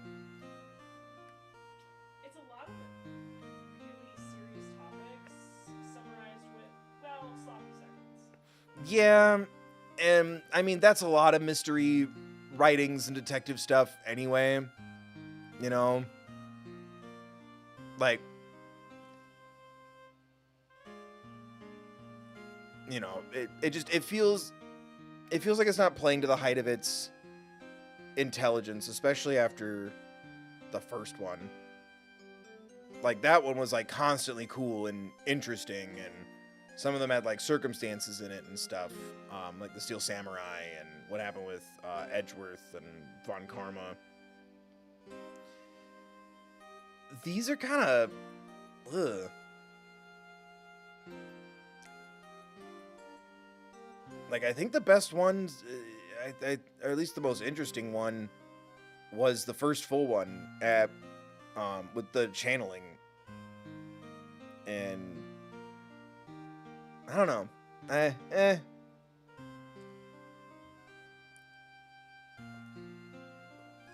It feels more like trashy magazine than detective story. Yeah. You know? They're quite a pair of hideous monsters, aren't they? I don't know, maybe Rise from the Ashes raised the bar a lot too. As long as that fucking one was, like, at least it like cooked in certain ways. Like it happened in Edgeworth's car, and it's like, oh my god, like, you know, interesting and unique. I don't know. Fucking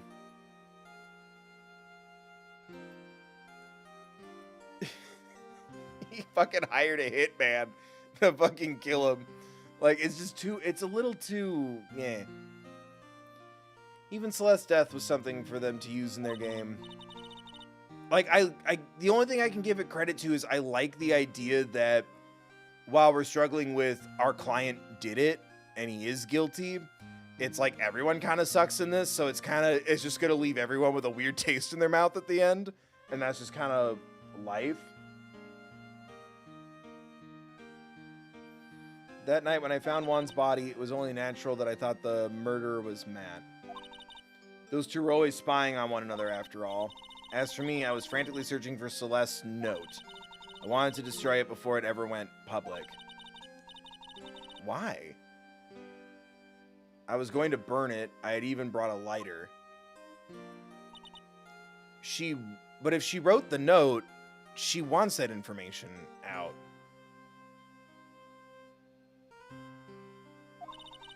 I couldn't find the note, and that's when revenge crossed my mind. Smash. I was going to bring to them my own kind of cruel revenge. Which is weird, because I'm like, not for nothing, but you knew it was him. If you just left it alone, the evidence was all there. If anything, you made it worse. And I would like that element in a different case. Celeste was killed by these two monsters. So when I stabbed Juan's body with that knife, I didn't feel a single shred of guilt. Well, I mean, yeah, it was already dead. Ding! And that's all I have to say. Well, Mr. Wright, even knowing all this, are you still going to help that man? I'm a lawyer. I see. What a foul profession. Thank you very much for your time and for talking with me. It was no big deal. I couldn't sleep anyway. I can't sleep either, not with Maya's situation or with what I know now. What I know then, what I know now.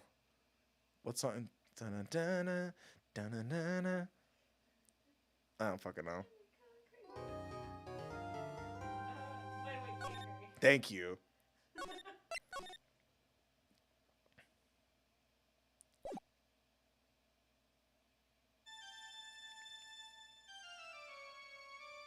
Hello? Oh, is he having another nightmare? How did I get into this mess? That's far enough. You can't run forever, Mr. Phoenix Wright.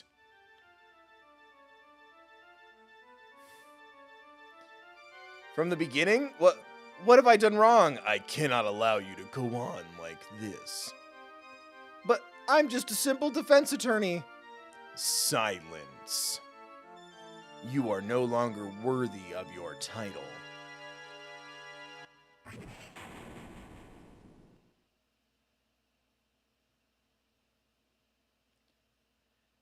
I've had this dream before. Oh, okay. As if this day was written into my destiny. Yeah, it just kind of goes. I hate that. Today I'll stand in court as a lawyer to prove a killer innocent. I don't think that's what we decided on, bud.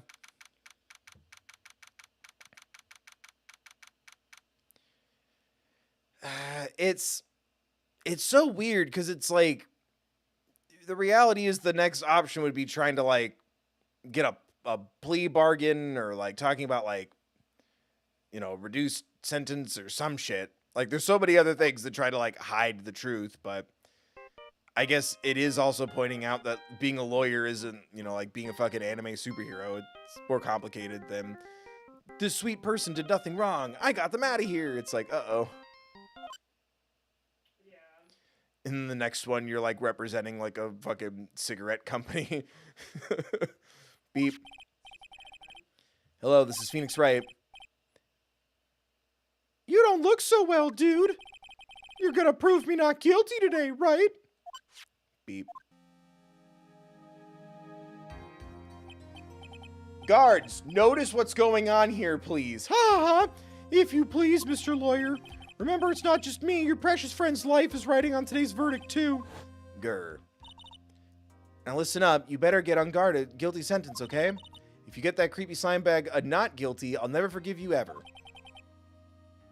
Maya. Phoenix! Phoenix! Phoenix! Phoenix! Phoenix! Mia! Ugh, son of a bitch. Maya, how's Maya? I don't know. You don't know? She hasn't tried to channel me since yesterday. Mia, what am I supposed to do? Well, like I said, for a lawyer, the worst of times are when you have to force your biggest smiles. But you can't give up. There's still some hope left. Stop it, please. There's nothing left. Not here, not anywhere. It's that accursed Engarde again. Beep. Will you leave me alone? Look, don't call me anymore. I mean it. You're really mean, pal. Gumshoe, I'm really sorry. Where are you? They let me join the Investigating team, and we're chasing after D-Killer, pal. Then you have some sort of lead? Sorry, but right now we've got 0 leads on the guy. But we're not gonna give up, Gumshoe. Until the trial is over, until the verdict is handed down, we're going to do everything we can and find D-Killer. If you can get Maya out, then you can get Engarde the guilty verdict he deserves, pal. It's true. I could do that if they found Maya first. You got that, so you have to do whatever you can to make the trial last longer. Fuck, I have to make the trial last longer? If you go at Edgeworth with everything you've got, then you two can draw it out. Oh, now I get it. I believe in you, pal. You and Mr. Edgeworth can do it. And then kiss. So, believe in us. We're gonna give it our all we've got, just like you. Give all you've got to Edgeworth. Give it to him. Got it. Thanks, Gumshoe. Beep. Hey, Phoenix. You understand now, don't you? You have something money will never be able to buy. Friendship. Disagree. Disagree. We'll say a cool 1,000 a month will buy my friendship, but not in a parasocial way. Yeah. If someone were to donate enough to where I'm paying off my student loans and living comfortably, yeah, you are a friend now. Thank you for the 80K. I'll sell out. It doesn't have to be a clear 100K, but sure, why not? Let's call it 100 grand. Let's call it 80 grand. You have something money will never be able to buy. Friendship. It's the strongest weapon in the world, and you have it in abundance. Yeah! Oh my good God! Stop giving Pearl titties and deep, plungy cleavage. Looks like we're coming to the end. I have to make the trial last as long as I can. Gumshoe will come through, I know it. Huel's plane isn't getting in for a while. No, Huel's not back from the airport yet.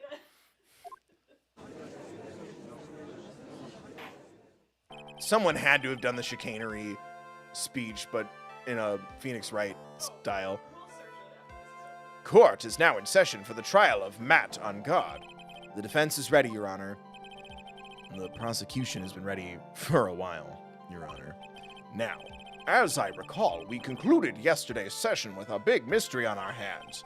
The mystery being, what exactly was Miss Adrian Andrews' role in this murder?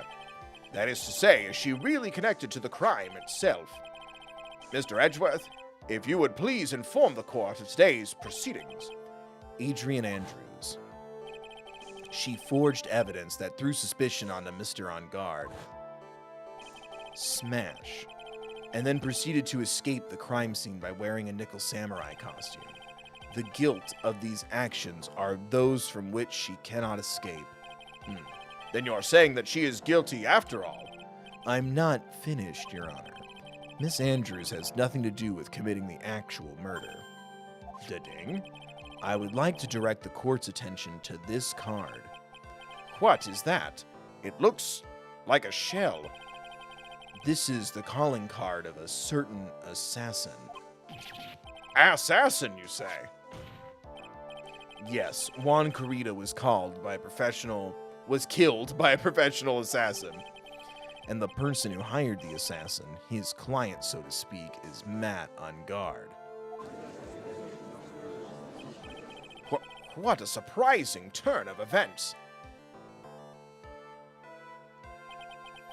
I would think it's become commonplace by now, Your Honor.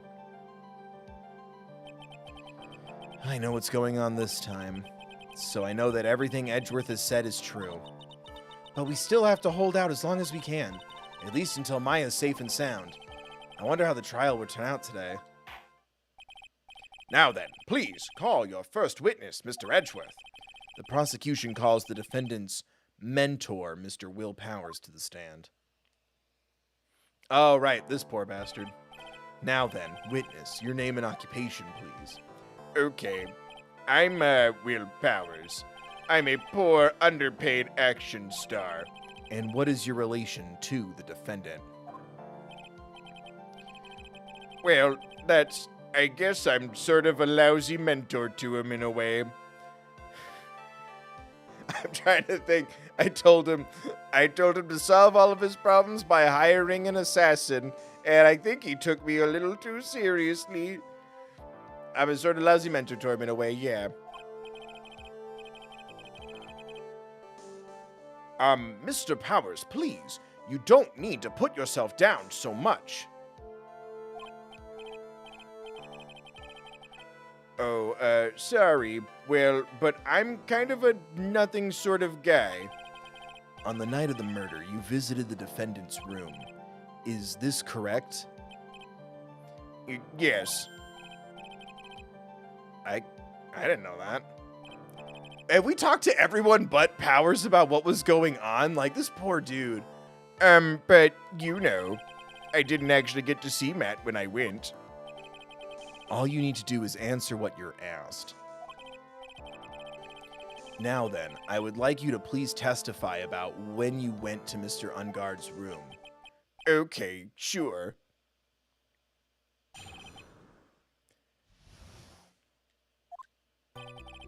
After the award ceremony, I went by myself to Matt's room. Matt was standing there in front of his room, still in his nickel samurai costume. He was talking with someone. At first, I thought it was the bellboy. I watched the two of them for a while, but then I gave up and went back. I had guests with me that night, and I couldn't make them wait for me. Nothing sounds out of place in Mr. Power's testimony. And walking with the bellboy's no big deal. If one assumes that the person Mr. Engarde was speaking with was an ordinary bellboy. What are you implying? Well, Mr. Wright, let's have your cross-examination, shall we? Looks like we're in another sticky... oh, because he talked to Killer? I guess? A trap. Can't you smell it, Phoenix? But for us to find out more, we're just gonna have to charge... Is it a trap anymore if our client actually did it? Now is it just people doing their job? Yeah, that's a good point. It's not a... I guess it's a trap for me. I'm a liar, but it's not... Nothing he's doing is disingenuous. He's just doing his fucking job. But for us to find out more, we're going to have to charge in head first, right?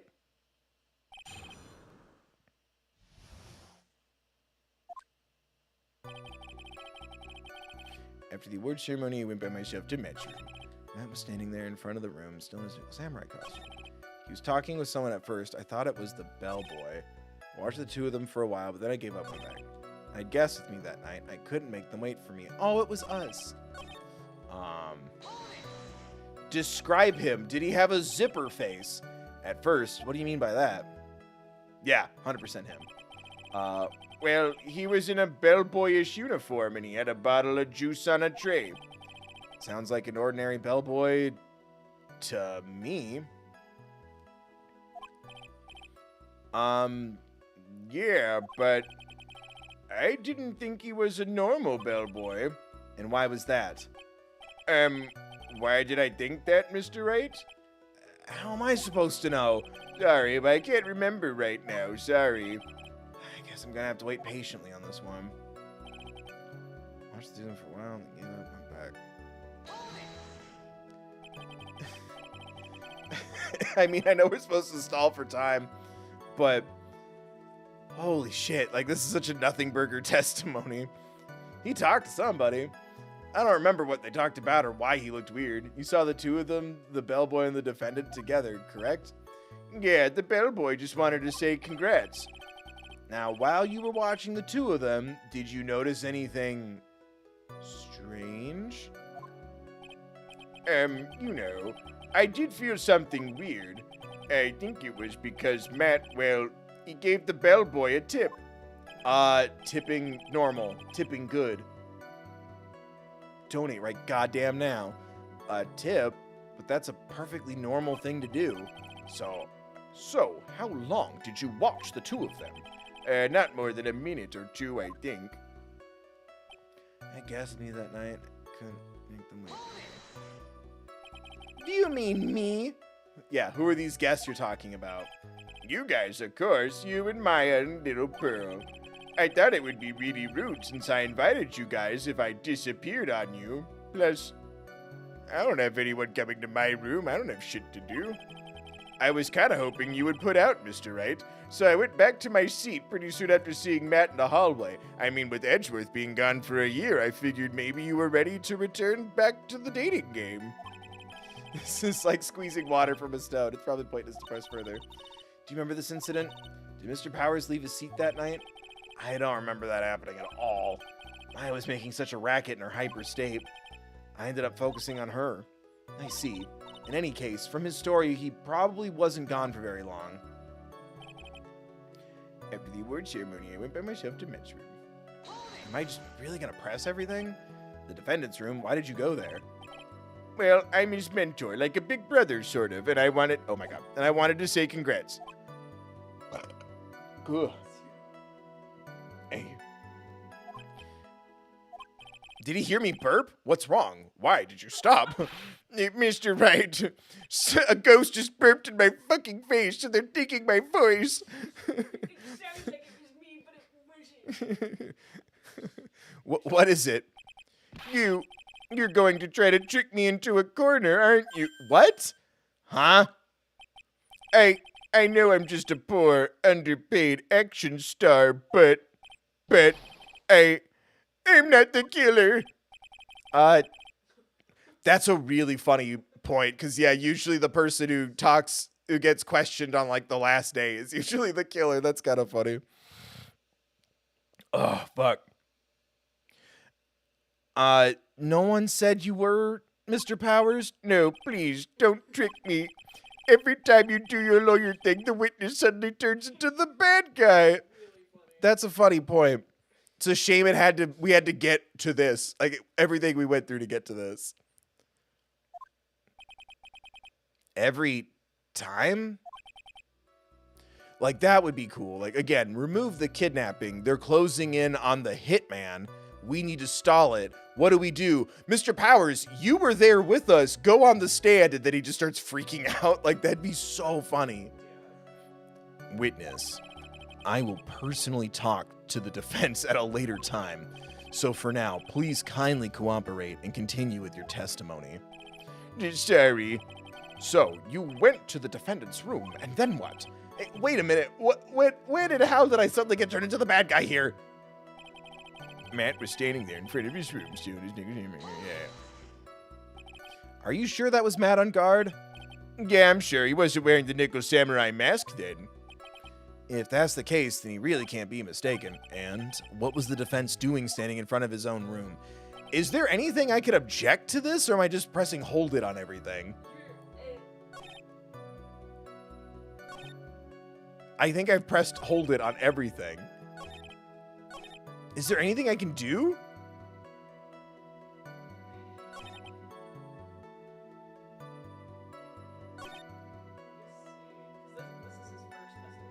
Yeah.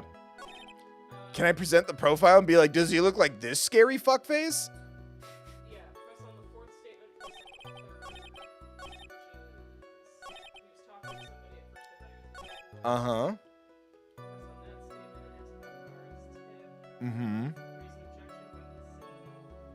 Raise an objection when the scene.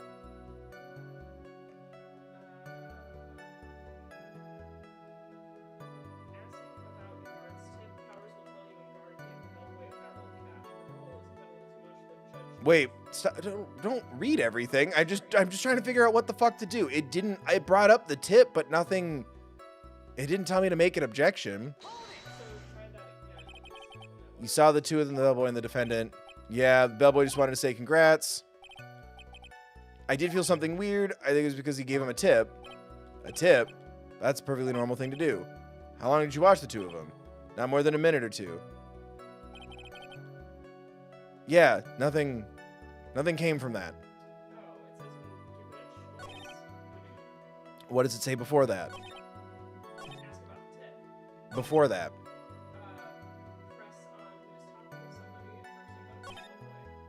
I did that.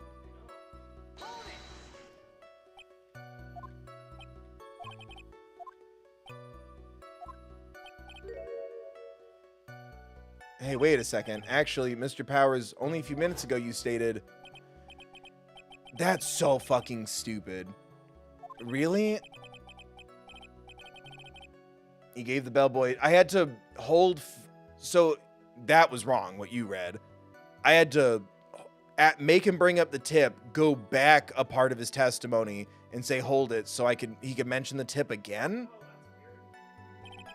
Could it be that you felt something strange about the tip-giving incident itself? Yeah, that's it. You really know your job. Mr. Edgeworth. Yes, Your Honor. This bellboy, he wasn't an ordinary one, was he? That's so annoying. Perhaps we should let the witness tell us. Very well. Mr. Powers, please amend your testimony. You mean about the bellboy, right? Matt gave the bellboy a tip. So he gave the bellboy a tip. What's so strange about that? Well, you see, Matt's not a poor penny pincher like me. I was trying to figure out how much it was because the tip really shocked me. How much it was? But that's when something even more surprising happened. The bellboy was putting the tip he got in his pocket. And that's when I got my first good look at the guy's face. I was really shocked. I'm afraid I don't follow at all. That was like, what happened to the gameplay of this? I don't know. That's weird. That was really annoying. Anyway, it sounds like Mr. Powers was surprised twice by this event. I wonder which of his shocking moments I should ask about. Why is it the tip and not the face? He has a fucking, unless it's just for our audience viewing pleasure, he has a fucking zipper going through his fucking face.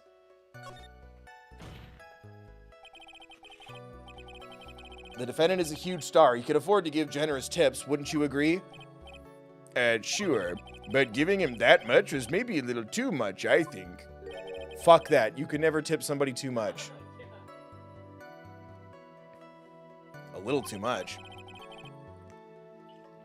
Would you please clarify for the court about how much would you say the defendant gave to the bellboy? Honestly, one envelope, like something really suspicious. I don't know. I can't even begin to guess. And why is that? Because he gave the bellboy a really fat, a fat roll. I was waiting for, he gave him a really big envelope. I was like, fuck yeah. He gave the bellboy a really, really fat roll of cash. A roll of cash? Ah, well, how interesting. That certainly was a very generous tip, wasn't it? A very fat roll of cash. That can hardly be called a tip, Your Honor. The judge is beginning to look awfully suspicious of us.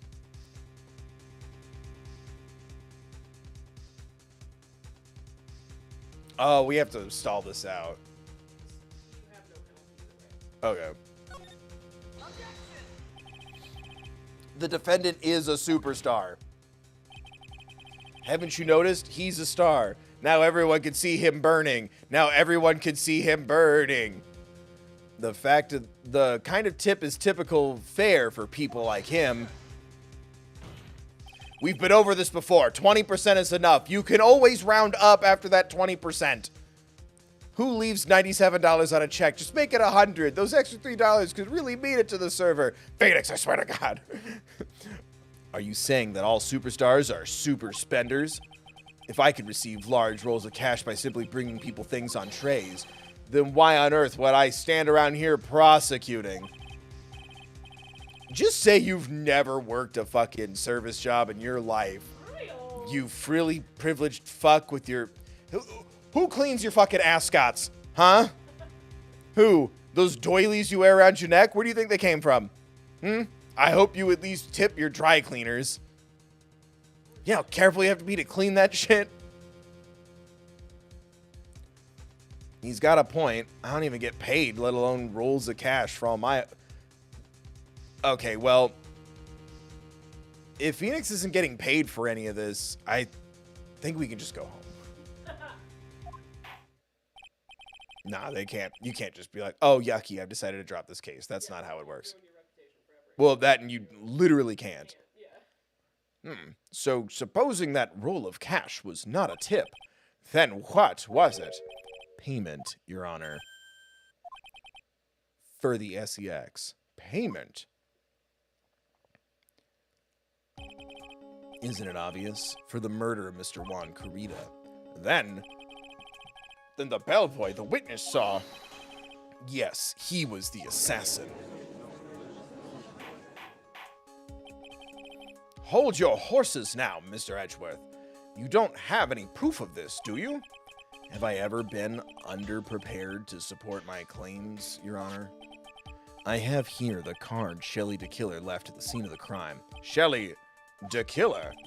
He is the person the police's special investigation team has been chasing for years, ages, whatever. I am certain that the person the witness saw was this very assassin, Shelley DeKiller. Really? Da-dang. What's wrong, Mr. Powers? No, nothing. Something just clicked in my head, and I think I just figured something out. Oh? I think there's some chemistry between these two. That's how they kill time. Yeah, I think they'd make a very handsome couple. Actually, I saw that bellboy again later on that night. What? Mr. Powers, please testify. Tell us what you saw. Yes, sir, right away. Ugh.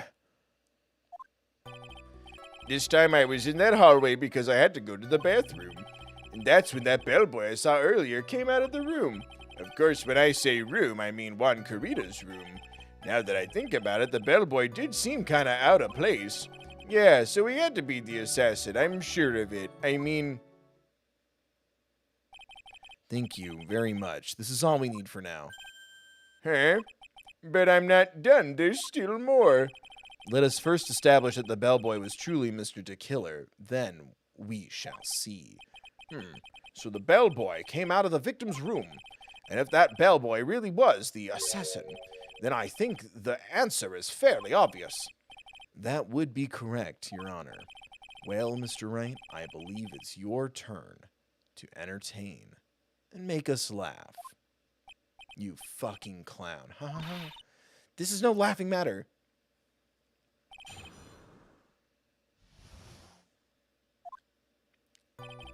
This time I was in that hallway because... Do I have to press everything again? No, do you just want me to tell you which one? No. This time I was in the hallway because I had to go to the bathroom. And I saw the bellboy I saw earlier come out of the room.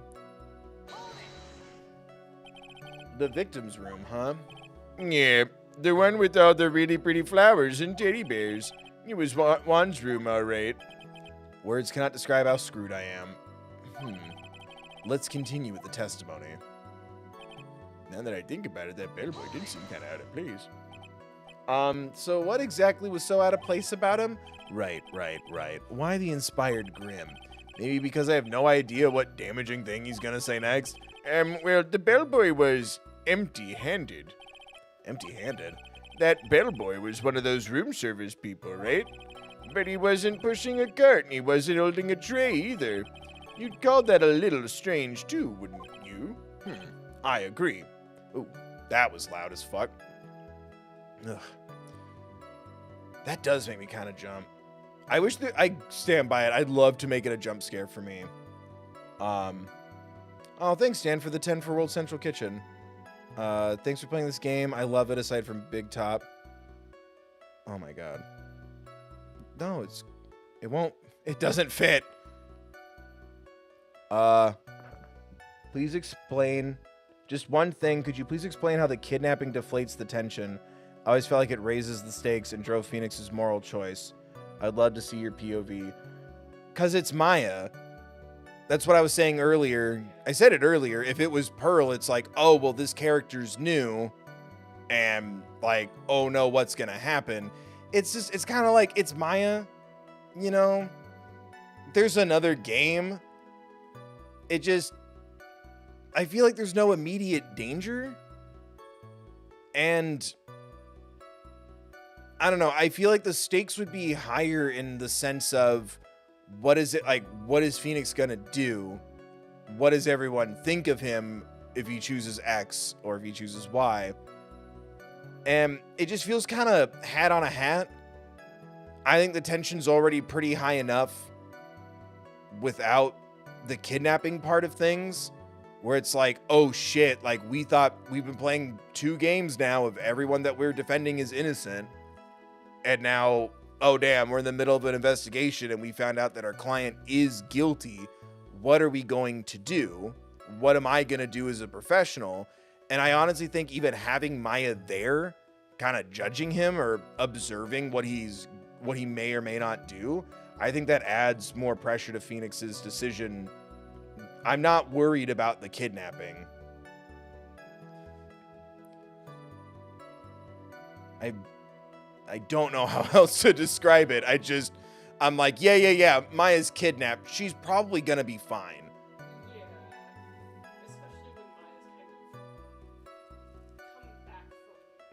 Especially when Maya's kind of come back from similar Yeah, she's gotten acquitted of a murder she didn't commit twice. Like, I think they kind of overplayed their hand. If you wanted to do the kidnapping angle, I think Pearl would be a little stronger because she's younger, she's more fragile. You could blame yourself a little more. And it removes her from having to intercept all these. Yeah, and it also removes the weird. Yeah, it's also with Pearl. With Pearl as our sidekick, it's a little too jokey and jarring. Like, sorry, but like Mia, Pearl, and the big fappy babbies, I'm like, I can't take half of the stakes seriously because of the silliness. So I kind of feel like it's a hat on a hat. Yeah. That's just me. But no, it doesn't feel like tension. It feels kind of like I get nervous about saying hat on a hat because I once had an asshole like legitimately get in my face like that's not a thing. What does that mean? And like get angry at me. Yeah, it's someone you know too. But it Yeah, I'd agree with that. yeah. And like, cause even how this is set up, like again, like you don't need the kidnapping. He did it. We need to like they're trying to catch the hitman right now. He could just be on the run because we almost found him. Yeah. You know, the whole thing can still play out exactly the same with Maya right next to us. If anything, I think it would be cooler if like Phoenix is in such disbelief that his client is guilty that he considers or actually does ask Maya to channel somebody for him. And it's like, well, now this is just the DL6 incident. You're asking her to do something she's not comfortable with. She just did a channeling for the first time and it went horribly. No, we're not doing that. And you could really do something interesting with the characters in the case to where like this is almost Phoenix Wright's incident. Yeah. You know what I mean? There's something so much more you could do with this. And again, I'm not worried for Maya's safety. I'm trying to think of a more recent example, but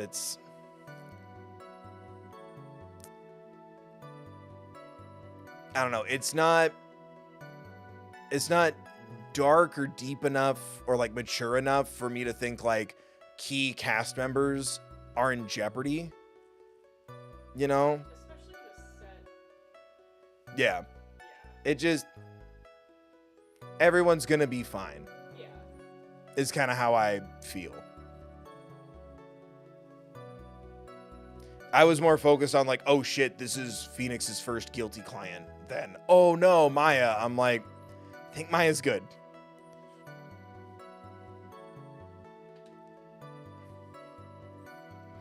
I agree that it is a bit strange, Mr. Powers. But is it really that unusual for a bellboy to be empty-handed? What should I do? Should I let Mr. Powers' testimony slide, or... I don't like that the option is try to pull a fast one. What's the option here? I've lost my place. Try to pull a fast one. Thank you. I've lost my place of what we're doing. There's nothing strange or unusual about an empty-handed bellboy. Yeah, what if he left the ice cream sundae cart in the room and was like, tra-la-la-la? Or what if he said, leave? What if the person that he's waiting on was like, leave the thingy? And he was like, okay.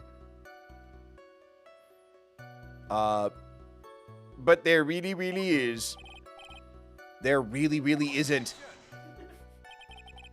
If you two are done being school children, bellboys are for room service. There is no reason for them to be empty-handed ever. What are you talking about? What happens after they drop it off? Yeah. I guess is the idea that a bellboy would always hold a tray? Or always have like a task. Maybe. I'm like, I don't know, as a server, like someone needs a refill on a Coke, I'm not gonna always get a tray. I'll just bear it. But I have workplaces where they're like, every drink needs to be on a tray. To which I'm like, eat ass, I live by my own rules. Bellboys are for room service, therefore, there is no reason to be empty-handed ever. Your Honor, I ask that the witness's previous statement be supplanted with this new one.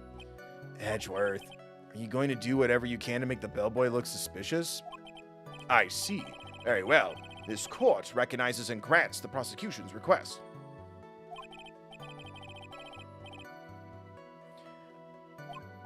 Revise your testimony, please. Yes, sir.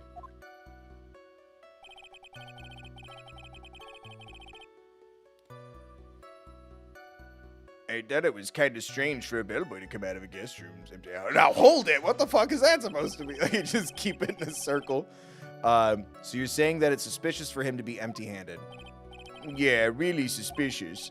I mean, when I first saw that bellboy, he was holding a tray in his hand, and then there was a bottle of juice and a wine glass on it.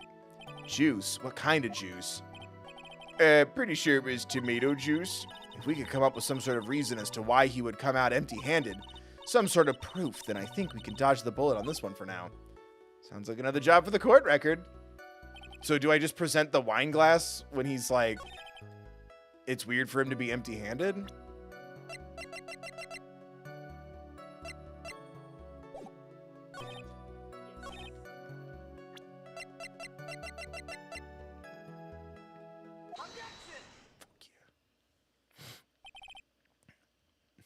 It also could just be a fan trying to get his autograph or attention. If he's so famous that he's got these fat stacks and can't have people knowing that. Also, how is that on Matt? He dated her. Like, yeah, he wouldn't look the greatest, but also I don't think many people would have trusted that, like, his biggest rival suddenly had, like, hot goss on him. I don't know. Did we ask for that many receipts in the early 2000s? In the early 2000s, everyone was busy pointing and laughing at Britney Spears, and 20 years later, we all looked back on it and went, wow, we are part of the problem. She shaved her head, eye roll. Now it's like, oh shit, we need to treat people like people. You want a piece of me? Fucking crazy. For real.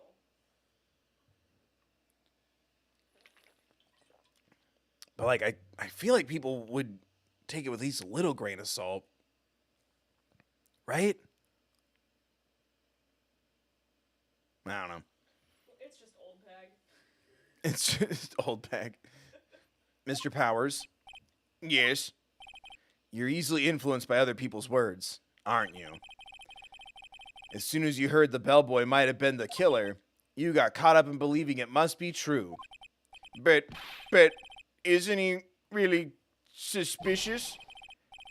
He's got all those stitches and, also has stitches. Snitches, bitch. So a baseball has stitches. Phoenix, a baseball person would be suspicious as fuck. Are you saying all baseballs are suspicious because they have stitches? Girl. Well, there's also, what about him being empty-handed? I would like to ask the court to please take a look here. Remember this picture of him being dead? This is the crime scene. There's a wine glass sitting next to Mr. Kurita's body. The liquid inside this glass is tomato juice. And now, if you would look at what is on top of the table in the lower right corner here, anyone can clearly see that it is a tray with a bottle of tomato juice on it. The bellboy had just brought this to Mr. Kurita's room. He left the tray in the room, which is why he was empty-handed when he left. But that would mean that the bellboy had seen and left a dead body in the room.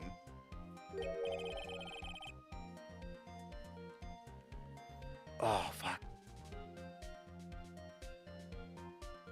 I pin-cheed. It's okay. Yeah, it just didn't feel pleasant. It's okay.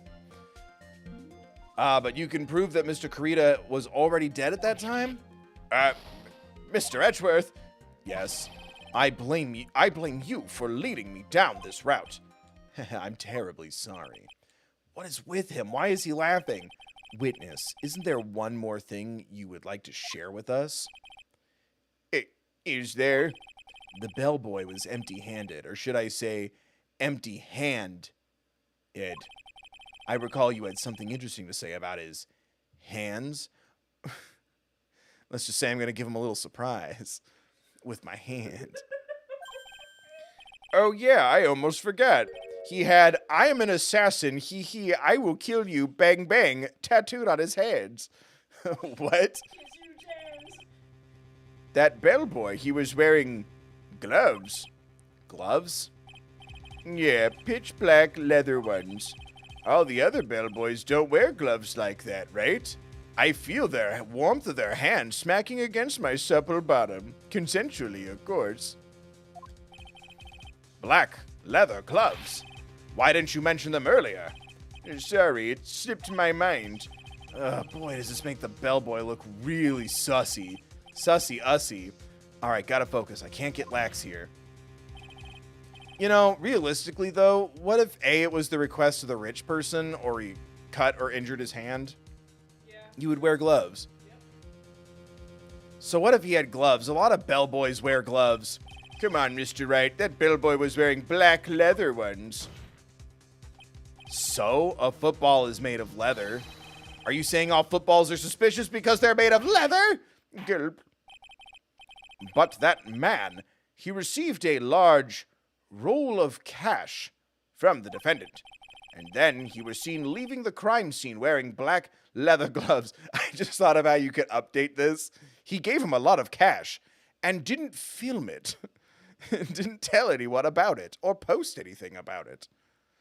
I don't know. When I think big roll of cash, I'm like, what if he was in student debt and he's just being nice? Yeah. Like, Or he asked him for something really, really intense and sticky. I'm not here to judge. what if it's just all ones and it's really only like $40? You ever seen an envelope with 100 single dollar bills? I have. It looks big.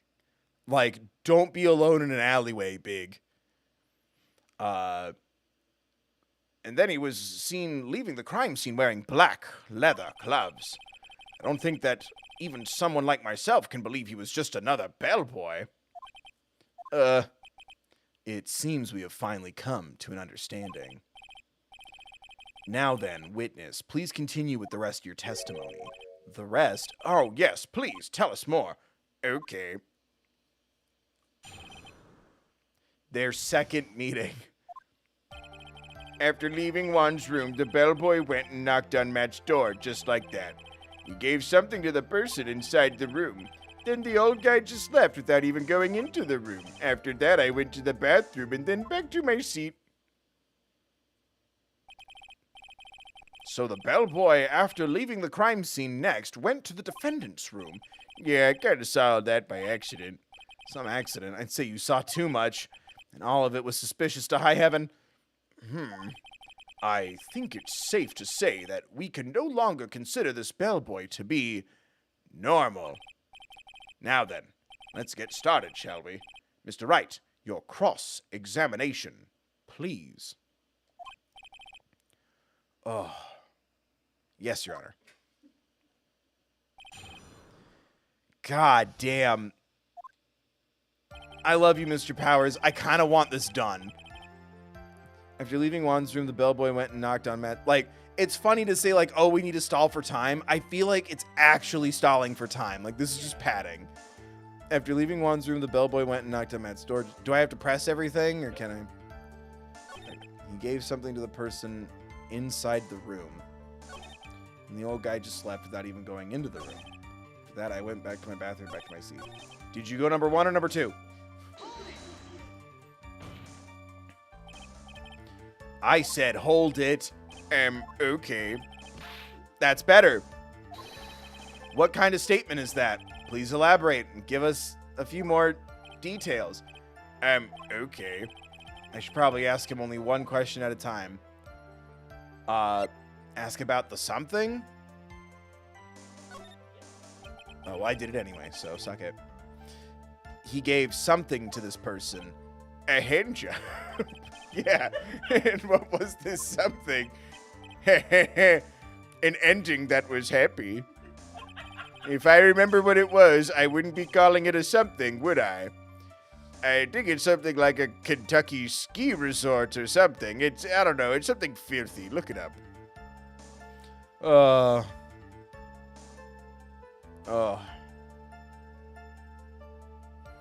I remember what it was, it wouldn't be called something. But this implies that something was removed from the scene of the crime. Are you sure you really can't remember, Mr. Powers? I think it was something kind of small. This is an incredibly crucial piece of information.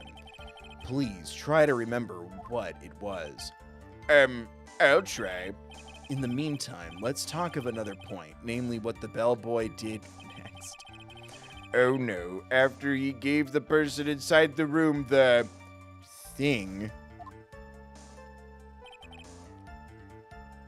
What am I supposed to do? I want this done. I don't care about the bellboy stuff. I'm assuming I have to do a different... It might be similar to that other one where it was went back based on the I did ask about the quote-unquote something.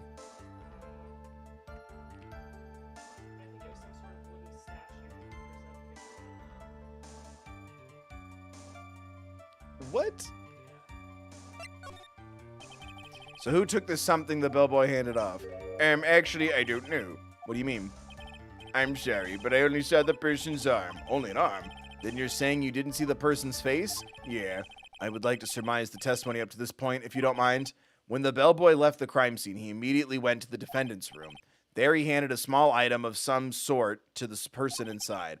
As for the person who received the item, all you could see was the person's arm. Yes, it was just like that. Mr. Edgeworth, is all this really that important? Of course, Your Honor. I think this is of the utmost importance. This is when whatever was removed from the crime scene was handed over to the client. Mr. Powers, please try to remember what it was the bellboy handed off. Well, let's see. I think it was no. If you remember, please add it to your testimony. Yes, sir. Oh, some sort of wooden statue. That's fine. I'm fine. Would it be the little tiny bear figurine? Probably. Let's see. Statue. Am I stalling too? Also, it's not an objection. You're just adding to it. Yeah. Addendum.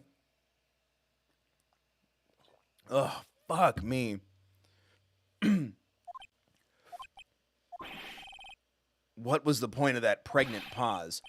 Where did that objection come from? Well, speak up. It was me, Your Honor. What is it, Phoenix? I have a feeling that something bad is going to happen once I show this. Mr. Wright, if you have something to say, please spit it out. Yes, Your Honor. Okay, Phoenix, deep breath. Mr. Powers, the something you saw, was it this item? Oh, hey, that's it. That's the something. Wow, Mr. Wright, you really figured it out. I recall we found this at Matt Engarde's mansion. At the defendant's house? He has a whole barrel of them. What does this mean? I guess that would make him equally suspicious if he had a bunch of them. It's simple, Your Honor. Shelley the killer assassinated Juan Carita in his room. And then he stole this wooden bear from the scene of the crime. Then the bear being found at Mr. Engarde's mansion would mean... It goes without saying, Your Honor. Mr. Matt Engarde is the killer's client. Order.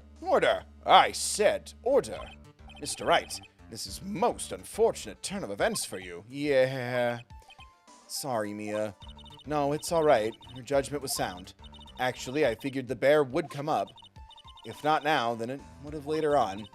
Even if you hadn't shown it to the court, I'm sure your friend Edgeworth would have. Stop saying friend, Mia. You're dead. You're in the body of an 8-year-old. We are never, ever, ever getting back together unless you possess Edgeworth. I'm creating my own fucking deviation of Phoenix Wright fandom shipping. I almost forgot that he knew about it too. I think it is clear that there is no need for us to continue this trial. I can't let this happen. I have to do something. There has to be something we've overlooked. Your Honor, a minute, please.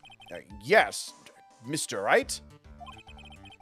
There are still a few points left that we have not fully explored. What are you trying to pull? Oh, well, we we can't. Fuck. Well, we can't have that. All right, Mr. Wright. What questionable point would you like to... Oh, fuck me.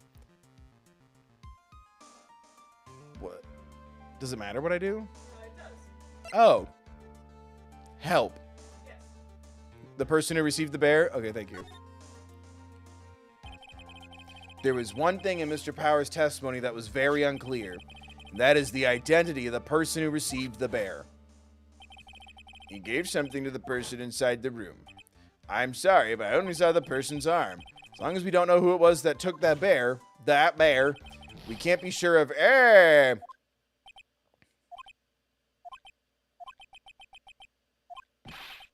What is it, Mr. Powers? If you're going to scream like that, at least give us a good reason why. Oh, yeah, sorry. Actually, so I remembered. I remember who took the bear. What? Really? I mean, I only saw his arm, but the arm, it was the Nickel Samurai's arm, I swear it. You've got to be kidding. Are you sure of that, Mr. Powers? Yeah, I'm sure it was the Nickel Samurai. Order. It looks like you've dug your own grave yet again. How many times is that today? I've lost count. So the person who took in this little bear was the Nickel Samurai. And as we all know, Matt Engarde is the Nickel Samurai. There was an extra costume, you silly goose. Thanks to the defense, we've made that all the clearer. What am I supposed to do now? Mia, help. You don't have time to act lost. You've got to find another angle to attack this from. Hurry. Now I will bring this cross... You will bring that cross nowhere. Your Honor. Again, Mr. Wright. We've already removed any and all questionable areas of this testimony. It's about time you were removed from this court, Mr. Wright. I have to find something. Even one more little point will do. There are still questions left unanswered. What are you trying to pull? Oh, well, we can't have that. All right, Mr. Wright.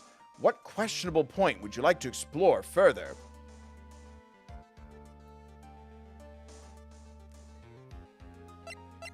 Yeah?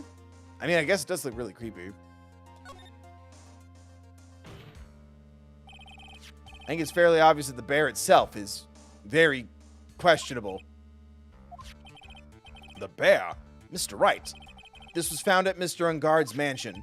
However, Mr. Engarde was arrested at the hotel that night, which means that since the murder occurred, he has not had a chance to go home. Oh. I think, Your Honor, has already figured out what I'm trying to say. It is not possible that it was Mr. Engarde who took this bear to his mansion. Why, that's very true. We didn't consider that point, Mr. Wright. There was no way, time-wise, for the defendant to have taken this bear home. Ugh. Disaster averted. I thought Edgeworth said he was going to help me stall for time. No? I thought he said he was going to help me stall for time. You haven't gotten to the kiss yet. Now it's time to make out. You haven't gotten the best of me yet, Mr. Wright. What's that supposed to mean? I've gotten both holes. What's left? Huh? I remember it clear as day. I remember what you muttered to yourself at Engarde's mansion. We have this area completely surrounded. There is no way for him to escape. I can't believe it. That butler, all this time, he was the killer. The killer and Engarde were working together, so to speak. And the killer was hiding at Engarde Mansion as its butler. What a bold move. The bear figurine was brought back to Engarde Mansion by the killer himself. When it looked like he was about to be arrested, Engarde had him do so. I assume because it would have been bad had the police found it during their investigation. Are we almost done with this part? Yeah. Thank God. Well, Mr. Wright, you've been quiet for a while now. This is too much. Isn't there anything I can attack at all? I think we've heard enough. We now know why this bear figurine was at the defendant's mansion. He was Blanchon. As well as who it was that received the bear from the assassin in his room. Everything has become very clear. The client who hired the assassin to commit the murder was Mr. Matt Engarde. I see no reason for this trial to continue. Therefore, I will now hand down my verdict. Thank you, Your Honor, for understanding. You see, Mr. Wright, you could not win against the truth, could you? I knew it would turn out this way. After all, what Edgeworth has stated is the truth. Any last objections, Mr. Wright? Do I? What should I do? Object. Gotta go down swinging. Obviously. There is only one way for me to drag this trial out. The only thing I have left is this one dirty trick. Your Honor, right now we have these two reasons to believe my client is the assassin's client. Reason number one, he accepted the bear figurine from the assassin. Reason number two, that very same figurine was found at Engarde Mansion. However, it's possible this is all the work of a certain other person. What are you saying? What I'm saying is, it's possible a different person is the killer's real client. The real client? Yes. Is that all you have? Now then, Mr. Wright, let's hear your theory. Who do you say is the killer's real client, and therefore, the real murderer?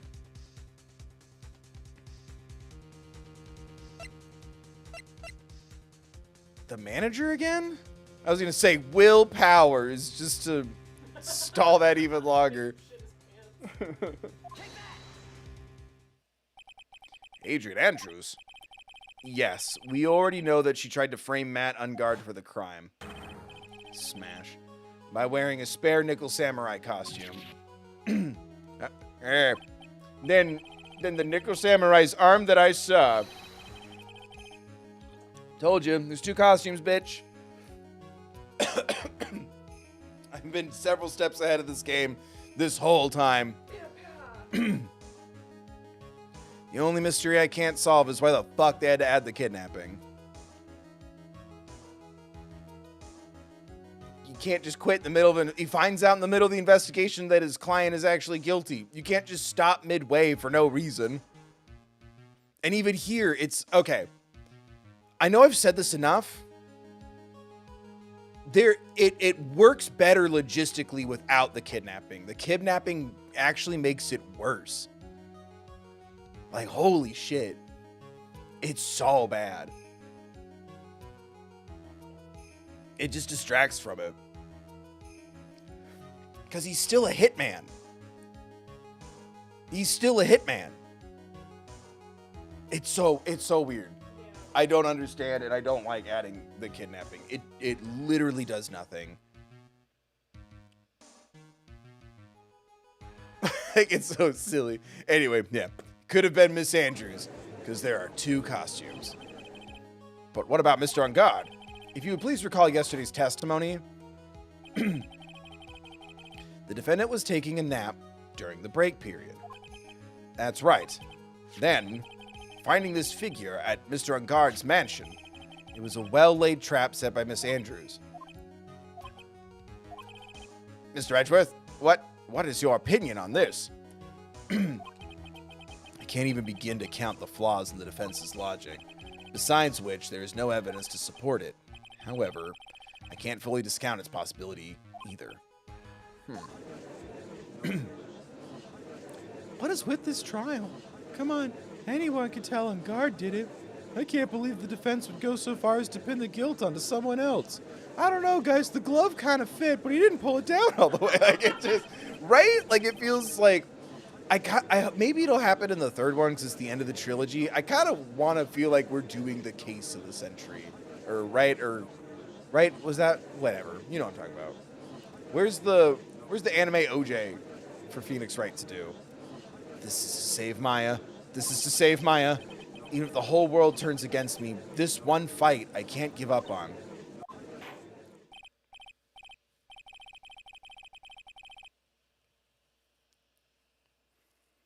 Order! Order! Order!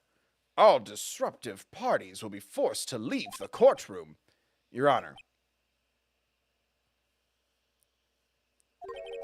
For the benefit of the defense, I'm willing to play along with his what-if game. His what-if game, Mr. Edgeworth. The prosecution is prepared to challenge the defense's theory. The ding? Mr. Wright, even you must have thought it's strange and wondered, why would the criminal want this little wooden bear? So it'll come to life and give him hugs. He's right. The killer did specifically bring that bear to Engarde right away. Why do you ask? Is there something special about it? Yes, the feats say we killed somebody together. Absolutely. And I'm sure that once the court knows its significance, the true killer's identity will become crystal clear. Your Honor, the prosecution calls upon a witness who will clear all doubt against Miss Andrews. And who would that be? It's quite simple, Your Honor. Miss Adrian Andrews herself. Again, it's like the game has the padding. Like, we could have done without some of this. Well then, the court will take a short 10-minute recess. The prosecution will prepare its witness in that time. Yes, Your Honor.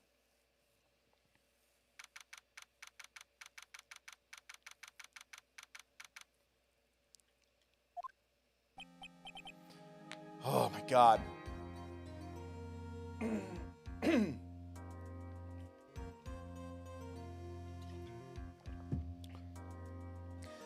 Ha ha ha! Oh, I knew it was a good idea to hold her hostage. Don't you agree? No, dude, that makes no fucking sense. It makes no sense. Like, I don't know how to say this without being mean, but is it so people will avoid thinking? He doesn't have to be a hitman and a kidnapper. I don't understand. It was such a good idea to hold her hostage. If anything, dude, that's what's gonna fuck you the most here, is that you held Maya hostage. Don't you agree, Mr. Lawyer? But I never thought in your desperation you'd try to pin the guilt on Adrian. I swear this demon will pay. Mr. Nick! Pearls, where's Mia? I don't know. A really strong power suddenly called her away. A really strong power? Oh, Mr. Nick, your phone is... It's Gumshoe. How is it going? Have you been hanging in there, pal? Yeah, sort of. We just barely found something to latch onto. Phew, that's good, pal. What about you? Anything yet? Have you figured out where Dekiller and Maya... Oh, have you figured out where Dekiller and Maya are? We still don't have any leads? But, what? We don't have any more time. If we had just one, even a single clue would be really helpful. I was only able to come this far because I kept thinking to myself, I've got to keep the trial going until Maya's been rescued. But have I just run out of luck this time? Is all our hope for naught? A tent. Huh? A tent? I could see a circus tent. Mia? It looks like Maya was unconscious until just a few minutes ago. As soon as she woke up, she called for me. So it was Maya that No shit, dude. Who else could it have fucking... Yeah, it's so silly. So it was Maya that called you away. She's locked in a dusty little room right now. But I could see a circus tent outside the window about 300 feet away. Gumshoe, is there a circus in town right now? There's the... Yeah, I was about to say the creepy one, you know, with all the 30-year-old men trying to marry 16-year-old girl. There's only one, pal. The Big Berry Circus. Maya's somewhere within a 300-foot radius of the main tent. What? Okay, hold on a sec, pal. Hey, draw a circle on that map about a 300-foot radius from the main tent. Hurry. And And I could see a mailbox under the window just outside. Gumshoe, there's also a mailbox. Okay. What else? What else, Mia? I'm sorry. It's a very small window. I couldn't see anything else. It felt like I was in an old office building, maybe the 3rd floor or so. I heard her. Old office building. Good stuff, pal. Okay, just hang in there. Just a little longer. Wish us luck. Good luck. I'll call you later. Don't let your battery die. Okay, pal? Mia, Maya's not hurt, right? She's in a pretty bad state, Phoenix. She's being starved. Fuck. Gumshoe, please hurry. Looks like we're out of time. Are you alright, Phoenix? It's only a matter of time before Maya's rescued. Oh my god. I can do this. I have to make this trial last a little longer.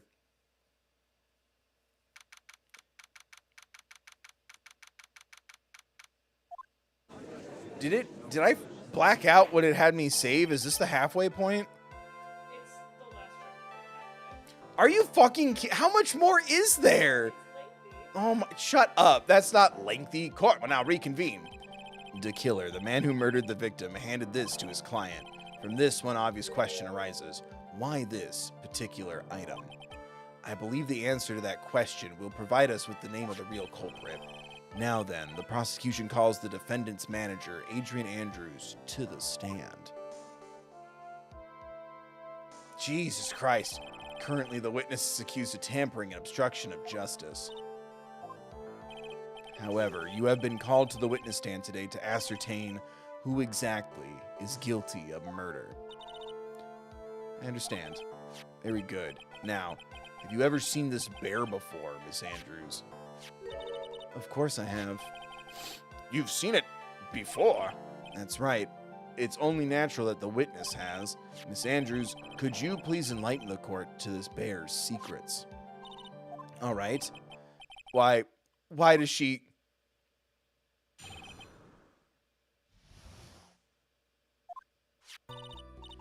Actually, this is an elaborate puzzle. If you know the correct order, it can be taken apart one piece at a time. At its center is a small cavity with just enough room to store a small item. Because of its complexity, if you don't know the order, you can't open the bear. You really can't tell that it's a small jewelry box just by looking at it. So there's jewelry in there? Yeah, you want to press all these. Yeah, okay. So this figurine, it's a container of sorts. Yes, looks can be deceiving, wouldn't you agree? Yes, this is superb craftsmanship. Oh, I nearly forgot. You may be cross-examining the witness. Ugh. It looks like there really was something to that bear after all.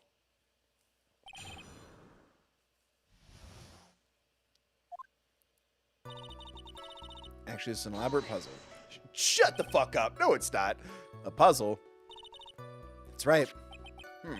But it looks like an ordinary figurine. True enough. To people who don't know, I'm sure they would never guess this was the Millennium Puzzle. So what kind of puzzle is this exactly? If you know the correct order, it can be taken apart one piece at a time. One piece? That's 2 anime references in a row. So you can take it apart? And how would one go about doing that? Well, first you turn its tail to the right, then you push it in. Oh, yes, I see. After that, the arms and legs are free to move and can be removed. Oh, this is most interesting. A boy and his new toy. It's like he's 5 all over again. You knew him when he was 5? Oh, don't mind me. Go ahead and carry on. I think he's lost it. So what do you find after you take the puzzle apart? At its center is a small cavity. Cavities? How do you know about this? I know because I was the one who bought it. Huh? It was a souvenir from when a friend and I went to Switzerland. Then this was a present from you. That's right. It was a puzzle in the shape of a bear, so I thought it would be perfect for Juan. So it was a present from Miss Andrews. Witness, let's continue with your testimony. Because of its complexity. So who exactly knew how to solve this puzzle? Only the 2 of us, Juan and myself. It was a souvenir from Switzerland, so I doubt there are that many people with the same bear in this country. But this looks like it could be easily broken, especially if someone wanted to get at what's inside. Get it, as they say. Well, it's a toy, but it can never be the same again once it's been broken. You really can't tell that it's a jewelry box. Who else knows that this bear is actually a small container or jewelry box? I never told anyone. And as long as Juan never told anyone either, then only the two of us knew. The two of you, huh? And of course that means Mr. Engarde didn't know, right? I think this is about all I'm gonna get for now. Do we get to actually solve the... I missed examining things, and the puzzles, and the fingerprinting. Doing Rise from the Ashes was a horrible idea. Because I'm sure all this stuff was invented and integrated into these games much later. And I'm just sitting here, wanting to solve little puzzles. And feel like a little detective. Well, Mr. Wright, I think even you have come to realize that there is one very important fact we've uncovered, and that is this. This bear is actually a jewelry box. Will you marry me? Two wedding bands with like diamonds around the sides. Oh my god! Like Maya's okay, and she's like, surprise! Doing a kidnapping subplot here would be stupid. Fucking both the victims are okay. This bear is actually a jewelry box. Now that we have agreed to this point, there is only one logical question that can come next, and that is this. Will you marry me? What is inside this box? What's inside? That's right. That's what we are going to find out next, witness. Yes? Or that's what we're going to find out next. Witness, you're the only one who can open this. Please.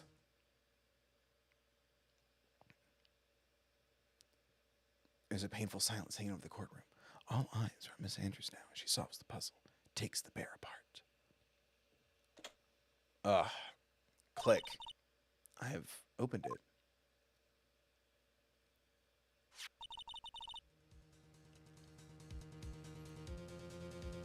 Is this what you wanted?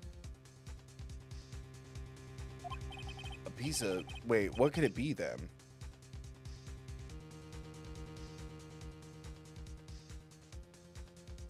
Sorry, one sec.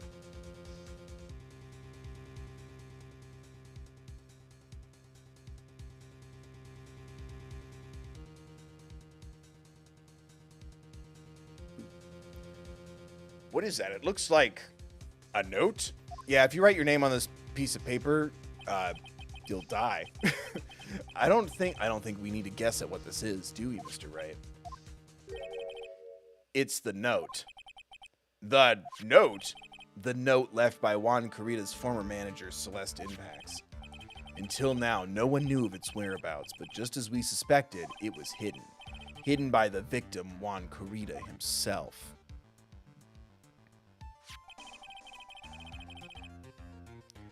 It seems Celeste Impax had very beautiful handwriting, and she just as beautifully signed her own name on this document.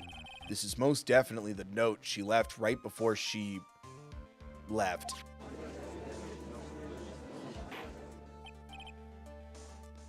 Order! Witness, did you know about this? Yes, I did. I heard all about it from Juan. When I discovered his body, I looked for the bear. Wait, then why wouldn't he show it to her? If she was looking for the note and they both cared about the same... All right, he's an asshole, right? I forgot. This is the case of multiple buttholes. I discovered his body. I looked for the bear. I wanted to destroy the note before it became public, which still doesn't.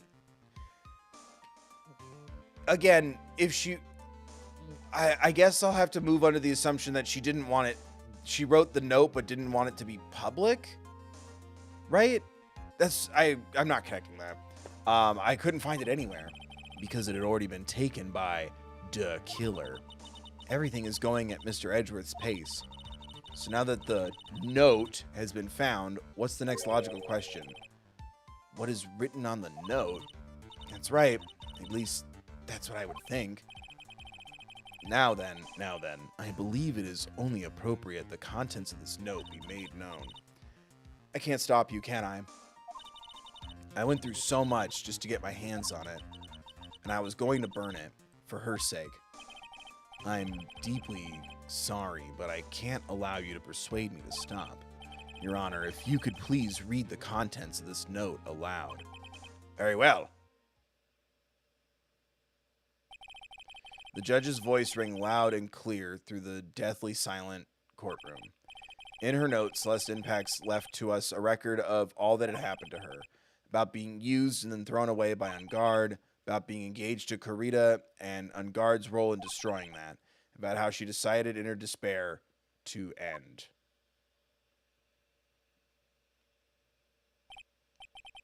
And that's all Miss Impax had to say.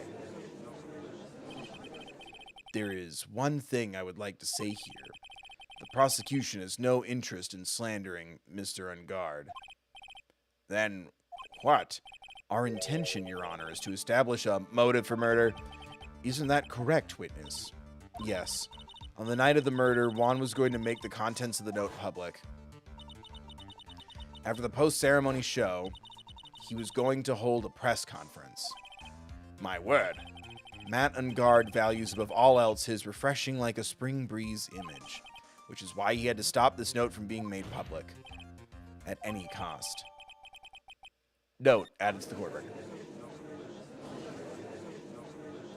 It's Engarde's fault. And this time he went so far as to kill someone.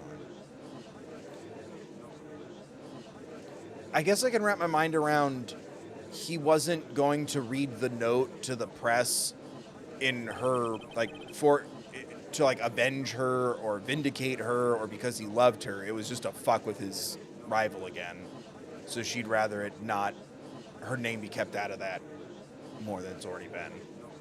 I guess I can wrap my mind around that. There's no room for doubt here. Mr. DeKiller's client goal was to obtain this note. The only person who needed this note that badly is the defendant. Let's not forget that the bear with the note inside was found at the defendant's house. It seems that we have come to the truth at last. The defendant's motives were entirely selfish. He deserves no sympathy from anyone. How am I supposed to escape from this? Why the hesitation, Phoenix? Gumshoe hasn't called yet, so you know what you must do. Healing the world with comedy. I know, I have to carry on, and buy him more time. Okay, there are two deadly pieces of evidence, the figurine and the note.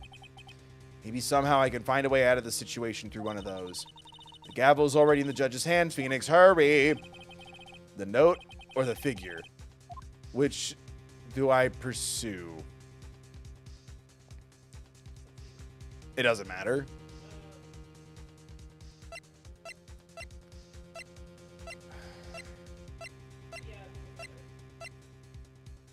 It really doesn't matter?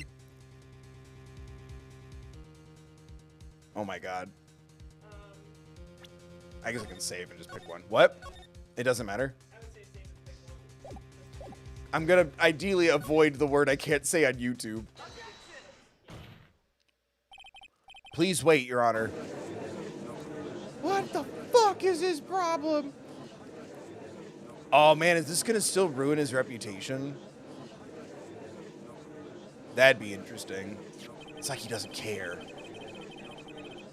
Well, yeah. The assassin took this with him from the crime scene after murdering Mr. Kurita. At the request of his client, of course. So, what's your point, Mr. Wright? I don't think it's possible that Mr. DeKiller's client was Matt Engarde. In fact, I think there's a contradiction here. You can't tell by just looking at it that this bear is really a jewelry box. The chances that Matt Engarde thought the note was inside this bear are 0 to none. Oh. I didn't think of it that way. Exactly. But I did think of it that way, and I thought it was rather strange. After all, there is no reason why Mr. Engarde would ever want a jewelry box like this. That's not true. That's super cool. Order, order. You make a valid point, Mr. Wright. Mr. Edgeworth, what is your opinion? It was just a flash, but I think I did rather well on this one. Unfortunately, I think he believes differently. I believe a show of appreciation is in order. Huh? The defense seems to be in love with wishing more despair upon itself. Da-ding? I would like to direct the court's attention to this. My spy camera! I mean, what? What is it? It's a very small video camera, Your Honor. The type of camera is commonly used as a means of spying. Spying? What the? I thought the spy camera was in my possession. Matt Engarde and the victim both thought of the other as their biggest rival. They even went so far as to use this type of item to find each other's weaknesses. And? The victim, Juan Corrido, was being spied on. His personal life was being watched by none other than Matt Engarde. Oh my God! I love when it breaks to everyone murmuring. Order! Order! Mr. Wright. Yes, Your Honor? You don't tell me you knew about your client's spying activities. Well, sorta. Sort of is not an acceptable answer, Mr. Wright. I see you were confused, Mr. Wright. You're probably thinking, but I have the camera that was in the stuffed bear's eye. Da-ding? But this camera that I have is not the same one. Last night, I searched the victim's house on a hunch, using this Gumshoe's bug sweeper. By the way, Mr. Wright, the defendant's fingerprints were found on this camera. Matt Engarde's fingerprints were on there. Well, Phoenix, it looks like those cameras were hidden all over the place, huh? Or I might well say that evidence. I think this is the end, and it's fairly obvious that Mr. Engarde learned of the note through this. He was watching the victim all along. He got me good this time. I don't have anything to counter that. Hey, now, what's that lawyer thinking? Mommy, is that man... Why did it go way too fast? Don't look at him. That's why he's sweating. It's just so ew. Now everybody sweats. Phoenix. Yes, Chief? You figured out what you're going to do next yet? What I'm going to do next? Does running away like a frightened child work? I know it seems like Mr. Edgeworth is very close to putting the lid on this case, but in his eagerness to prove his point, he forgot one very important thing. What is it, Mia? There's a piece of evidence that he really should investigate. Something he should investigate? I would really hate to see the good prosecutor get scolded for not remembering to look into the item when he had the chance. Why are you speaking in riddles all of a sudden? All right. I think this time we finally understand everything. Well, Mr. Wright, you don't have any further objections, do you? What is this piece of evidence that Mia's talking about? Can I figure out what it is? Present the evidence, obviously, otherwise we're fucked.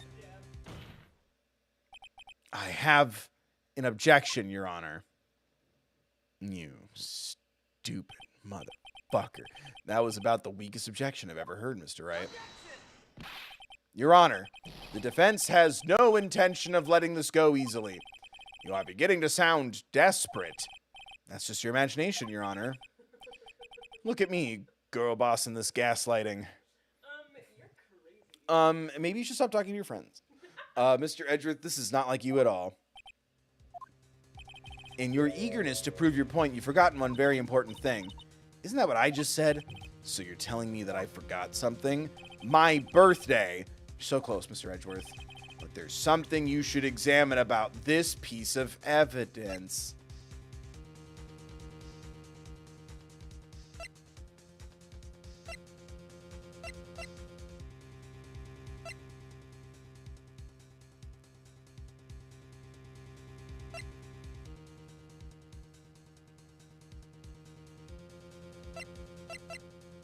I'm so confused.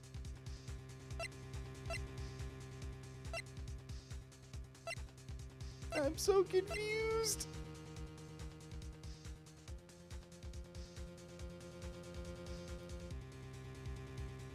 It's got to be one of the new things.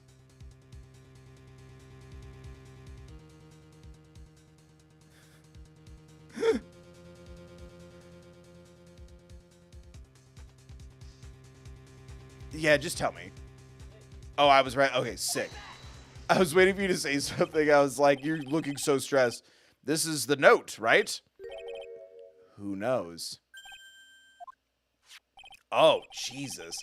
I mean, sure, this note was found inside this bear, but this bear was in my possession until a few moments ago, which means the handwriting on this note has yet to be analyzed.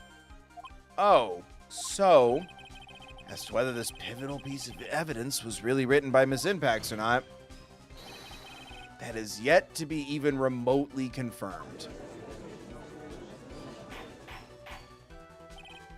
Mr. Wright, you can't seriously be suggesting, Mr. Wright.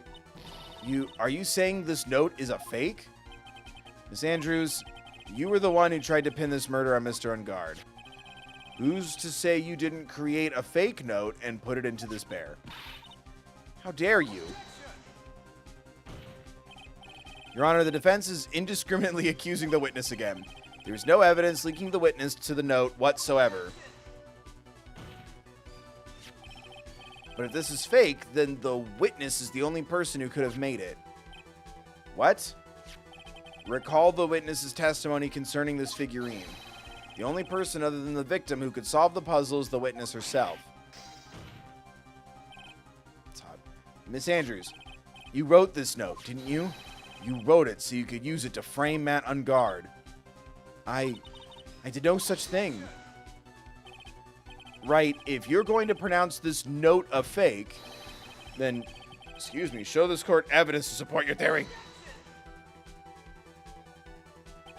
Mr. Edgeworth, you were the one who presented the scrap of paper as evidence.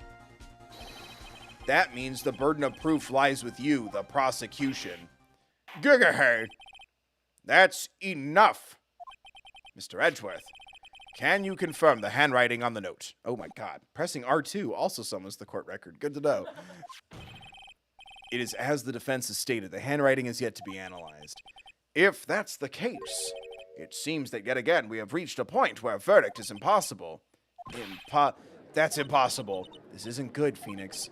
The judge is going to carry this trial over one more day.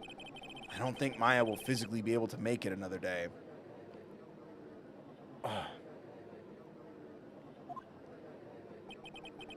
I didn't want to have to do this, but I don't have a choice. I request that both the prosecution and defense further investigate. Handwriting analysis, my butt. That's just the lawyer trying to buy more time. Engarde is guilty. Look, any idiot can tell you that. Does it work? I don't think this is that kind of microphone. Whoa. Oh man, my voice is getting tired. I think we've reached the end of the line. Guilty, guilty, guilty. You're all in contempt.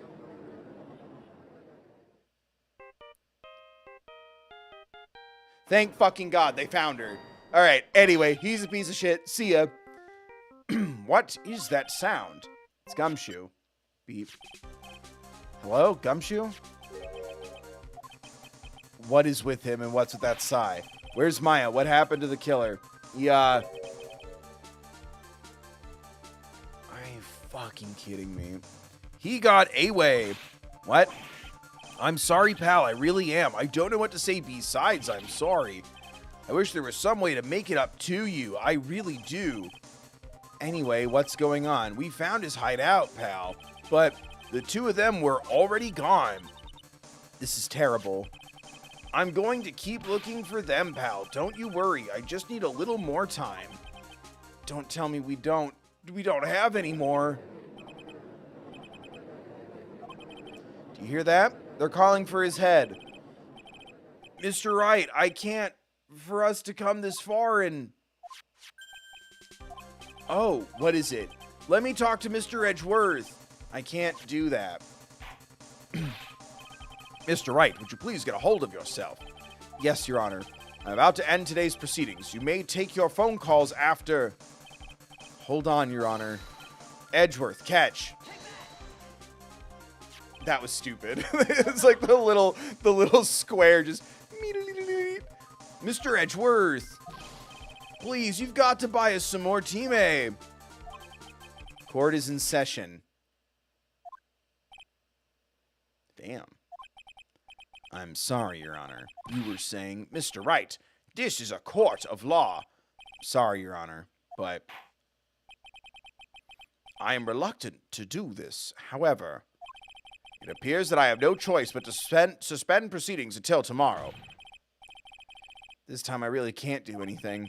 Court is now adjourned for the day.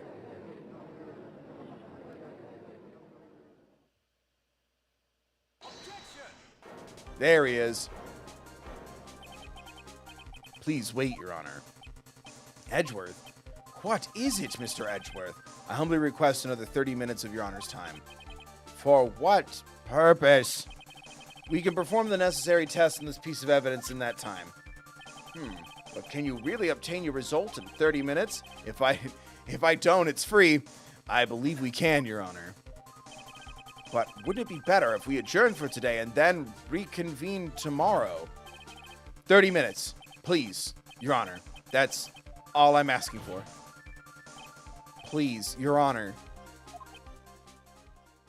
Pretty please. Very well. At the prosecution's request, this court will now take a 30-minute recess. Oh, fuck. But be advised, I will not allow another recess today. I'm not sure if this is helping or hurting us.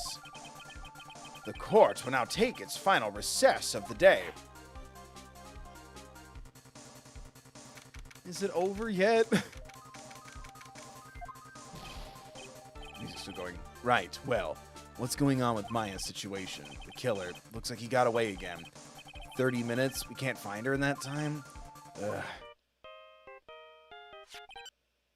We got her. Report! Is that Mr. Edgeworth? You don't have time. Spit it out. Right. It looks like we just missed them, sir. The killer left a few things behind by accident in his rush to get away. A few things. Can we use any of them as evidence? Ho, ho, ho. I thought you'd ask, pal. I've got the things he left with me right now, and I'm on my way over. Really? That's odd. Any items like that are usually sent to the crime lab first. We don't have time to wait for those guys, sir. When those guys weren't looking, I swiped the stuff and ran. What? Well, I'm not a detective anymore, so I had to. I'm really sorry, sir. I've got to put the law on hold for now. Sounds bad, but I hope he doesn't get in too much trouble over this. With my hunk of junk car, I'd say I'll be there in about 20 minutes, sir. Don't worry, I'll be there. Wait for me. All right, just get here in one piece. I love that anime. I'm on a mission, and no one can stop me now, sir. No one. I'm pulling out all the stops and running every red light. You just hear him go, Wii U, Wii U, Wii U, Wii U, because he's not a cop anymore. Items left by the murder, huh? Maybe there's something among them that will be decisive enough to end this.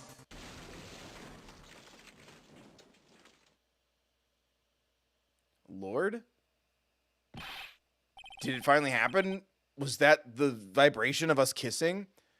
What's wrong? Detective Gumshoe, answer me. No one can stop me. Well, what happened? Sounded like he had an accident. I'm guessing his cell phone broke as well. What was he thinking? We've got to hurry and call for help, but we have no idea where he is. His cell phone is broken, and he wasn't driving a patrol car, so no radio either. Also, if we don't get to those items before they do, the police will take possession of them. No, we can't let that happen. Well, if there is a way we can find out where he is, then we stand a chance. Why did Gumshoe have to get into an accident now? Is there any way to find out exactly? Is there a way? Okay. What are we supposed to, like, are we triangulating his radio frequency? Like, I don't get it. That's right, there is a way. What? How? I'm sure we can find out where Detective Gumshoe is through this. Oh, the transceiver? Oh. Through Maya?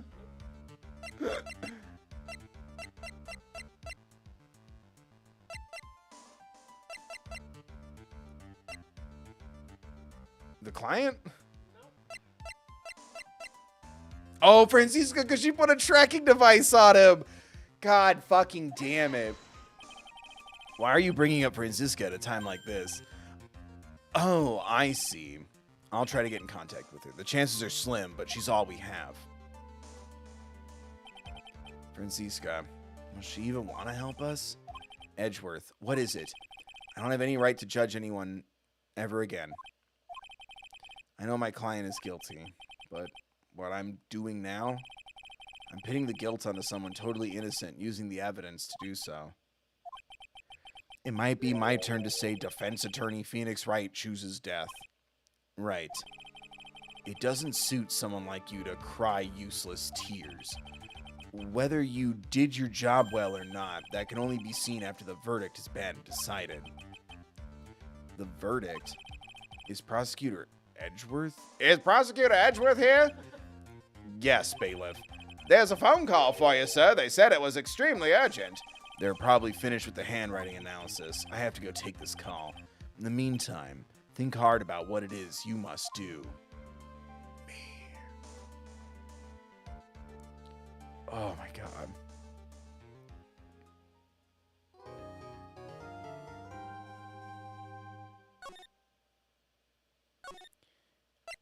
It's so long.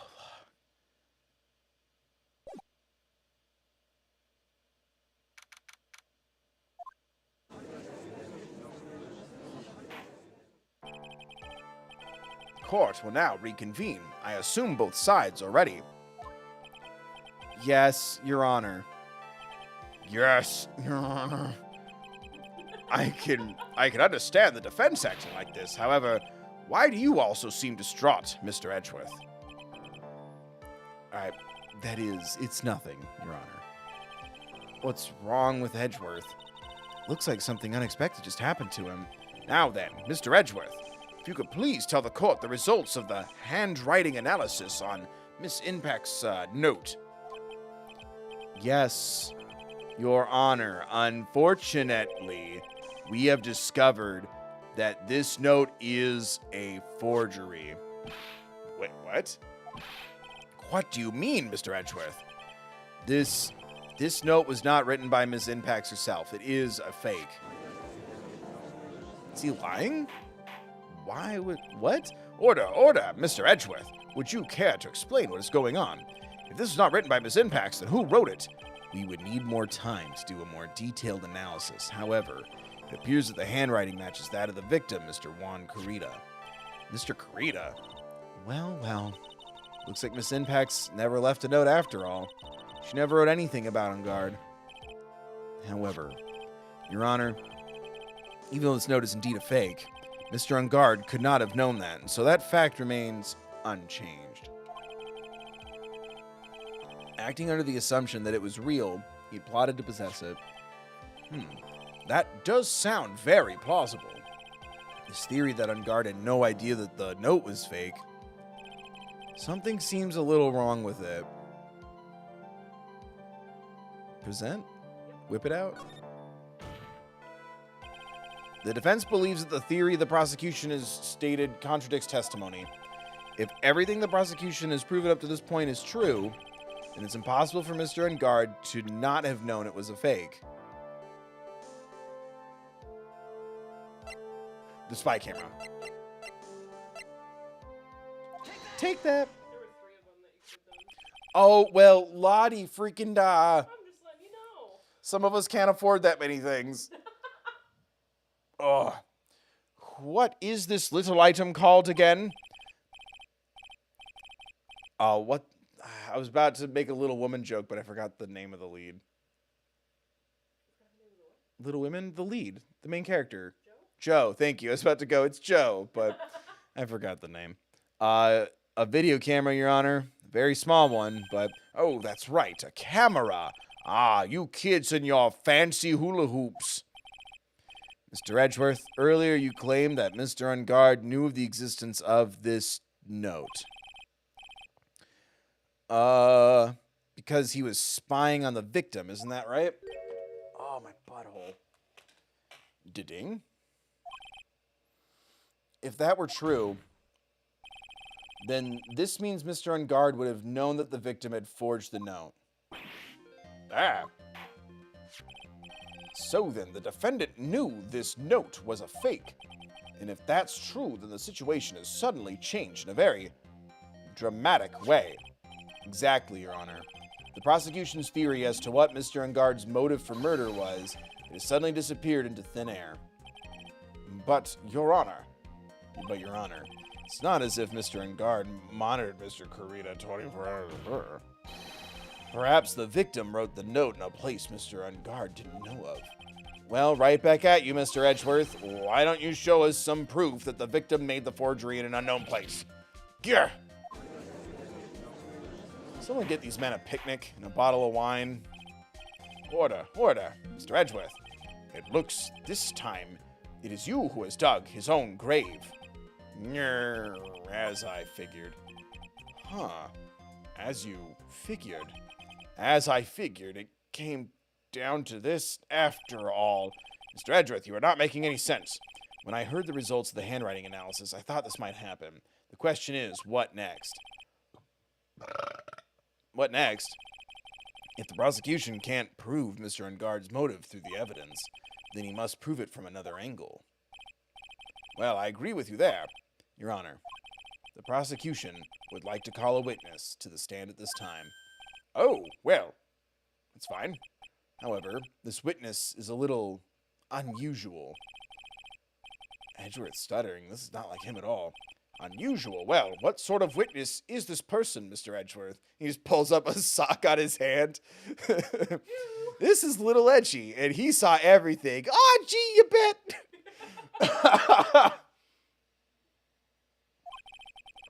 The witness is one who is perfectly fit to answer once and for all the question of who was it that hired Shelley to kill her to commit murder? That's impossible. No such person who can answer that question with no such person exists who can answer that question with such certainty. Yes, Mr. Edgeworth, who is this witness? It is, yes, go on. Who is it? The man himself, Mr. Shelley the Killer. Right, let's go find him and bring him to court. I think we all agree someone with a legal authority should ask him some questions. Oh, Mr. the Killer. Wait, Shelley the Killer? Please tell me we're almost done. No? You mean the killer, I mean the assassin? Yes, Your Honor. He's coming here to the witness stand. Well, yes, in a manner of speaking. I recognize that this is a very unusual circumstance, so I asked for your permission. Well, Mr. Wright? Yes? Is this all right with you? Do I have a choice here? Can't really do much else to drag this trial out. The defense has no objections, Your Honor. I wonder if it really is all right to do this. Yeah, I was saying, I was hoping we would talk to him on the phone one more time and be like, dude, he's going to sell you out. He has footage of you.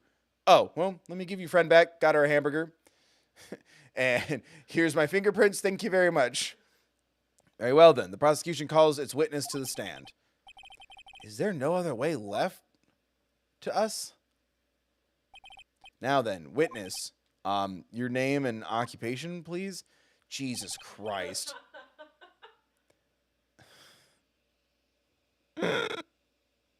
Why?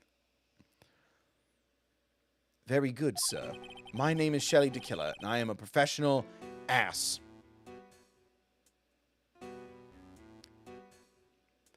Owie, thank you for the 20 CHF and the little sticker. Thank you. You're amazing. Was that meant for me or for Thankmas? Just to clarify. Remind everybody to donate to World Central Kitchen. If you can. That's pinned in chat and linked in the description. Thank you, Owie. Oh, my fucking shoulder. You okay? Okay. For me. Okay. Well, thank you, Owie. I just wanted to make sure because I get nervous about that. Again, if you want to do both, become a member. New members, $1 from that goes towards the World Central Kitchen for every new member. All right. My name is Shelley the Killer, and I'm a professional assassin. I say, what is going on here? Your Honor? How can you remain so calm? What is the meaning of this two-way radio? Actually, Your Honor, it was delivered to me just now, and it came with a condition. As long as we do not trace its source, Mr. DeKiller will test... What fucking Wonderland Final Fantasy bullshit is that? Promise you won't trace it, okay? And then I'll testify. That's insane. Does he already know that he's been fucked with? I haven't read ahead. That'd be dope.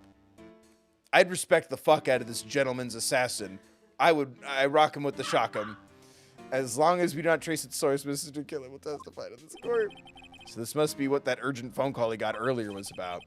Oh, no, this will not do. I cannot allow this in my court. First of all, we cannot even be sure this is really Mr. DeKiller himself. Witness, please present some sort of proof that you are, in fact, Shelley DeKiller. I understand. Please, wait a second. I'm so hungry. Maya! Jesus Christ.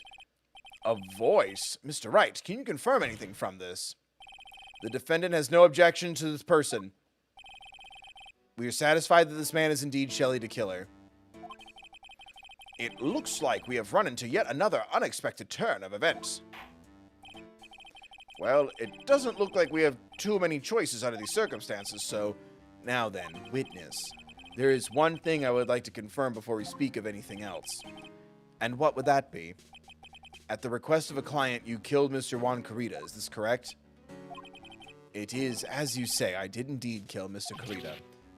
Go. Now that we have answered that, let's move on to the name of your client. Very well. This is all just a bad dream. This is all just a bad dream, yes, a bad dream. Shelley DeKiller, what is he going to say? Yeah, this is what I wanted. Can I just tell him, hey man, he has footage of you, and then he goes, oh fuck, well. There's something I must first state. To an assassin, nothing is more important than the trust between a client and himself.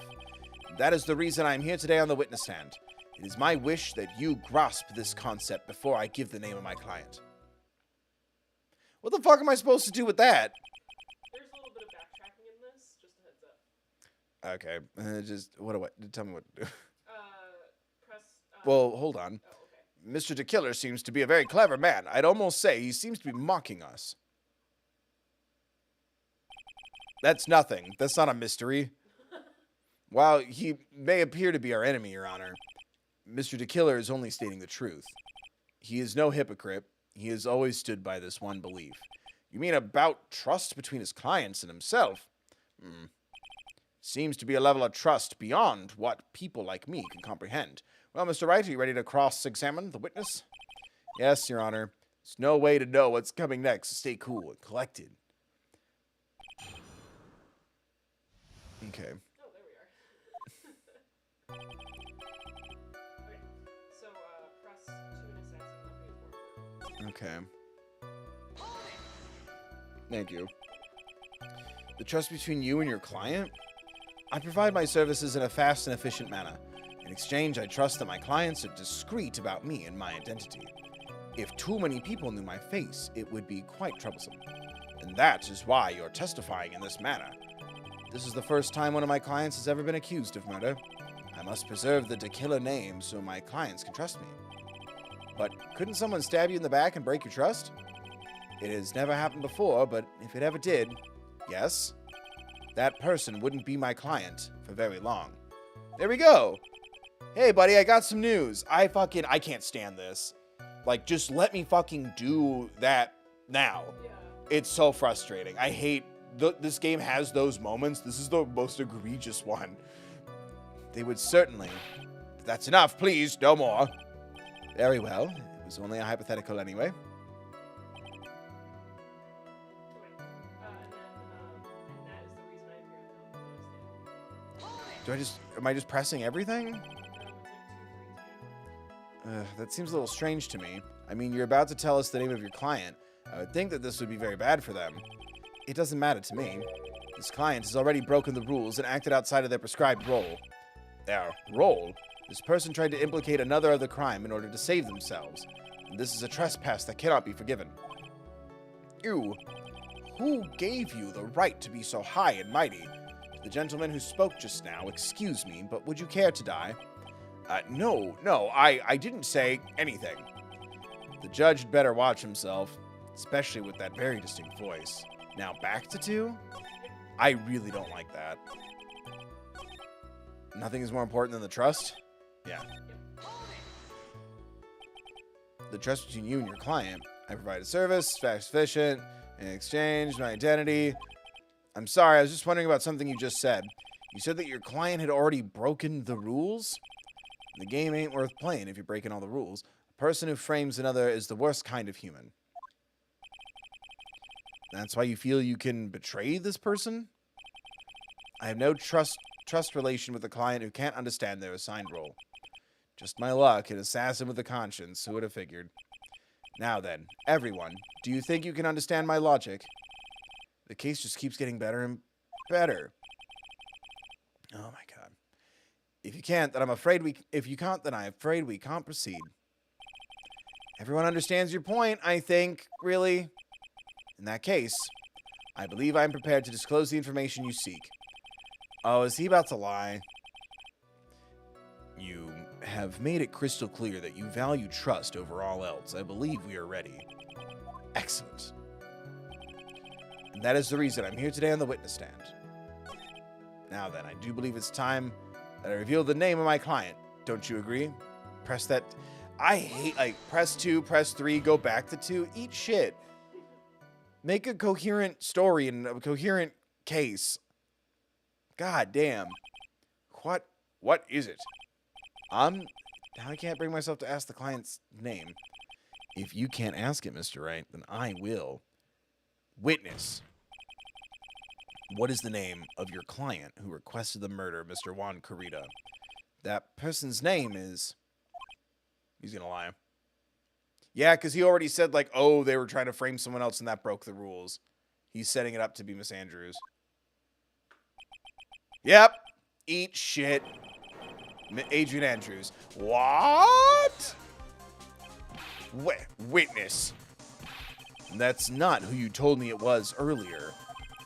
Pray tell, what are you talking about, Mr. Prosecutor? I should think I know my own client, and it is Adrian Andrews. What?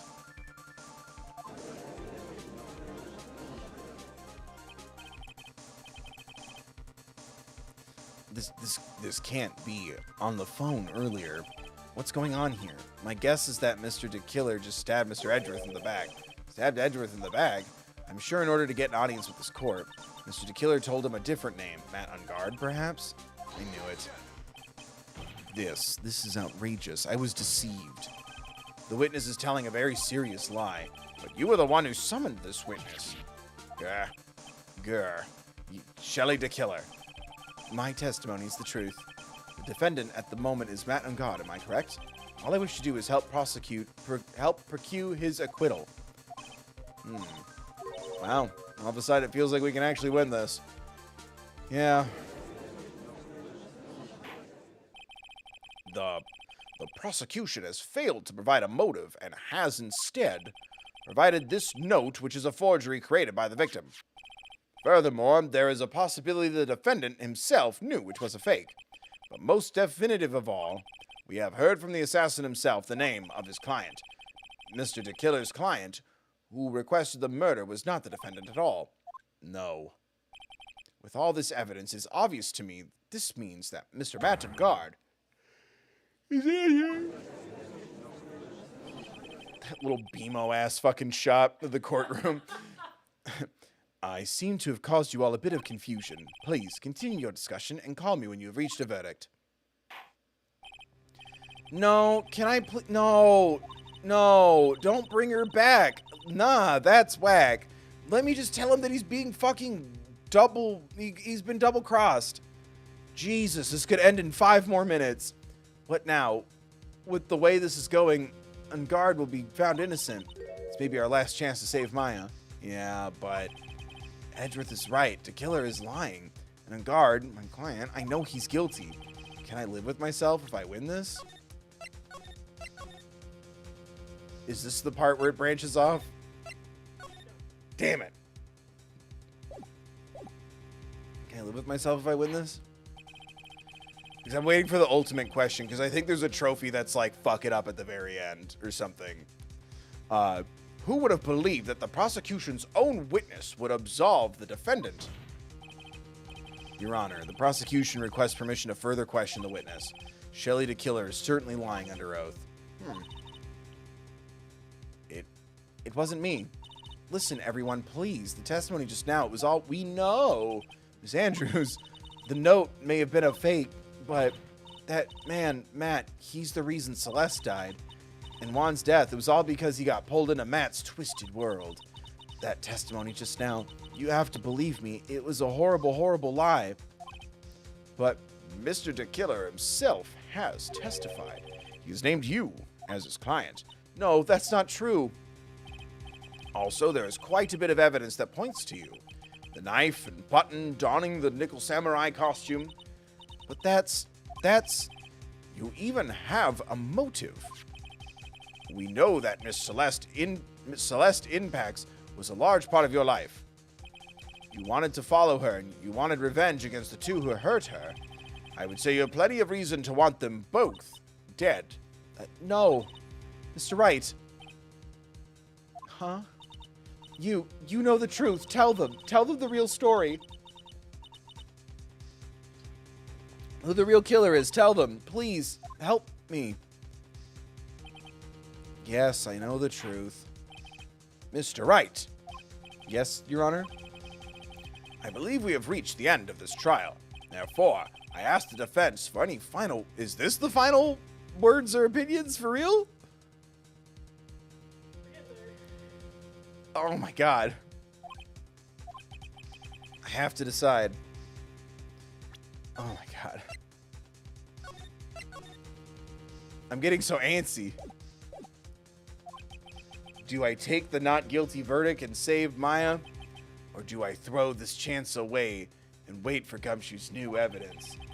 What am I supposed to do? Is this the decision that matters? Nope. Are you kidding? I would say for a quicker, just say request the trial continue. Request the trial continue. It's okay. I'm trusting you.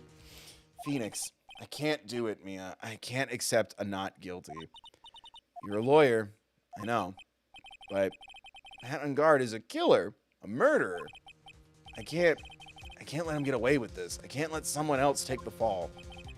If I let Miss Andrews be convicted, then I'm no better than Engarde. That's not true there, Chief. And even though I don't want to admit it, I have to face the fact that it is because of Edgeworth that I now know the real truth.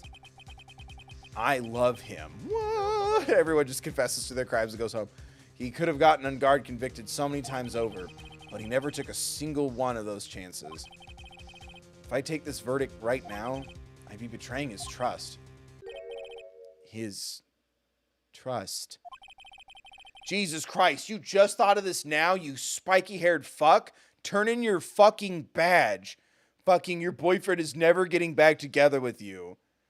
I hate Phoenix Wright for that. Wait a minute. I trust him. Yes, you do. I'm gonna walk hard. Mr. Wright, your opinion, please. The defense requests that we be allowed to further question Mr. the Killer.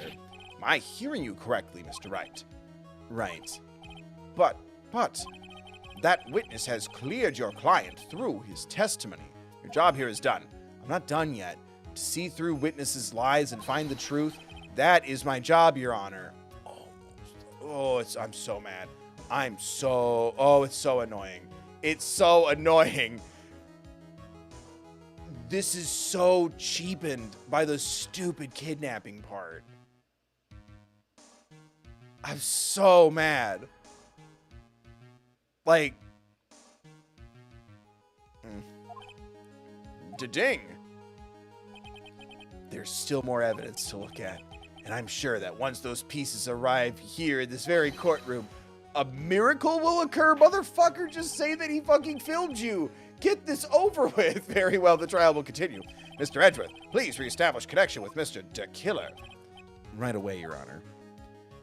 That's so irritating. Has the verdict been reached? Before that, we would like to talk with you a little more. About? All you needed All you needed from me was the name of my client. What else could you need me for? Well, actually, we would like to hear everything you know about this case. That is how things are usually done. What is he talking about? Usually done?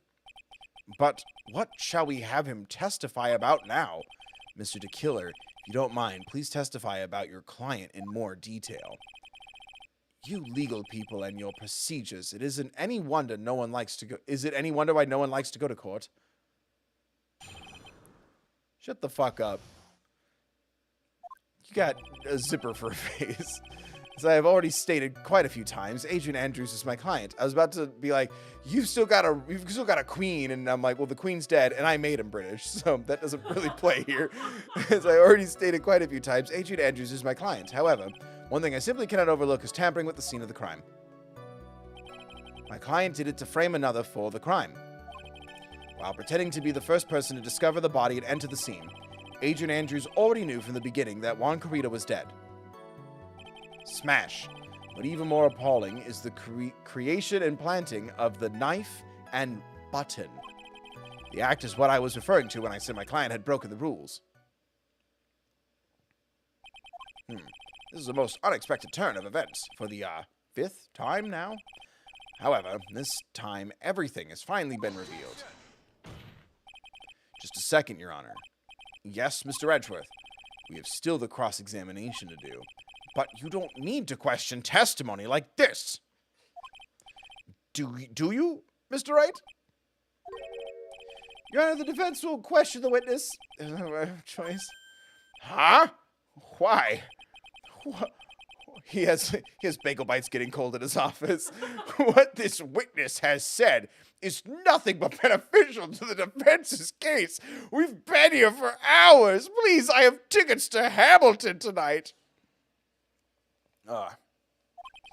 If you scrutinize the testimony, then I'll expose the lies in that oh-so-beneficial testimony, I suppose. I don't understand what's going on anymore. That makes 2 of us. I'm missing my granddaughter's recital. She was the sugar plum fairy. It's March. Okay, am I pressing the fuck out of everything? Nope, it's just Adrian Andrews already knew. Oh.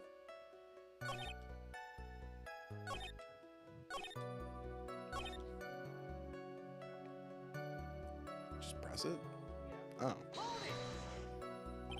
Oh, am I?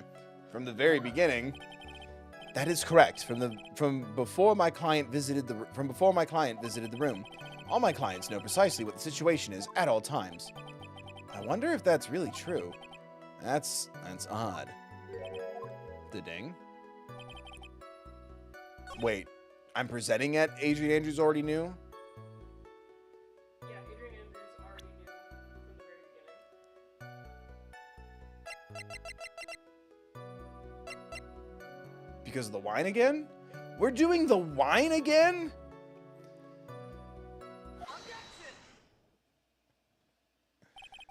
Thank you. Thank you so much for taking the time to testify, Mr. DeKiller. What is the meaning of that attitude? When Adrian Andrews entered the victim's room, she poured herself a glass of juice. Your client had no idea that Juan Corrida had been murdered. But how do you know that? From this wine glass, Your Honor. The glass. Jesus Christ, the glass again. I've had to piss for the last 5 hours. The glass. Mr. DeKiller's supposed client thought Mr. Corrida had only fainted, which is why this glass of tomato juice was poured for the victim. But isn't that just a part of Adrian Andrews' calculated plan? That is not possible, Your Honor. The glass bears the fingerprints of that person. Had this been planned, they would never have left their fingerprints behind. Wow, my eyes stopped. I see your point. Mr. Edgeworth, what is your opinion? Strangely enough, I had the same exact thought just now. God damn. That sexy, spiky brain of yours. Witness, how do you explain this strange phenomenon? Isn't it a waste of time to ask such a minor detail? It's not a very important point anyway, correct? He can't see you do that, Edgeworth. It's a walkie-talkie. I'm afraid you are mistaken. If Adrian Andrews really is your client as you claim, then your client should have had knowledge of Mr. Kurita's death. If not, then that can only mean that Adrian Andrews was never your client at all. How strange. Yes? Why is it that the attorney has yet to raise an objection at this absurd situation? Huh? Phoenix, if the killer figures out what we're up to, we're in real trouble. We could tell him 3 words right now, and he'd be on our side, our best friend, and we'd probably get a freebie. We just go, meh, and he would fucking ice a motherfucker for us. We'd be best friends with an assassin. That's the anime I want to be in. Yeah, I know. Mr. Edgeworth, I'm surprised. You know you can't say things like that without any evidence. Sorry.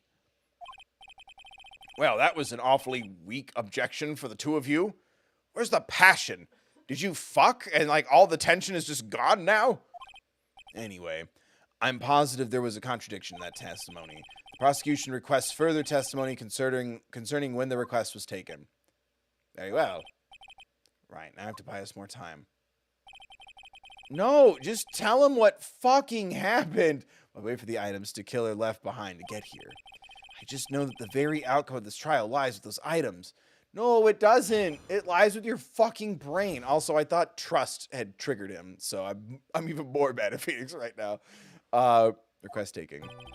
This request came to me, about a week ago. It was a request for my services on the night of the award ceremony. We met at a certain bar to discuss and finalize a few matters. That is what occurred. I trust my memory, and I believe I made no mistakes. So, you physically met your client.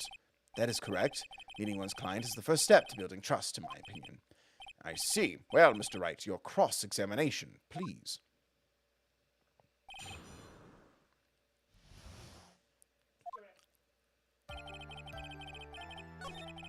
Request for my services the night of the award. What? Wait, what?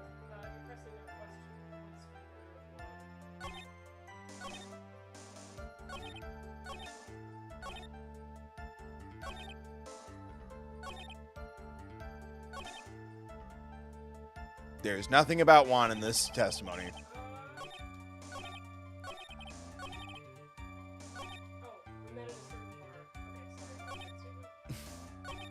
Oh, that's weird. That I was about to press the one that I thought was weird, which was, it was a request for my services on the night of the awards ceremony. And it was about, I'm like, this only took a week? Okay. So you physically met Adrian Andrews, right? Of course I did. What was that? What was that brief pause? Press. Witness, I would like for you to give us a few more details. I always meet my clients as a matter of principle. I have never taken a request by telephone or mail. And why is that? That's because I value the trust between a client and myself above all else. The only way to establish that is to speak to the client while looking them in the eye. Well, Mr. Wright, was the testimony just now of any importance? Very. Very important. Everything's important. Of course it was very important, Your Honor. Mr. DeKiller had met his client before the murder, that it's unlikely he's mistaken. Oh my god. That scared me.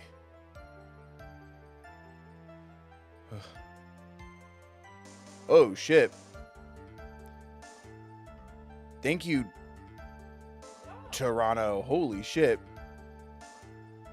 Thank you for donating $264.20. Where's the... It won't... Just because it's last stream. Is that all the... Jesus. Thank you, Toronto. Ooh.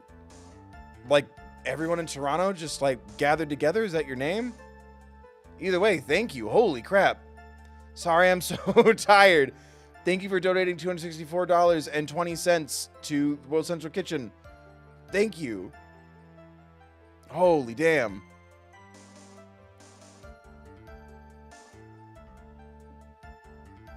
Oh my god, did it? It did. It made $69,420. Shut up! That's fucking great. God damn, really? I couldn't see it No, I can't either because the dashboard's so awkward.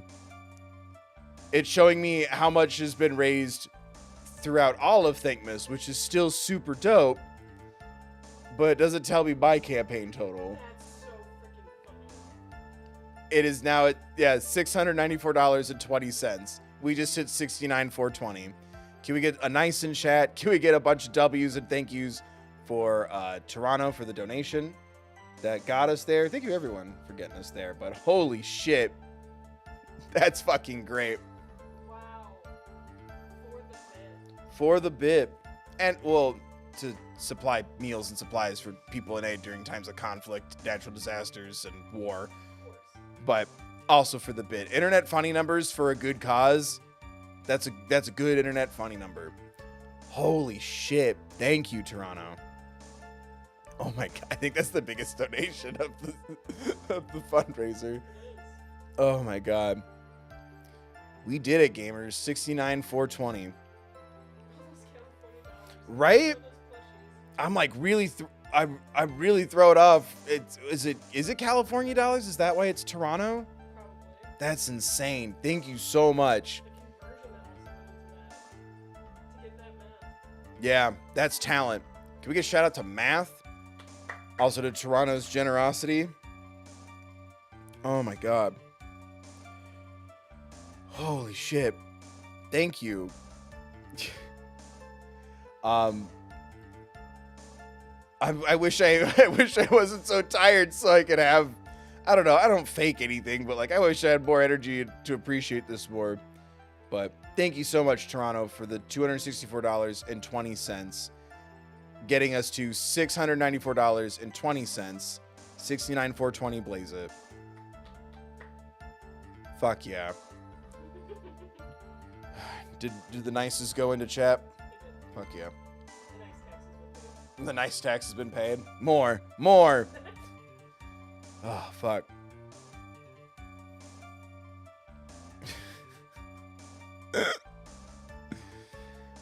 God. At least we hit the internet funny number. Thank you again for that donation. Thank you for donating to World Central Kitchen. Good. All right, let's fucking go. Let's keep the love going. Consider donating if you can. I always hate being the person where like I want to like a tweet or a video and it's on 69 likes or something and I'm like, I don't want to ruin it, but feel free to ruin it by donating more. It's to charity. And again, consider becoming a member if you want to both support me and do the charity. $1 from every new member we get is also being donated. Again, big thank you for the donation. Let's fucking go. So you're saying that this client really was Adrian Andrews? I guess so. You see, it's just as I said. Gah, I'm so lost. Who the heck am I supposed to be helping here? Calm down, Phoenix. Think carefully and relax. Now then, with the witness, please continue. That is what occurred. I trust my memory and I believe I made no mistakes. Well, I pressed certain bar and nothing happened. Well, what I have was you were supposed to press what was not important. Well, when has that ever been everything's important? Yeah, it's true. Press further and then it wasn't important? Yeah. Those are the same things to me. Phoenix, how many times is he going to say that he values people's trust? Why he meets his clients is not important, and that wasn't the point. Witness, please stop sidestepping my questions. What do you mean by that? My question was, did you really meet Adrian Andrews in person? I've already told you, Mr. Wright, I did. It was only through talking with him face to face that I began to trust him. I'm sorry. Did you just do a misgender? That's what I thought. I can trust this person. No. You don't get to revert to person. No.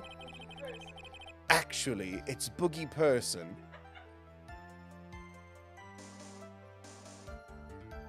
We could have lived at a more civilized time. Well, Mr. Wright, was that testimony just... It was very important. If I heard what I think I heard just now, then I think I've got him, Your Honor. I believe the testimony just now was of the utmost importance. Huh? Really? If that's the case, witness, please include the statement just now in your testimony. Very well. From the moment I saw him, I thought I could trust this person as a client.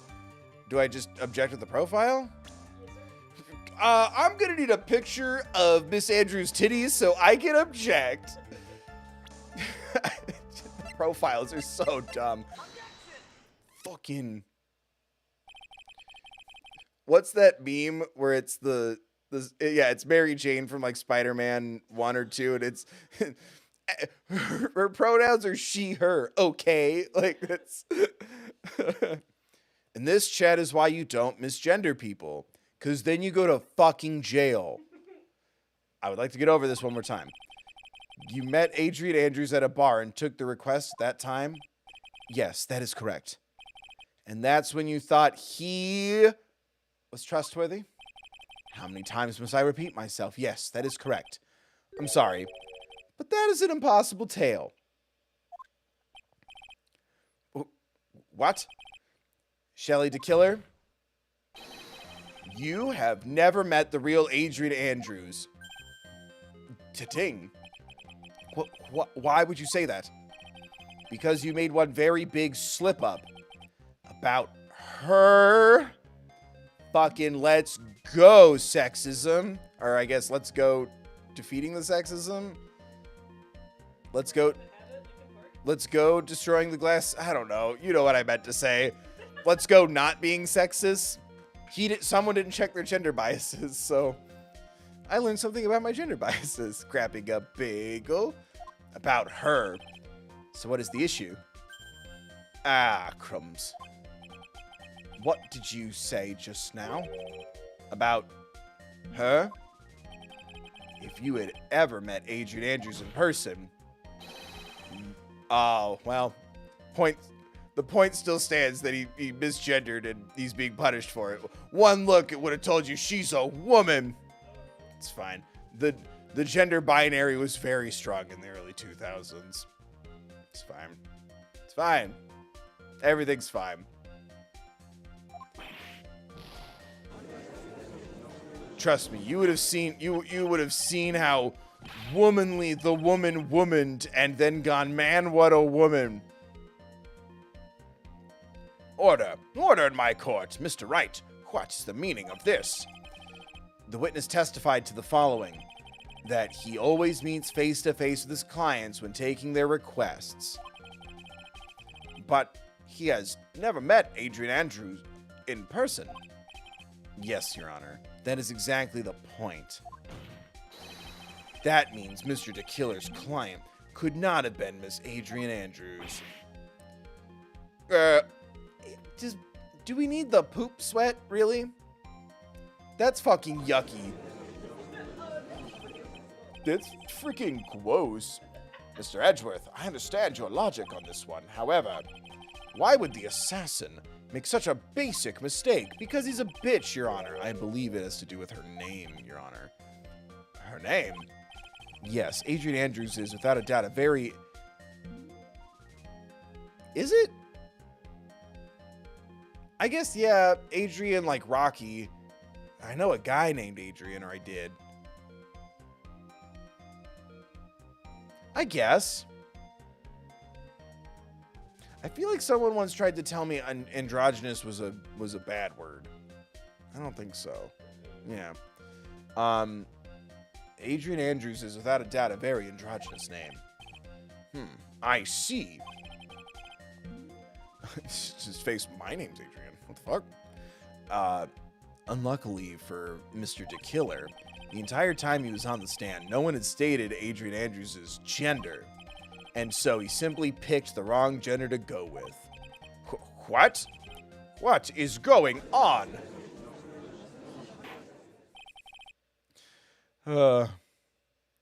Shelley DeKiller, this court demands an explanation. I I think somehow I must have mixed up this client with another. So does that mean you remember something different now? Yes, of course. Please, if you would allow me to testify once more. I know he's just gonna spit out more lies. I really wanted to, like, dig a deeper hole. Like, just like, she's incredibly tall. Like, just completely, with dark hair.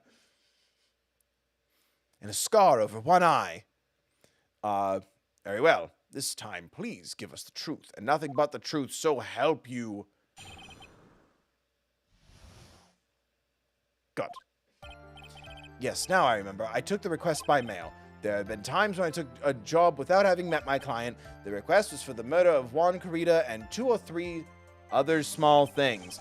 When I saw the name at the end of the letter, I thought my client to be a man. So you took this job through a letter. He didn't mention anything about a letter in his earlier testimony, which means he's definitely lying. Be careful, Phoenix. If you break the assassin's testimony completely, it's over for us.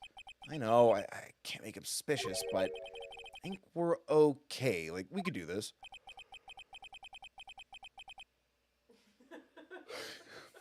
As long as he's standing there across from me. Oh my god. No matter how strong of a punch I throw, he'll counter it. He'll catch me. Our hands will touch. Now then, let's begin the cross-examination.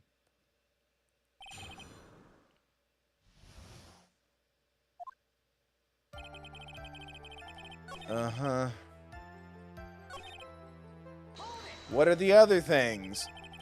2 or 3 other things? Yes. And what were those other things? A few other things that have nothing to do with this case. Should I let him slide? It'll be really bad if I push his buttons the wrong press? Yeah. Whether or not they're related to this case is for the court to decide. Mr. Attorney? Yeah? Everything I have said from the beginning has been nothing but beneficial to your client. Which is why I wonder, what is pushing you to continue with this cross-examination? Could it be that you are planning to betray your own client? I smell the stench of a backstabber. And should you turn out to be one... Wait. Uh-oh, this is looking really bad. I shouldn't press my luck. Is this worth pursuing? I'm gonna press you, bitch. Witness, this is a very important matter. Please cooperate and tell us what these other jobs your client requested were. If it's truly that important, I suppose I don't have much of a choice. The bear figurine. The bear figurine? Phoenix, that was like 10 minutes ago. After the assassination of the target, I was to find that figurine. I was told that this job was just as important as the actual killing. And where was that figurine? It was inside Mr. Carita's suitcase. And then what did you do next? I handed it over to my client right away. You gave it to your client. Interesting. This information certainly sounds important to me. Witness, please include what you just stated in your testimony, as you wish. One of these was to find the bear and give it to Adrian Andrews. But you still misgendered Adrian Andrews, which means you never met. Now, how to... profile again? The bear? What are they?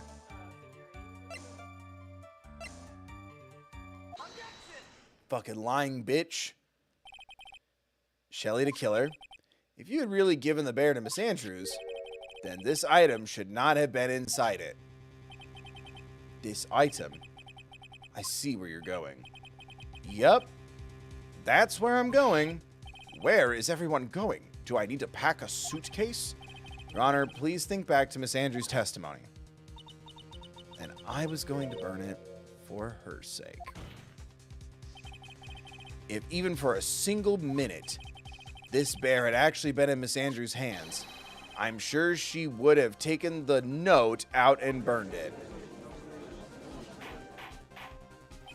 Oh my god. Order! Order! So that's where you two were going. So by the very fact that this note was still inside the bear, tells us that your client didn't know how to disassemble the puzzle. Which means... It means, Your Honor, that it is impossible for Adrian Andrews to be the client. Oh. That's all you have to say for yourself, homie? Murder people. Order! Order! Ugh. Mr. Phoenix, right. Ding. I'm sure I mentioned this before, how I hate traitors above all else. I think your cross-examination has clearly demonstrated something to me. You must wish to break your end of our agreement. No, that's enough. If that is your intention, then there is only one thing for me to do. Wait, please, gentlemen, ladies, please excuse me. I have a matter that I must attend to. No, please, not that. Please, wait. Fucking say it. This is fucking... The kidnapping should not be part of this. Oh my god. Especially this idea of loyalty to the job and to your client. Fuck me. This should not be part of this. Mr. Attorney, bring this trial to a speedy end, and I may stay my hand. Otherwise... I feel nothing. Phoenix, right. Tell him that the client, the trust is so important. I hate traitors above all else. Gee, if someone were to fuck me over, I'd be sure to fist him good. Like, does he have to put on an interpretive dance for you? Please tell me that's what happens. Mr. Edgeworth? Yes, Your Honor. I didn't understand this witness's outburst just now. Do you think there is a need to hear more testimony, or is this enough? Well, we should... Edgeworth, we can't do this. If we keep this up, Maya... The prosecution, What has come over everyone? Even you are... The prosecution... rests. What is going on around here? The prosecution has no further questions, Your Honor. What?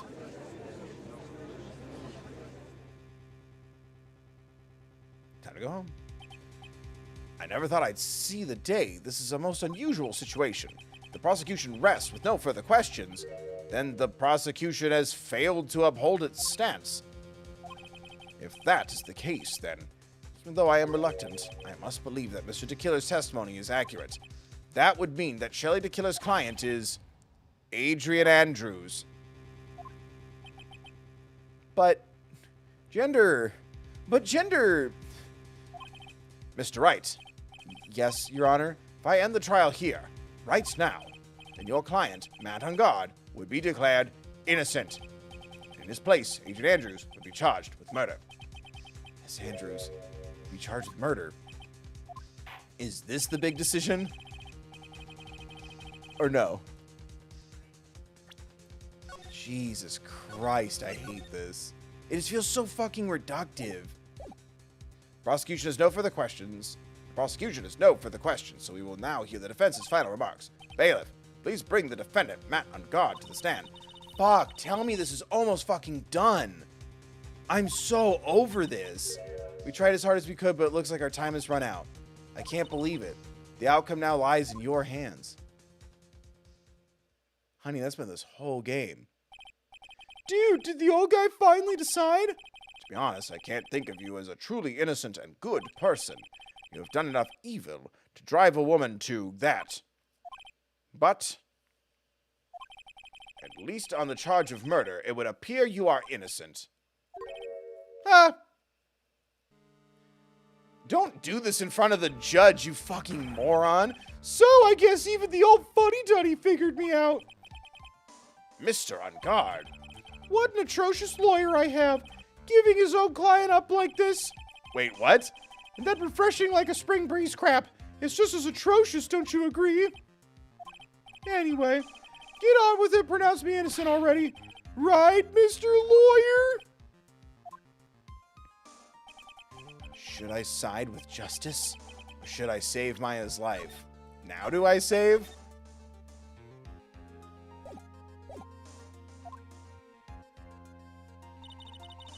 You better get Engarde a guilty sentence, okay? But if I did that, Maya will die.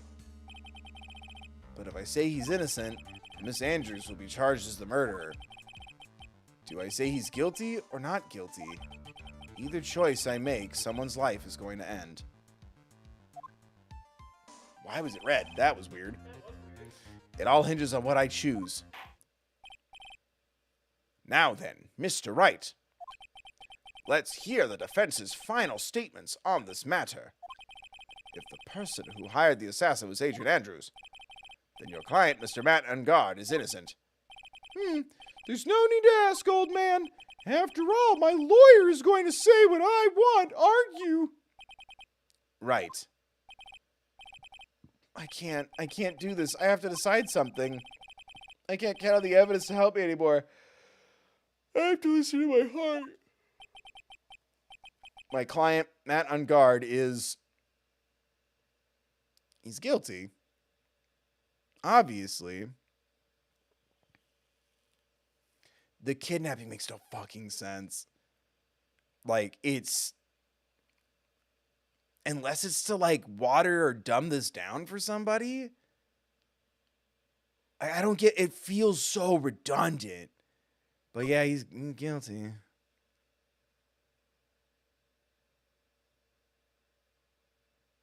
Is it quiet? There we go. We are waiting for your answer, Mr. Wright. Matt Engarde, your client deserves an answer. Maya, I'm sorry. Matt Engarde is... Oh, it didn't matter. Oh my god, yay! She made it! Franziska von Karma.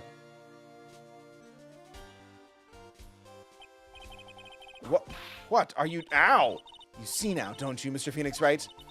This is exactly why you should never take your eyes off that scruffy fool. Did you bring them? The final pieces, do you have them? You should know better than to ask that, Mr. Miles Edgeworth. Von Karma is perfect in every way. The evidence in here is perfection. Don't worry about Scruffy. He's fine, and his injuries are minor. All the items are inside. Oh, it's his jacket. Is he dead? All the items are inside this. What a filthy old coat this is. That's Gumshoes. I can spot his tattered rags anywhere. I apologize for its ugliness, but there was nothing else to wrap the items in. He's naked out there! I fought long and hard this whole trial, all for what is inside that raggedy coat. I'm sure that inside that coat lies a crucial piece of evidence. You could have ended this case already, you dumb fuck. Your Honor, inside that filthy coat are the defense's final pieces of evidence. Your final evidence?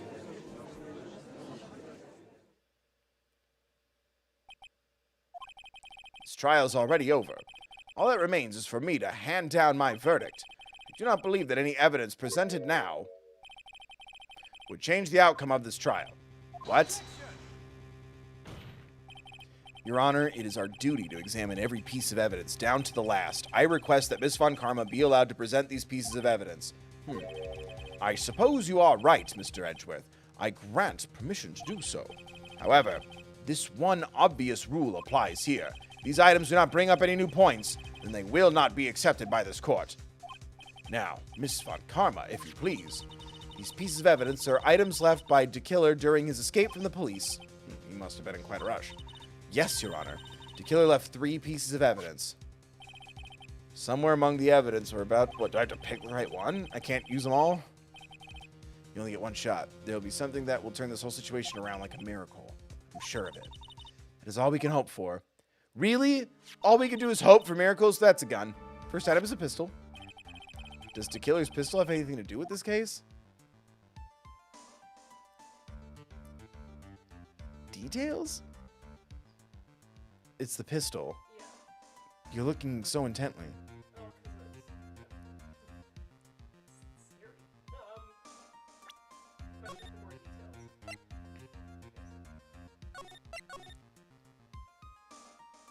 But he didn't shoot anybody. Does that pistol have any relation to this case? We have yet to perform a ballistics test, so I can't say anything for certain. However, I believe it has something to do with this case, at least with me. Huh? That's the pistol he used to shoot you. Oh, Right. That's a different case. It's the pistol used to shoot you, isn't it? That's what I believe, yes. Hold on. Oh, God. Sorry, I'm sorry. Oh, I'm okay. There we go. God, that wasn't pleasant. I am okay. I sat funny, and something might have moved, and it had to be adjusted. Oh. I kept the bullet they removed from my shoulder as a sort of memento. I will use it to strike the person of whom I shall wed. I'm sure it will be an excellent sample for the test. So that's the pistol that was used to shoot Franziska. It's probably not going to help us very much. The second piece of evidence is this videotape. Can I just get details on all of them? Have you checked the contents of that tape? Unfortunately, there was no time to. Oh, yeah. But I would speculate this tape is very important. Why would you say that? Because he came back to his hideout for it. The killer went back for it? That's right. Looks like he was trying to recover it. He injured 3 of the officers at the site. But somehow, it looks like they managed to protect it from the killer. Shelley the killer is no ordinary man. Okay. The bellboy's uniform. Do we need this? God damn it. Was that used during the crime? I'm almost certain it was. There's even a pair of black leather gloves in one of the pockets. Sometimes bellboys wear gloves. Oh, it's back to this again. There's no doubt about it. The killer was wearing this on the night of the murder. There's one thing I found interesting about this uniform, and what is that? It's assless. There's a button missing on this uniform. A button? It's a very unique button. I'm sure if we were to recover it, it would provide us with an interesting clue. Bellboy uniform. That is all I have to present, Your Honor. It's just as I thought. And what is that, Your Honor? I'm sure were we under normal circumstances, these items from Shelley the Killer's hideout would be very important clues. However, our question is not who did the killing. It is who is the client. Yes, that is correct. Watch the tape. You're old. You know how this stuff works. Put it in. Be kind, rewind. God damn it. It's so frustrating. And these 3 items do not tell us anything about that. Thank you for your hard work, Miss Von Karma. You may step down now. Wait, Your Honor. Please allow me to examine this new evidence. Overruled. This court has all the evidence it needs to hand down a verdict. Wonderful! Absolutely splendid! This judge is such a brilliant man, isn't he? Is this the end? Phoenix. I knew it. There's no such thing as a miracle in this world, is there? You just see Phoenix Wright standing in front of a church. God! And lightning strikes. And he becomes the Daredevil. Oh my God, he's Daredevil. I think you're wrong. I think they do exist. You're just saying that because Pearl was watching Encanto several times last night. But you have to make that miracle happen. You've come this far. You can't give up now. But no matter how you think about it, it's try for my sake. Just come to church just once. Just think about it for a second. They have ice cream. I'll just get you ice cream. There are 2 ways out of the situation for us. I still haven't gotten my ice cream. I'm wounded. 2, the first. Make Engarde wish from the bottom of his soul for a guilty verdict. Huh? The killer will always place his client's wishes first. If Engarde himself wishes to be convicted, then he will let his hostage go. That may be true, but that's asking me to do the impossible. No, it's not. The second way. Force the killer to end his contract. I can do both at once with 4 words.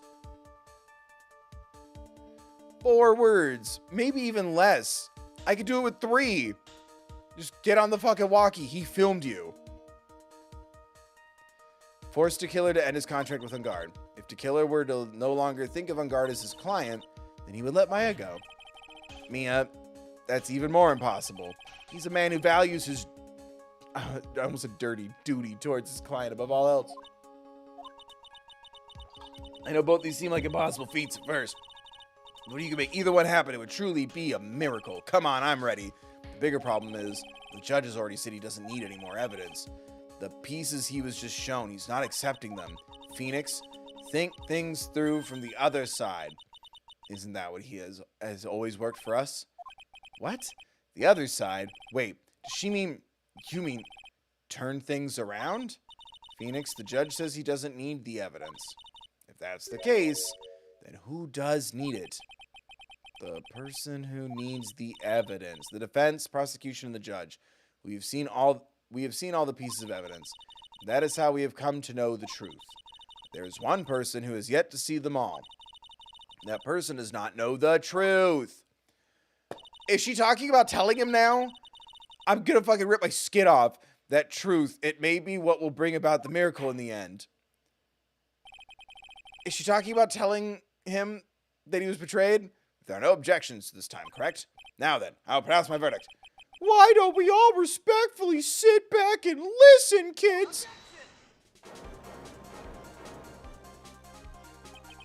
I have already told you, Mr. Wright, this court does not need any more evidence, nor do I need more knickknacks for my room.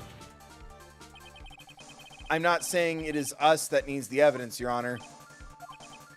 Then you want to show the evidence to that person? Yes, Your Honor. Please, Your Honor. Mr. Wright, for you to ask with such passion. Oh, thanks, King. I will grant you one chance. Let me save so I get infinite chances. One chance? Please, show your evidence to who you think is the right person. That's impossible to turn the situation around in one try. One try, that is all I will permit. I have to try to remember the Hushabye Mountain. Everything that has happened up to this point. Think. There must be a way to save Maya while taking Engarde down at the same time. Now then, Mr. Wright, let's not waste any more time. Who would you like to show evidence to? The killer. Because I'm going to tell him that his client filmed him. And then they're going to fucking sew up his butthole so he can never be fucked again. That's why he has a zipper for a face. So he can't use his orifice on anyone's genitals. I see. Now, tell this court what one piece of evidence you'd like to show.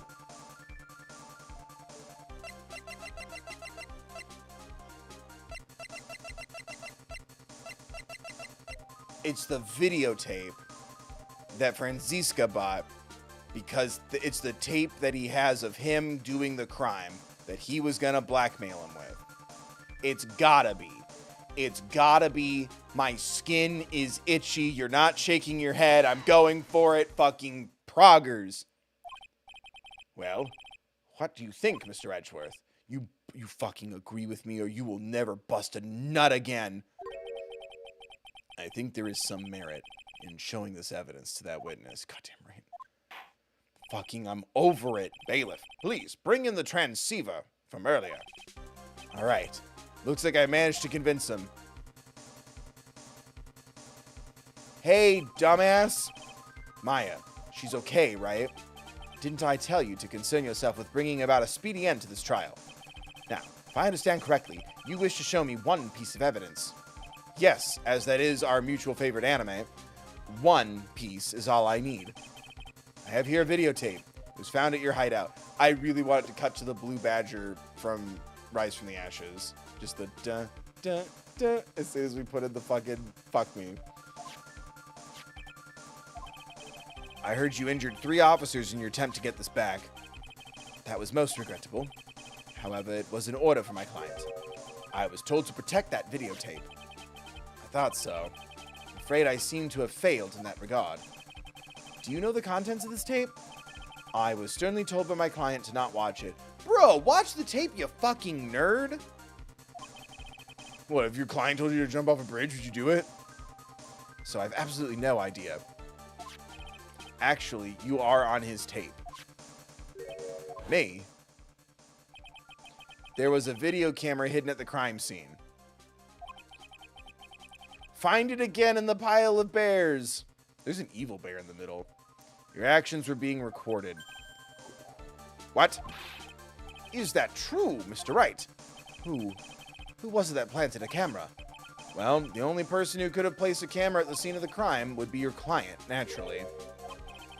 That was Adrian Andrews? Be quiet and listen, Your Honor. Yes, sir. Your client specified a place and time for you, isn't that right? Yes. That was so they could film you. I had no idea. Mr. Wright, why would my client do such a thing? I would like to know why. Because he thinks you're cute. Oh my god, the reason why he did this is my ticket. Oh my god, there's only one reason why. He wanted blackmail on you. I'm tired of it. Your client once told me the world is gonna roll me. Something very interesting. We were talking about you and this is what they said. But I'm no weakling. I don't believe anyone, least of all assassin. Oh, come on, Mr. Wright. Assassins aren't above blackmail. Yes, that's where the video comes in. With that, I can keep the blackmail. We get it. Your client didn't trust you at all. They were thinking of using this video to blackmail you. What do you have to say to that, Shelley the Killer?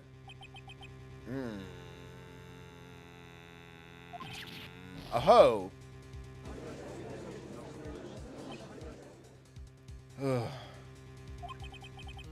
It looks like I was being deceived from the very beginning. Yes, by a natural. That is the kind of person they are. Your client is a person who only thinks and plots of how to use the people around them to protect themselves from any and all dangers that may arise. That is the true nature of your client. I have one question for the witness. Yes. You told us one thing numerous times during your testimony. You said that you detest traitors. Oh my god, I'm smarter than the lawyers. I figured this out years ago. Yes, that's right. What if that traitor was your own client? What would you do then? That's obvious. I would break a contract in that case. And then, that client would become my next target. The honor of to kill a name, even if it takes an eternity, I would follow that person to the end of the earth to exact my punishment. Why red? That was weird. Ugh, I see. That's all I wanted to know. So the traitor becomes the killer's next target. Ah, I get it. This is how we'll turn this case around. Mr. Wright? Yes? My contract with my client is over as of now. I seem to have a new job on my hands. I will now return to you your precious item. What the? I'm not an item! Beep. Maya, I thought I'd never see you again. Oh, thank goodness.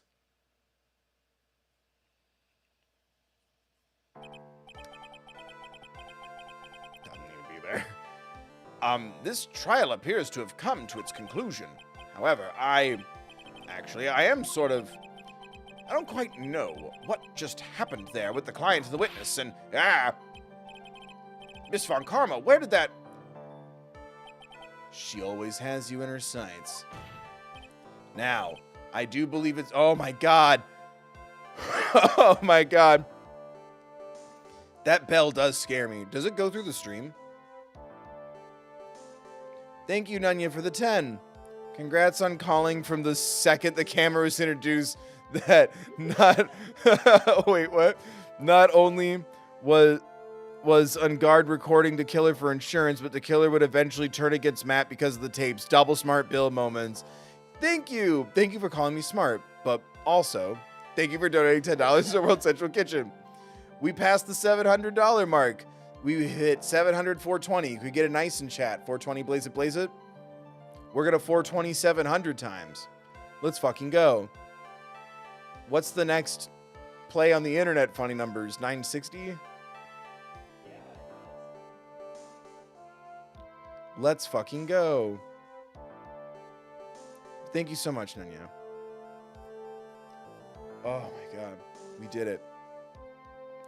Now, I do believe it's time to finally hand down a verdict. That's why I should have played this. If I get something right, you can tell me if you donate. Mr. Engarde, it looks like somehow you got what you wanted. You finally received the acquittal you wanted so badly. You should be happy. But before that, I would like to make one final statement. Sometime in the near future, one very betrayed assassin may appear before you. Meh. Needless to say, that man is very good at what he does. I'm sure you would understand what I mean if you watch this video. Help me. Now then, Your Honor, the verdict, if you please. Is this all right with you, Mr. Wright? Where do I save it for the crossroads moment? Here? Oh, no, that's... Oh, we passed it already? Oh, okay. Is this all right with you, Mr. Wright? We have finally reached the end of a very long battle. Whether he's convicted or acquitted, there is no escape for him now. Go on, Phoenix. Plead whichever way your heart tells you. Right, Chief. Guilty? Oh, yeah, Shay has This is the crossroad? Oh, I already saved at it. Okay. Well, we plead guilty. How does this matter? I mean, I guess it doesn't matter how we plead because we were found guilty either way. Sweet. Matt Engarde. Engarde.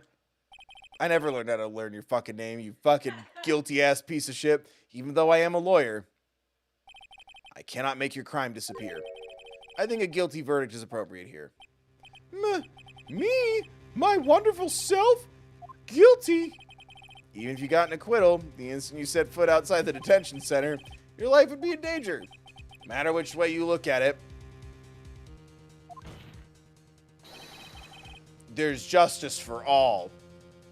TM, you can't run away from your crime anymore.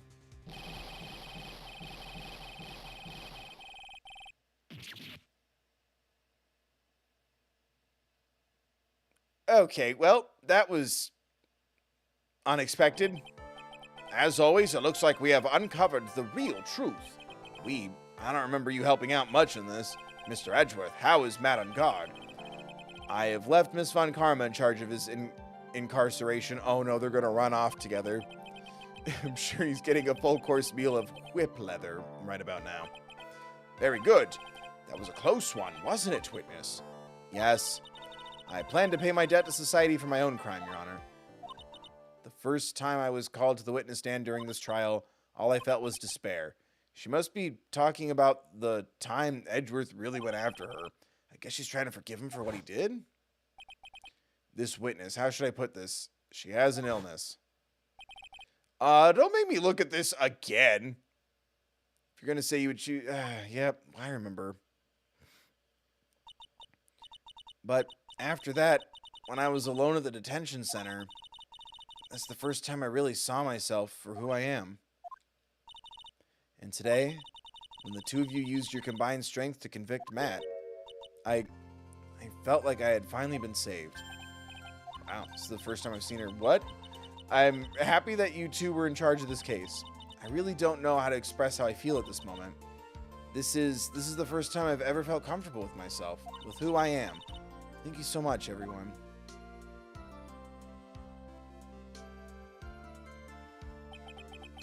It looks like we have resolved everything at last. As for myself, there are still a few things I'm confused about, but everyone seems to be in good spirits, and that is good enough for me. That is all. This court is adjourned. Wait, do we get the guilty with the confetti? No? Okay. March 23rd, 5 p.m. It's 5 o'clock somewhere. God damn it. You were great out there, Phoenix. What I did out there was right, wasn't it? This is the first time you've not gotten your client off. How's it feel to cuck yourself legally like this? You got them a guilty verdict this time. But you have to look past all that to what's really important. You now realize that there is something more than just getting a not guilty, right? Yes, I understand now. Jesus. Phoenix, think back for a second. Think to the moments before Miss Von Karma arrived with the final pieces of evidence. Think about the incredible decision you had to make. Now then, Mr. Wright, let's hear the defense's final statements on this matter. I can't count the evidence. I remember this. Should I side with justice or should I save Maya's life? My client, Matt Engarde, is... Is he guilty or is he not guilty? Those were your choices then, and your answer spoke to what being a lawyer means to you. Right. Edgeworth, I have good news. Maya is now safe in police custody. Really?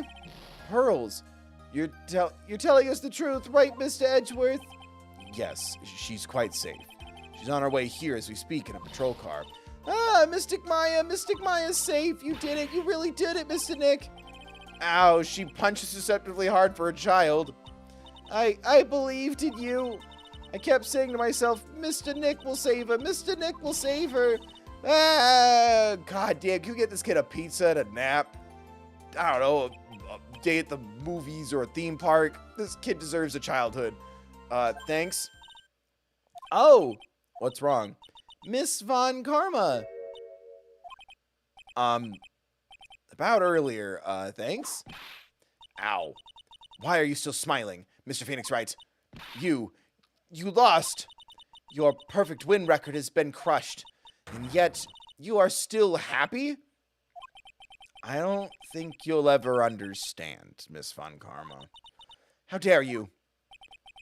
Alright guys, let's ditch Miss Von Karma by going to a bar since she's 19. Don't worry. She may in time. After all, I was like that myself until a year ago. Edgeworth? For my own personal victories and for guilty verdicts. Back then, when I looked so different, I used every trick in the book, and so my win record remained spotless.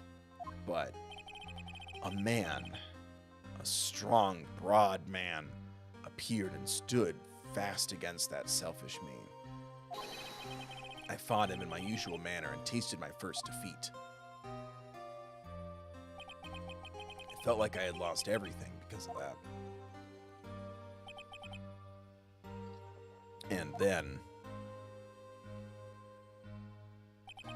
I shot a man and got away with it. It was my turn to sit in the defendant's chair.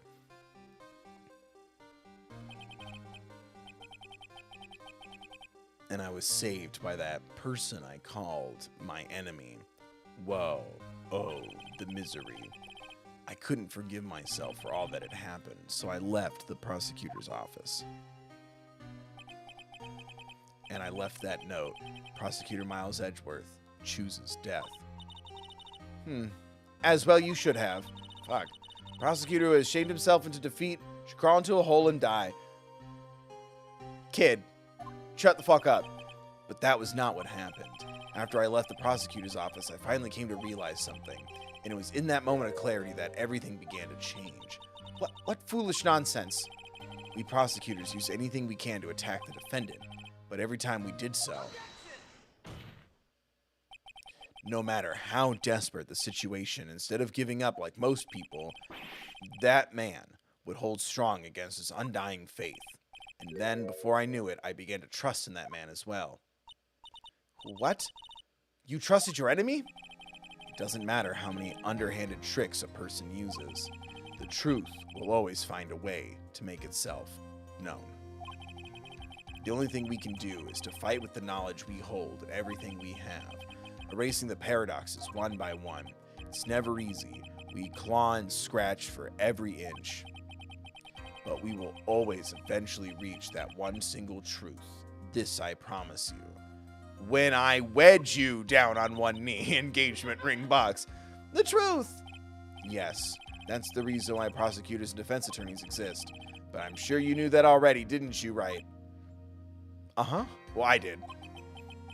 That's why you couldn't forgive me, the man who went into hiding. Isn't that right? This man, who only had his sights set on victory, who ran away into the night. Is Mr. Edgeworth right, Mr. Nick? He said he would stick around in the morning, and he didn't. You really let me down. When you disappeared, I felt betrayed. The reason I decided to become a lawyer to begin with was because I believed in the things you said to me all those years ago. And you betrayed your own words. That's why, 1 year ago, I made up my mind. I'm gonna be a prosecuting attorney. I decided that the Miles Edgeworth I knew had died. At least that's what I told myself. And us, the audience, you fucking assholes. You pathetic fool. Miss Von Karma. I don't want to hear the wretched whimpering of a disgraced loser. Von Karma is someone who's destined to be perfect. Miles Edgeworth, you are no longer worthy. You are no longer worthy of being a Von Karma. Well, at least you acknowledged him up until this point. Neither am I. Well, at least you acknowledged him up until this point. It's over. It's all over. Franziska threw something on the ground just now. This is an electromagnetic receiver? Isn't that the thing she used to track Detective Gumshoe? I'll return this to the precinct later. There's something else. Isn't that Miss Von Karma's whip? I'll never set foot in another courtroom again. I'm sure that's what she's saying by this action. Can we make sure Maya's alive? You should keep this, right? For later. Keep it. Bring it with.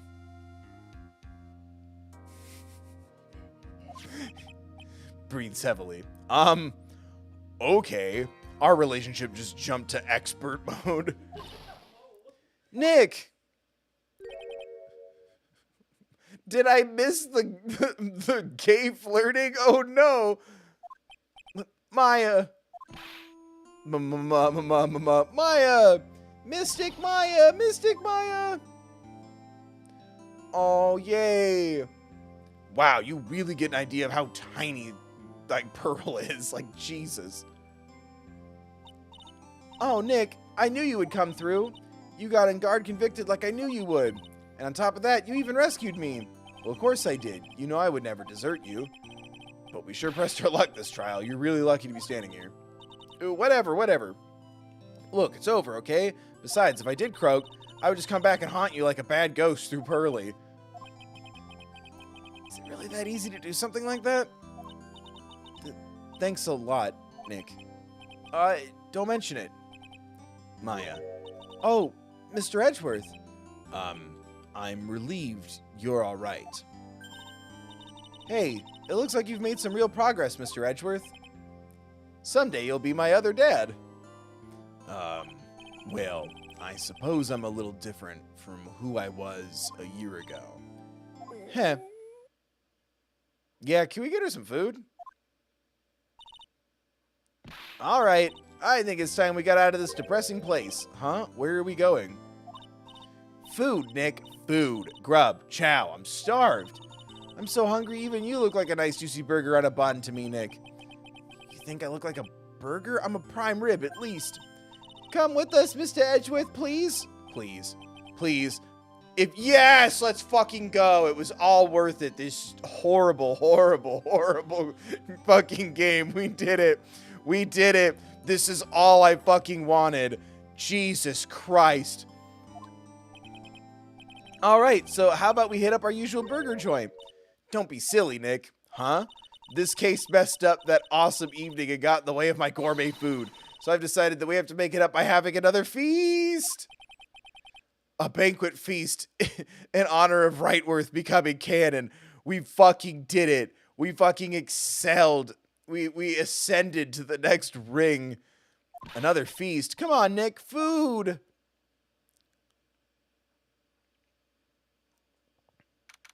No, I don't care about this. Show me the date.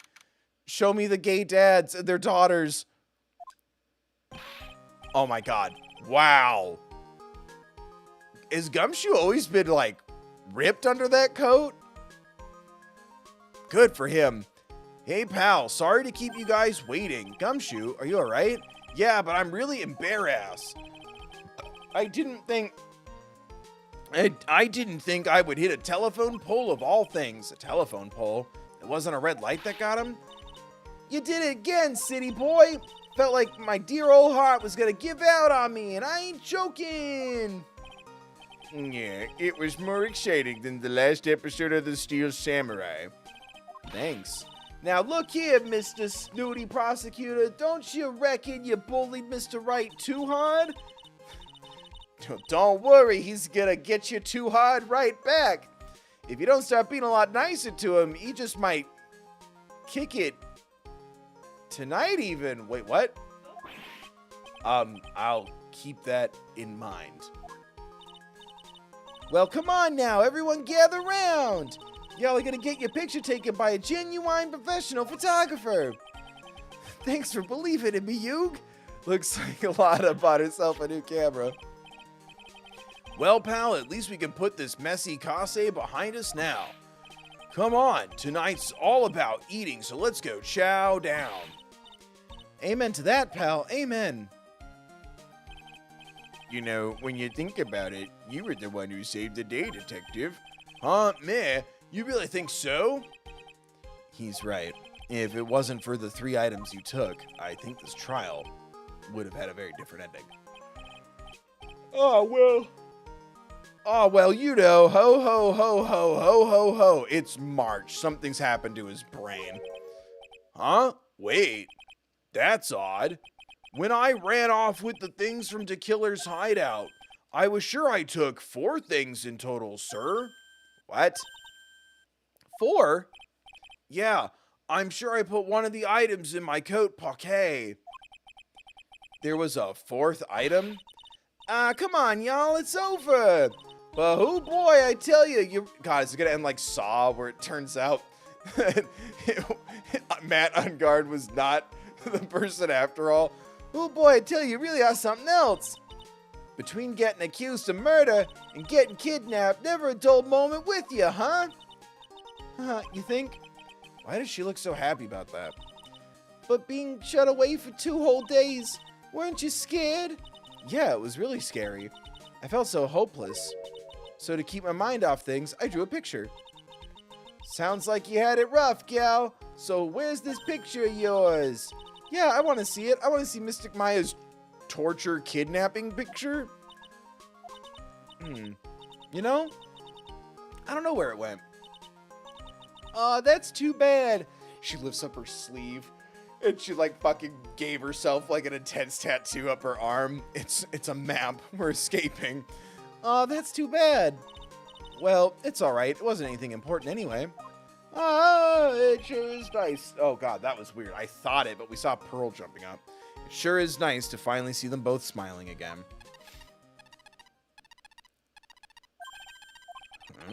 What is it, Edgeworth? This thing is picking something up. That's Miss Von Karma's receiver. Thanks to her, I had the most awful experience of my life, sir. I can't believe she stuck a tracking device on me. That's odd. Even though you're standing right here, the tracking device seems to be in a different location. Oh, it's probably busted or something, sir. Well, it doesn't matter. I'm afraid it's about time for me to excuse myself. Still have some work to do. Huh? But, Mr. Edgeworth, you haven't even eaten anything yet. And you've eaten way too much, you glutton. Phoenix, I had fun tonight. Now, if you'll excuse me, I'm meeting a spiky-haired stud on the roof. Wait. What? I just want to say thanks, Edgeworth. You really saved me out there. If anyone should be saying thanks, it should be me, right? I feel like words alone aren't enough here. Fucking kiss! I wonder if there's anything I can give him to express how I feel.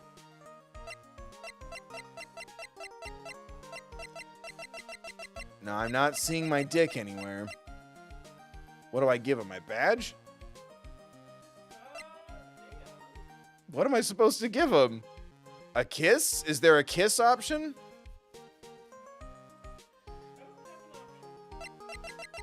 Do I give him a wine glass? What the fuck? My badge? It's the closest thing to an engagement ring I have. I do. What am I supposed to give him for real? I don't, there's nothing to walk through there except for presenting a whip. Can I really? I think so. It says, as you watch the end of this scene, you are given the opportunity to present the whip. I don't know what else that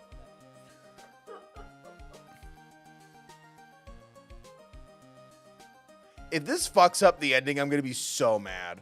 is. It won't. What's this? Oh, I thought we were gonna like whip him. Which... Thank you. It's all thanks to you two. You and her. You don't need to thank me. I was only doing my job. Loving you. Supporting you. Through sickness and in health. It looks like Mr. Edgeworth has left, Mr. Nick. Hey, Mystic Maya? Yes, Pearly? I guess you two no, boo. Cancel Pearl. Cancel Pearl. I guess you two can go back to being lovey-dovey, right? You and Mr. Nick, I mean. Pearly, would you cut it out already? You're embarrassing me. Anyway, so who's paying for this lovely dinner party? As if you need to ask. Everyone say thank you to Nick. Huh? Oh yeah, I'm kinda at the point where I can't even buy instant noodles, pal. So I kinda already put your name on the bill. Oh wow, I'm in this? Huh? Huh? Yeah, I got me a situation just like that myself. There's this camera shop in this hotel, see? And I just bought myself this good old beauty here. It better be for $3,000. Huh? Actually, I reckon you bought it for me since it's on your tab and all. Yeah. Isn't this great, Mr. Nick? Yeah, Nick. Why do I suddenly feel like screaming? You don't need to hold back now, you hear? Yeah, pal, time to let it all out. This is gonna be the first... This is gonna be the first time I hear the real you. Go on. It's been a while since I heard you say it. I've been busy being a hostage and all. Alright then. If you say so. Fuck! Alright, we did it. Fucking eat shit. You really came through for me, Nick.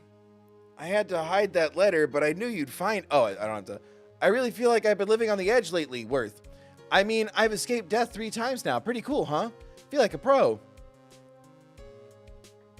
The first one is so much better than this.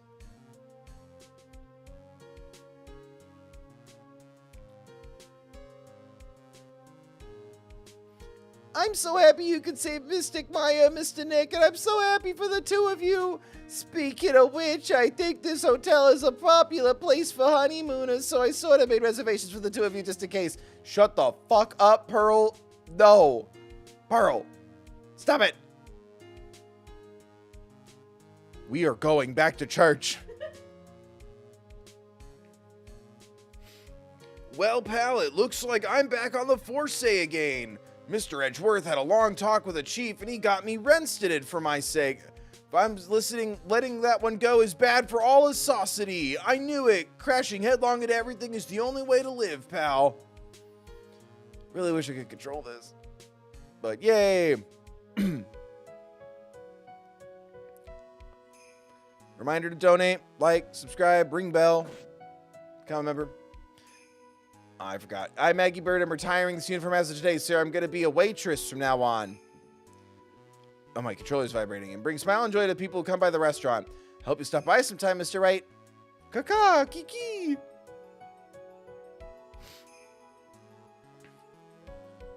Really glad I got an update to how the bird girl is doing. Yeah. Boo.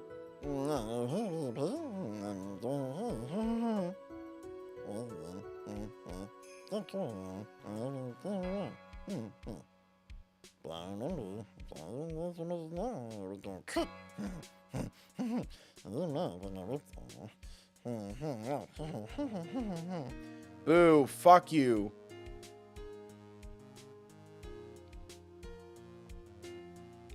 There's too much gross shit in this.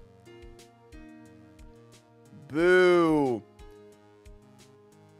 It's time to begin and to let the world know we are serious. I plan to take a fabulous flight to Zimbabwe. Hey, Max, what do you think Zimbabwe is like? Do you think there are castles made of cake and bunnies who can talk? I think if there are any talking bunnies, even they won't laugh at most jokes. I hope I never see those characters again.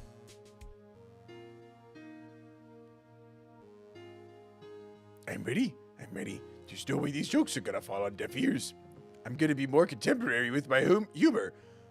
Bow curls represent. Boo, boo, boo. Hiss, hiss, hiss, hiss, hiss, hiss. Boo, boo, boo. Was that all the sex criminals, or was there a couple more?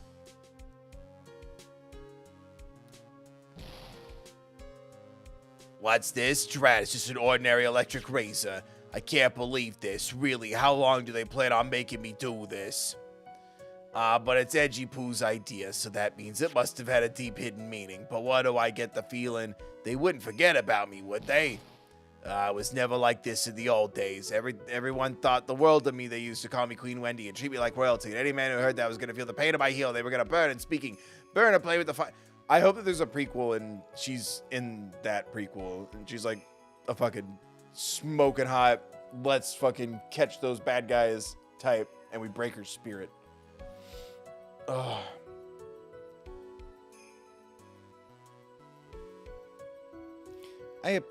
I appreciate everything you and Mr. Edgeworth did for me from the bottom of my heart. Oh, that's right. I received a letter from Miss Von Karma. She said that after I get out, I should feel free to consult her about anything at all, and I'm really thankful to have met everyone. Ship. Approved. Thanks, Gavel.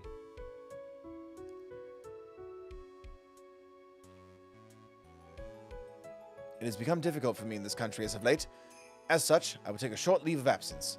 If you would like to request my services, please be sure to visit my homepage. May we both be blessed with longevity. What a waste of a radio to make it self-destruct.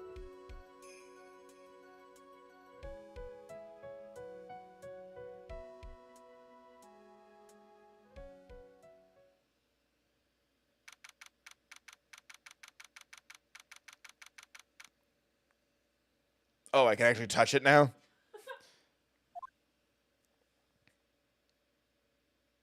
Oh, are they going home? Oh, where are you going, Franziska? How did you know I was here? With this. I heard you were planting things on a certain person. Things like tracking devices in his coat, for example. That's just like you. I only planted it there because he was always wearing it. This filthy, drab coat of his. I don't know how it ended up in my luggage, but it's going in the trash, I promise you that.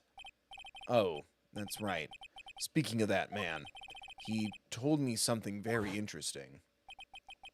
When I ran off with the things from the killer's hideout, I was sure I took 4 things in total, sir. 4 things? It seems he put the last one in his coat pocket. He put it in here? It doesn't matter anymore. The case is already over. What are you going to do now? That's none of your business. Are you running away? Shut up. You don't know anything. You don't understand a thing. You can't possibly understand what it means to be Manfred von Karma's daughter. Franziska. So many expectations from everyone around me. Expectations I must fulfill. I'm expected to win no matter what. And failure? Such a thing is not an option for me. My father was a genius. There's no doubt about that. But me, I'm no genius. I've always known that. But I had to be one. I had to be one. I had to. You may not be a genius like your father, but you are a prosecutor. You have been and always will be. Ding? No, I'm not. Not anymore. I've even thrown my whip away. Speaking of that, Wright gave me this to hold on to. Right. You knew something like this would happen, didn't you? I'm going to say this again. We prosecutors do not fight for personal honor or pride. I hope you still think deeply about what you should be striking down with that whip. You haven't changed a bit. You've always left me alone and walked on ahead without me. Miles Edgeworth, I've always hated you. And then, finally, my chance to take my revenge on you arrived. If I could win against that man, if I could make Phoenix Wright bow down in defeat, if I could make your top submit to me, then this girl you left behind would have risen higher than you. That was supposed to be my revenge. I see. You know, I can't do it. I can't change who I am. I can't throw away everything I've been until today. I believe you can, just like how Adrian Andrews did. Adrian Andrews. You were going to use her during the trial, right? But you were dependent on your father by using his tactics, isn't that right? Today you chased after me, after I had left you behind all these years. And that's why we're standing here now, side by side. But I have no intention of stopping. If you say you are going to quit your walk down the prosecutor's path, then this is where we part ways, Franziska von Karma. Oh. What a rare thing. And I don't think she'll ever do that in this whole game. I am Franziska von Karma. Don't think I'm going to walk in your shadow forever. Our battle begins now. So you had better prepare yourself, Miles Edgeworth. That's sweet.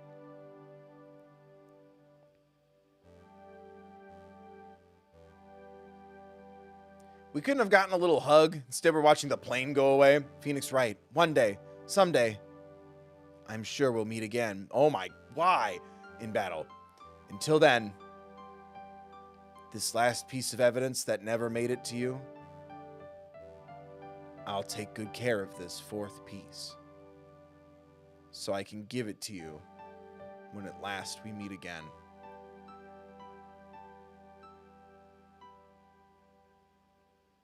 Do we get to see what it is? Oh, shit. Oh, that's the drawing that my... Oh. That's sweet. Now I'm the Jigsaw Killer.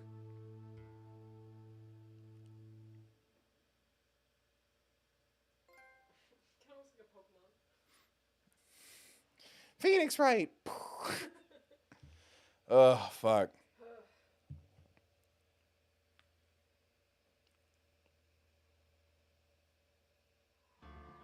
All right. Now we did it. Now, fuck this. Oh my god.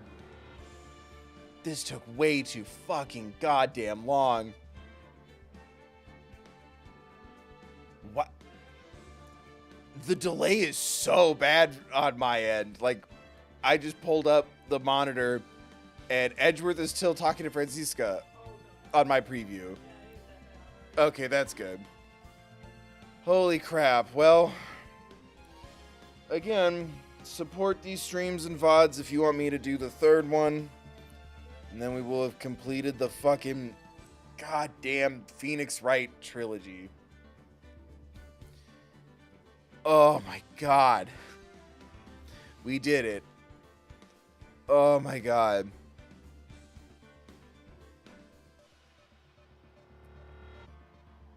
I'm really upset with how, like,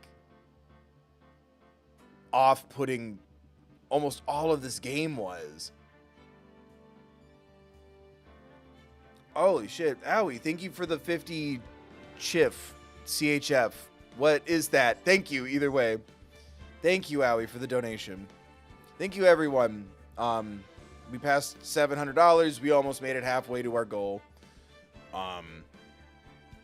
And again, it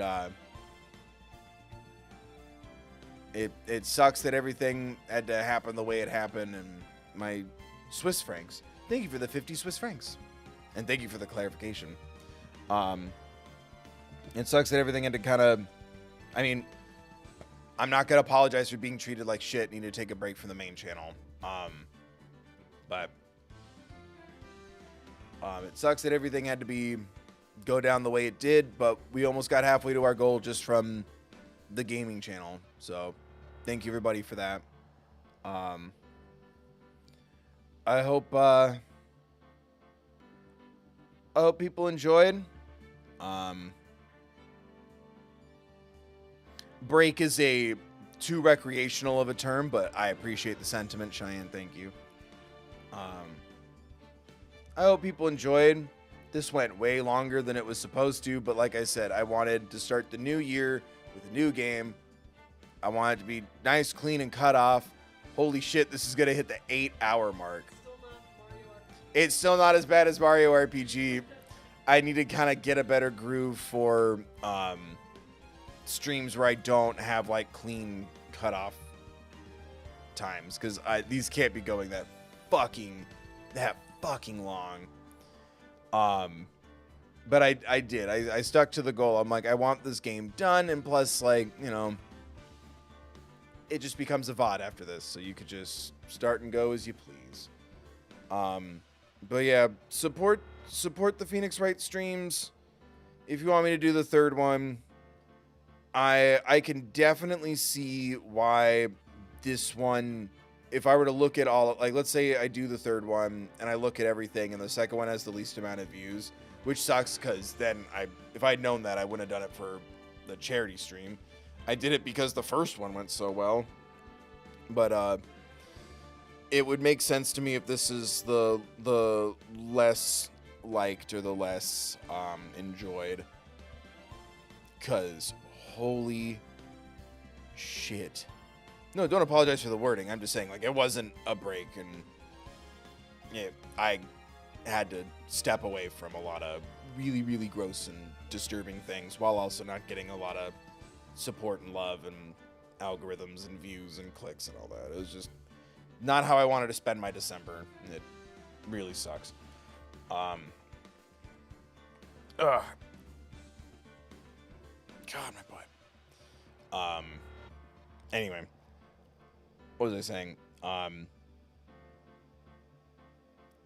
I'll understand if this series doesn't get a lot of views because of the game. Because I don't know, like, that's like, it's weird that this had 4 instead of 5 cases. Because the tutorial one doesn't count. This is a tutorial. The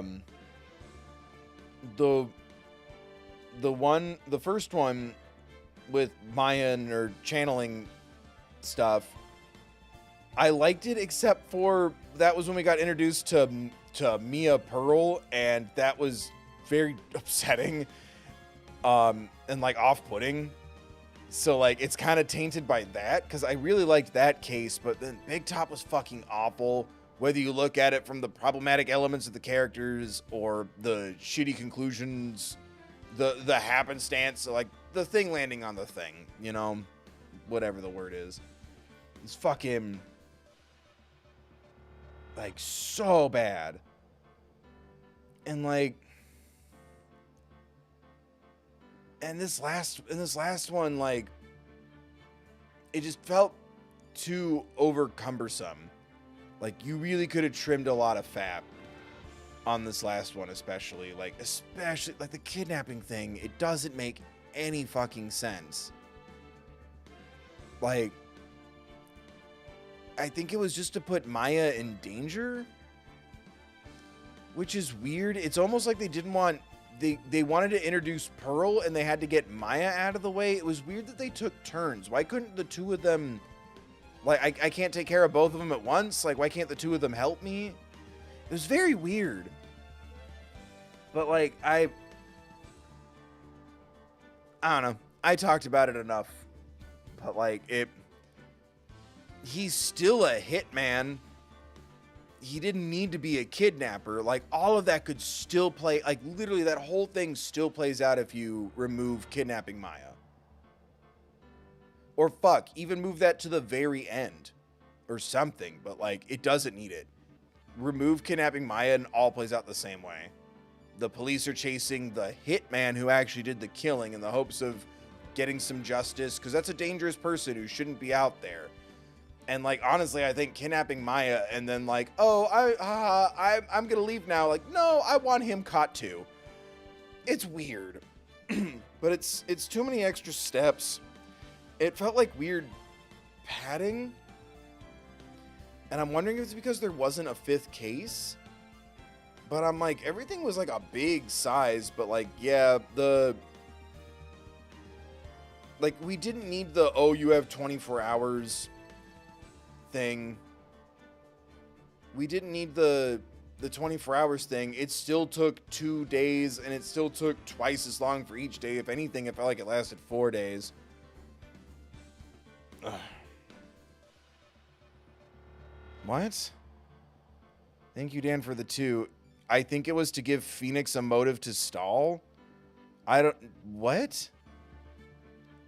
He's a murderer. That's reason to stall right there. They need the fucking evidence. They need either evidence from him or evidence from Gumshoe. All that stuff could still happen. He's at a hideout somewhere. We almost caught him at the house when we thought he was the butler. Like, everything still goes down without the kidnapping. I am not going to keep talking about this because we're about to hit the 8-hour mark, but that doesn't make any sense. Everything is the exact same without the kidnapping. The kidnapping was so that Phoenix tries to win. He even says Miles could have ended it several times and get the guilty verdict. I still think it still stays that way. He still could have gotten his acquittal early, but they're stalling for time to get the evidence. They're still stalling for time. They're still trying to, and then when they're talking to the guy, he has to, like, go harder on the aggressive defense, borderline prosecution side. I feel like all that still happens with the acquittal and what is the right thing, knowing that you're letting the hitman out on the street, which happens anyway with the kidnapping, or you're letting the guy who paid for the hit to go back out into the street. And I think that would enrich the character more if you don't have the kidnapping. He's just stuck here with a client who turns out is guilty and, oh fuck, what do I do? And he can even throw it in his face, like, the whole reason why I hired you as my attorney is because you've helped so many people. It just makes me look good by association. And then makes him question what he's doing. And if anything, killing your perfect win record makes you less desirable for the people who want to use you for your reputation. You're just a regular lawyer seeking truth. I think it could have really focused on the characters, and especially on Phoenix, and especially on Edgeworth. And then having Maya be a part of all this, I think she would have been, like, a valid asset to have had in the situation, as opposed to removed. But I just... Yeah, he still stalls. He still has motivation to, like, do his job because they need to keep everyone busy.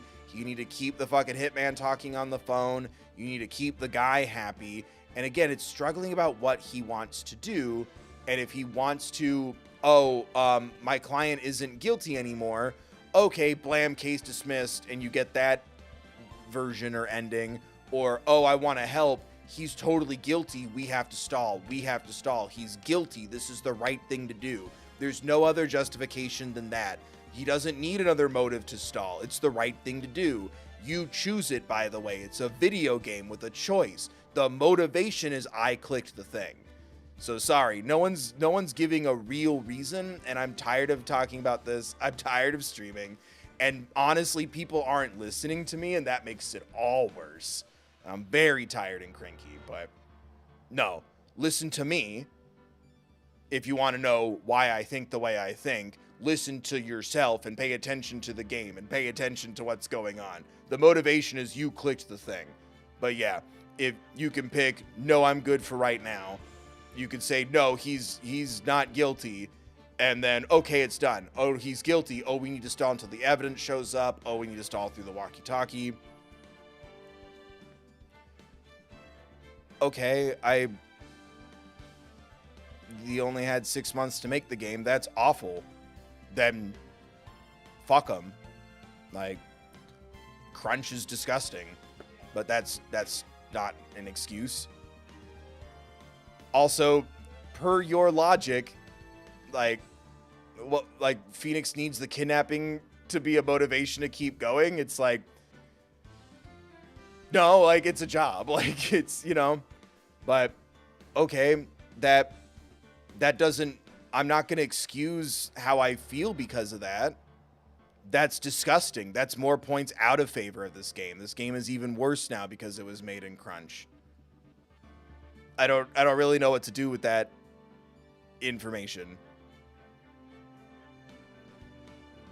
That's upsetting. I don't support that. I don't really know what to say with that. Thank you for the donation. Like, I'm sorry, but whether crunches points out of favor for it. So I don't understand the notion of they only had 6 months, go easy on the writing. No, crunch is awful. I will condemn the projects that have crunch. You can tell in the writing, this is a bad product. Don't do crunch. Consumer not happy. Employees not happy. Crunch bad. Like, I don't know. I was expecting for a minute like that. Well, people worked hard on this, so you should be nice. No, like, I'm working hard right now too. Anyway. Big thank you to everyone who donated to World Central Kitchen. Thank you to the people who donated today. Thank you, Lucy, for the 25, RA for the 30, Dan for the 10, Toronto for the 264.20, and Nunya for the 10. And then thank you everyone who donated to me. Thank you, Lucy. Thank you, Dan. And thank you, Owie. Right? I always worry that I say that wrong. Thank you, Owie. Yeah, Owie. AOI. That's what I've been saying, and I've never been corrected, so.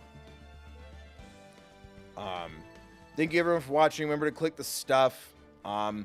Big reminder to be positive and be kind. I don't know how else to explain that without really sticking to it, but kindness, positivity, staying on topic. Please remember that. I hope people enjoyed. Again, consider becoming a channel member. Every new member we get in December, I'm adding an extra $1 to the fundraiser. So there's that reason to join on top of helping me out. I just put up a poll for the members. I'm trying to pick the next game to play. I'll either do something random and then start Sonic Frontiers, or we'll just start Sonic Frontiers. That should be on Monday. Yeah, we'll do that at the tail end of New Year's. Same time and all that, but it'll be at the end of New Year's. Anyway, sorry I had to step away from reading chat, but when the negativity gets very overwhelming and controlling, it's hard to focus on all this stuff at once. So that's what happens when I have to step away.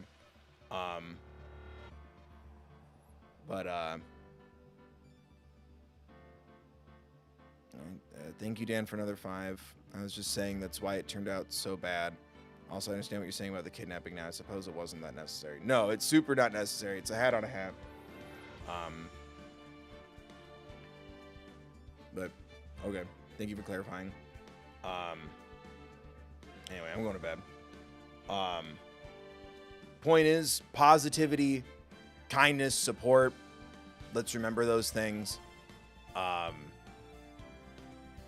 yeah, I'll either do something random and then do Sonic Frontiers, or we'll start Sonic Frontiers on Monday. I have a poll up for the members, so I haven't quite figured out what the consensus is yet. Yeah. Thank you to everyone who donated to World Central Kitchen. Thank you to everyone who donated to the stream. Thanks for hanging out. Remember to click all the things. I hope everyone's staying safe. Remember that there's a link, as always, every video and every stream in the description to a card for social awareness, mental health crisis lines, Trevor Project resources, things like that. Should you or someone you know need them. And yeah, I don't know when my next main channel upload will be. I'd like to get this video about Hilda done before the New Year's, but we'll see.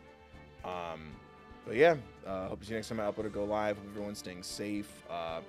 Grab a mask if you're heading out. Be mindful of others. Remember to take care of yourselves, please.